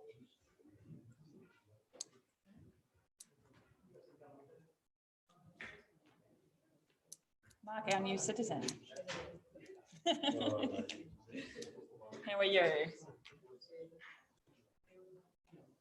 How are you? Good to see you again. Grab a seat. See you. Make yourselves at home. So you've seen how we run it. There's about 10 minutes worth of talking involved, and you can have a few questions as well. And we're not here to debate anything. We're just here to listen, and then we'll decide next week. And at the end of June, we adopt this 10-year plan. The floor is yours. Thank you. Thank you. 793. Tēnā tātou e mihi ana ki a koto te konehere, whakaoheri o Turanganui a Kiwa, o tērā ki a tātou kua rawika mai mō tēnei kaupapa whakaherehere. Good try. I would like to present today just about the proposal from Gisborne Thistle in terms of our proposal to the long-term hub being built at Childers Road Reserve. A brief history about Gisborne Thistle. We're situated at Childers Road Reserve. We were founded in 1926. We have a long-term lease in our club rooms situated at Childers Road Reserve. We currently have 16 teams in the local men's football division. Thistle actually comprises about 40% of our teams within the local football. 3 out of the 5 teams are in Division 1 from our club. So without us, the Division 1 would be no more. We have 3 out of 11 teams in Division 2 in the men's league and a women's team in the local division as well. We also have a men's first team that compete in the highest flagship league in our Central Football region in the Federation League. So we play a lot of games outside of the region in Hawke's Bay, Manawatu and Taranaki. We are the only club in the region that compete in the under-19 national tournament each year. And prior to this, a club from Gisborne hasn't completed in that tournament for around 20 years. We have a strong base of 170 playing members and social members in Gisborne as well. What we've achieved over the last couple of years, we've increased our playing numbers from 130 to 170 players. Our first team consists now of 6 players who are under 18, players from New Zealand, Argentina, United Kingdom and Czech Republic, to name a few countries. We have links to football academies both nationally and internationally, recruiting players from England who play here now. We this year have set up live streaming of first team games through our local media provider, which has brought more knowledge and more, I guess, word of what Thistle do outside of the region. For example, Wanganui Athletic game actually had 2.2 thousand views online. So Gisborne Thistle is trying to promote our region as well, which is important for us. We've got multiple local and national sponsors on board this season due to our vision to grow football in the region. We've got promotion of our games on a regional stage, promoting football both here and also outside. We have consistent acknowledgement from away teams in this league, as well as our football body, that we are setting the standard in terms of off-field, what we do off-field. Behind a few slides, so we probably slide number 5, Jill, you can go through. Next one. That one. Yep. This is just something recently that our Chief Operations Manager for our Central Football region that we play in mentioned to us. Gisborne Thistle are certainly setting the standard for off-field performances in the Federation League, and the promotion of the game to the football in public should be commended. Go to slide 6. Our concerns as a club for the proposed hub at Children's Reserve. For us, there's been minimal engagement and lack of insight up until recently with Sports Tired Apathy and Sport Collective regarding the effect on Gisborne Thistle with the Childers Road proposal. We lose our identity as a club, and we also lose potentially our club rooms, which is situated at Childers Road Reserve, even though we have a long-term lease there. It will be difficult for us to attract players to Gisborne Thistle from outside the region at a sports hub. Our sports hub will result in loss of membership and revenue to Gisborne Thistle, given that our club rooms won't be based there. We have different sport codes playing at a sport hub and have varied pitch requirements for this. There's no stand at the sports hub to accommodate supporters.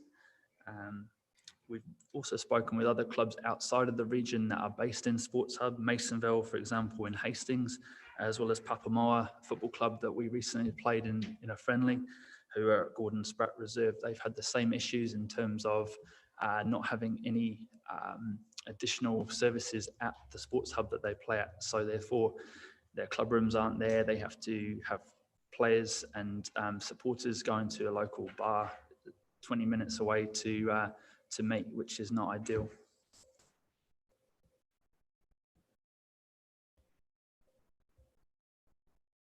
Our vision, I guess, in the next 3 to 5 years is for our first team to be promoted to the Central League and National Conference League. Therefore, we are promoting football in the region, as well as our reserve team playing in the Pacific Premiership, which plays in Hawke's Bay and Gisborne. We've developed local teams this year, such as the under-19 youth team, taking on 2 teams, one in the Division 1 league, local league, and one in Division 2. And this is through our head coach's, Garrett Blair's vision in terms of where he wants to grow the club as well. We want to develop pathways between junior and senior football. That's one weakness we feel is in the region in terms of how we keep the youngsters playing the game. And we see Gisborne Thistle as a perfect club for us to do that with. We want to develop a football academy, club-based youth academy overseen by a coaching coordinator, director of football. And we see that being done at Gisborne Thistle at Childers Road Reserve as a perfect spot to do this. Our requirements, just the next one. Oh, one before that, yep. Our requirements, we believe Gisborne Thistle is the region's premier football club with much larger requirements than other football clubs in the region, who may well suit a outdoor hub. We deserve to not lose the facilities that we've helped create at Childers Road Reserve, and believe the club is being moved to an outdoor sports hub is a downgrade on what we have at present. Gisborne Thistle requires specific requirements in order to achieve its club licence, which is something that we need to play in the Federation League that we currently play in. This is achievable at Childers Road Reserve, such as fully fenced pitches, scoreboards, stand, and other licensing requirements. If we're moved, we require a sports stadium fit for purpose, i.e. a playing surface that we can play on for an elite football club, 2 change rooms to accommodate 18 players each, a referee's room, our own club rooms with 175 capacity for after-match functions. And we feel this hasn't been looked at with the indoor hub, the outdoor hub. We need to have the ability to host media teams for live streaming, which is what we do now. We require an appropriate training pitch to accommodate training, which is mowed twice a week and has to be mowed to the correct standards for a football club. Gisborne Thistle owns its own floodlights at Childers Road Reserve, so this needs to be taken into account. We also have a long-term lease, as mentioned earlier, of its club rooms, which are situated on Childers Road Reserve. Last thing, we provide the local community with 40% of football teams in the region and coach a lot of these youth teams as well. And we feel we have a big draw card to promote football in the region nationally and internationally. Thank you, Mark. All good. Anyone want to add something? I'll just add something quickly, and it was in relation to the consultation that was received around football, provided into the original strategy documents, and then into the into the hubbing. And it was that the only consultation was given to our governing body, Central Football. It wasn't out to the clubs, and Central Football isn't based in region and had a very light input, to put it bluntly, in the creation of the strategy. The only time that we've been visited around this strategy as a committee was 2 months ago, so post all of the strategy coming to public, and that was on request of the committee to be attended and to hear the strategy. So we haven't been directly consulted at a committee level around the hubbing concept. Thank you. Questions, Councillor Worsnop, and then Sheldrake and then Cranston. Do you think that this is a sentiment possibly shared with other codes and other clubs? I think from a football perspective, our club plays at a higher level than other clubs. I know other clubs don't have their own club rooms. We have, I guess, a lot more facilities than other clubs in the region. So other clubs, I guess, yes, an outdoor hub would make sense. For us, we have very different requirements, and we've also worked hard over the years. Ronnie, our president, knows a lot more than I do. I've been only here 11 years. He knows the history of the club a lot more than I do, but a lot of hard work has gone into creating what we've got at Childers Road Reserve. And for us to lose that, or for us not to have the same facilities that we've built, seems to me quite unfair. It's not being looked at.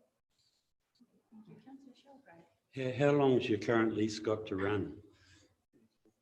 32 years. 32 to run. Yes. Yeah. We also own our building, and it's just a land lease. That's what I thought. Yeah, thank you. Councillor Cranston and then Burdett. Yeah, I've never really understood football players. Your ball bounce is a bit strange for me. I much prefer that oval one. Yeah, I can see the sensibilities in what you're saying there, but I'm concerned with 4 on page 797, where you're rejecting our other option as well, the golf park. So it's a bit hard on us coming with both options that we've got in front of us, rejecting them both. So what is your position there? We've spoken with Sports Tairāwhiti recently, and we've had a meeting with them regarding alternatives. Obviously, the outdoor hub for us potentially would not work given what we've got at Childers Road Reserve, and that's a big concern for us. The options we've been given is early discussions with Poverty Bay Rugby, which we can't really comment on because it hasn't been discussed yet. Further than that, the other option is Barry Park we've looked at, which there were some early discussions regarding that, which is not appropriate either. No, I guess what I'm saying, just the indication in 4 there is that you'd be supportive of the Gisborne Golf Park not being part of the hubbing there, so you're sort of are you putting a voice behind that one as well? Yeah, I think an outdoor hub has its purpose, but if you're thinking of bringing all clubs under one hub, then every club, not just Gisborne Thistle, loses its identity then. So effectively everyone's playing in the same, it'd be like getting 5 rugby clubs and getting them all to play on the same pitch each week and having all their club rooms. To me, you lose your identity as a club, and that's not just football, that's any sport, I would say. Thank you, Councillor Burdett. Thank you. Good presentation. You've got me scratching my head a bit here. Given that you've talked to support plurality, my question is, have you been talking to the Wellington consultants that are putting all this together? Yeah, we had our first meeting last Wednesday. Yeah. This has been in hand for 12 to 15 months. Why have you or they not made contact?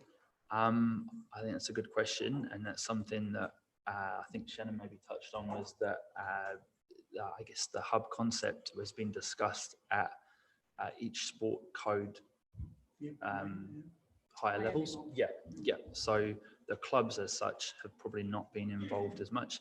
Now, that's not, if you're a club not based at Childers Road Reserve, that's fine, I guess, to a point, but we as a club are based there, so for us not to be involved in those discussions from earlier on, that is what was worrying us as a committee. Thank you. Councillor Seymour. Thank you very much for sharing that with us. Can you please remind me, what is council planning to do with Childers Road if they ask you to leave? So an indoor hub will be created there, which will, I believe, incorporate basketball, netball nearby, other indoor sports. I think futsal as well, which is another form of football, I guess, but not something that we could use to play outdoor 11-a-side football. Thank you, Mark. Thanks a lot to your team as well. Did I see others? Oh. Sorry, Madam Chair. I just, as you were talking, I was trying to think, is the national governing body devolving or dissolving clubs? Like, is that what this is leading to? Respect to you guys having your own identity.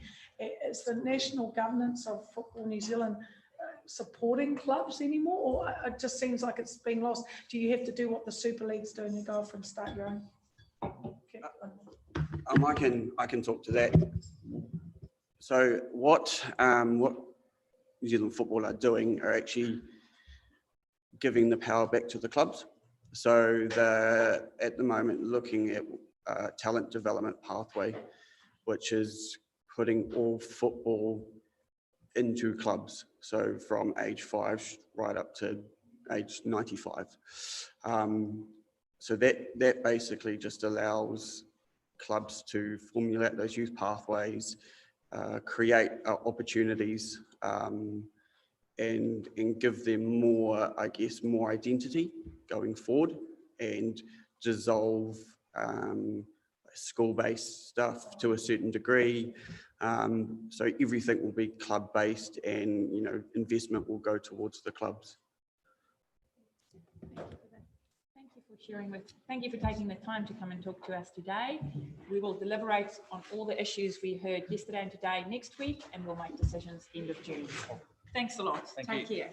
Thank you.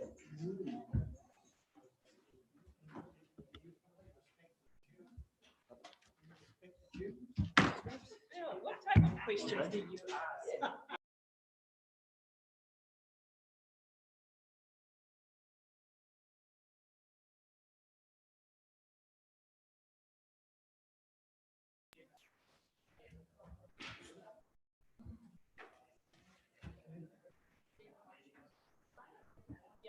So Josh is just going to close the 2 days of work that we've done with the karakia, which we opened yesterday morning with the karakia. So Josh, and then I'll just do 1 or 2 minutes of chat, and then we'll be out of here. Because it's a hearings process as well, where we've had was adjourned yesterday, right? So we need to, so it's still technically the same hui that was begun yesterday. And yesterday's hui began with karakia and today's hui will finish with karakia. So me noi tātou whānau. Kia tau iho mai nā manaakitanga a te wāhi ngaro ki runga ki tēnā ki tēnā o tātou. Kia rangi tā miro hea o tātou manua ki ngā here o te rongomau ki ngā taura o te rokihu. He rongo take take he rongo huru manu. Haumi e hui e, tā e ki e. Councillors, I take you to page 3 of 1000. Note the contents of his report. Seconded by Councillor Sheldrake. All in favour? Contrary, carried. I declare that these hearings closed. Thank you so much for your contribution. Alice Winsley, thank you for being with us.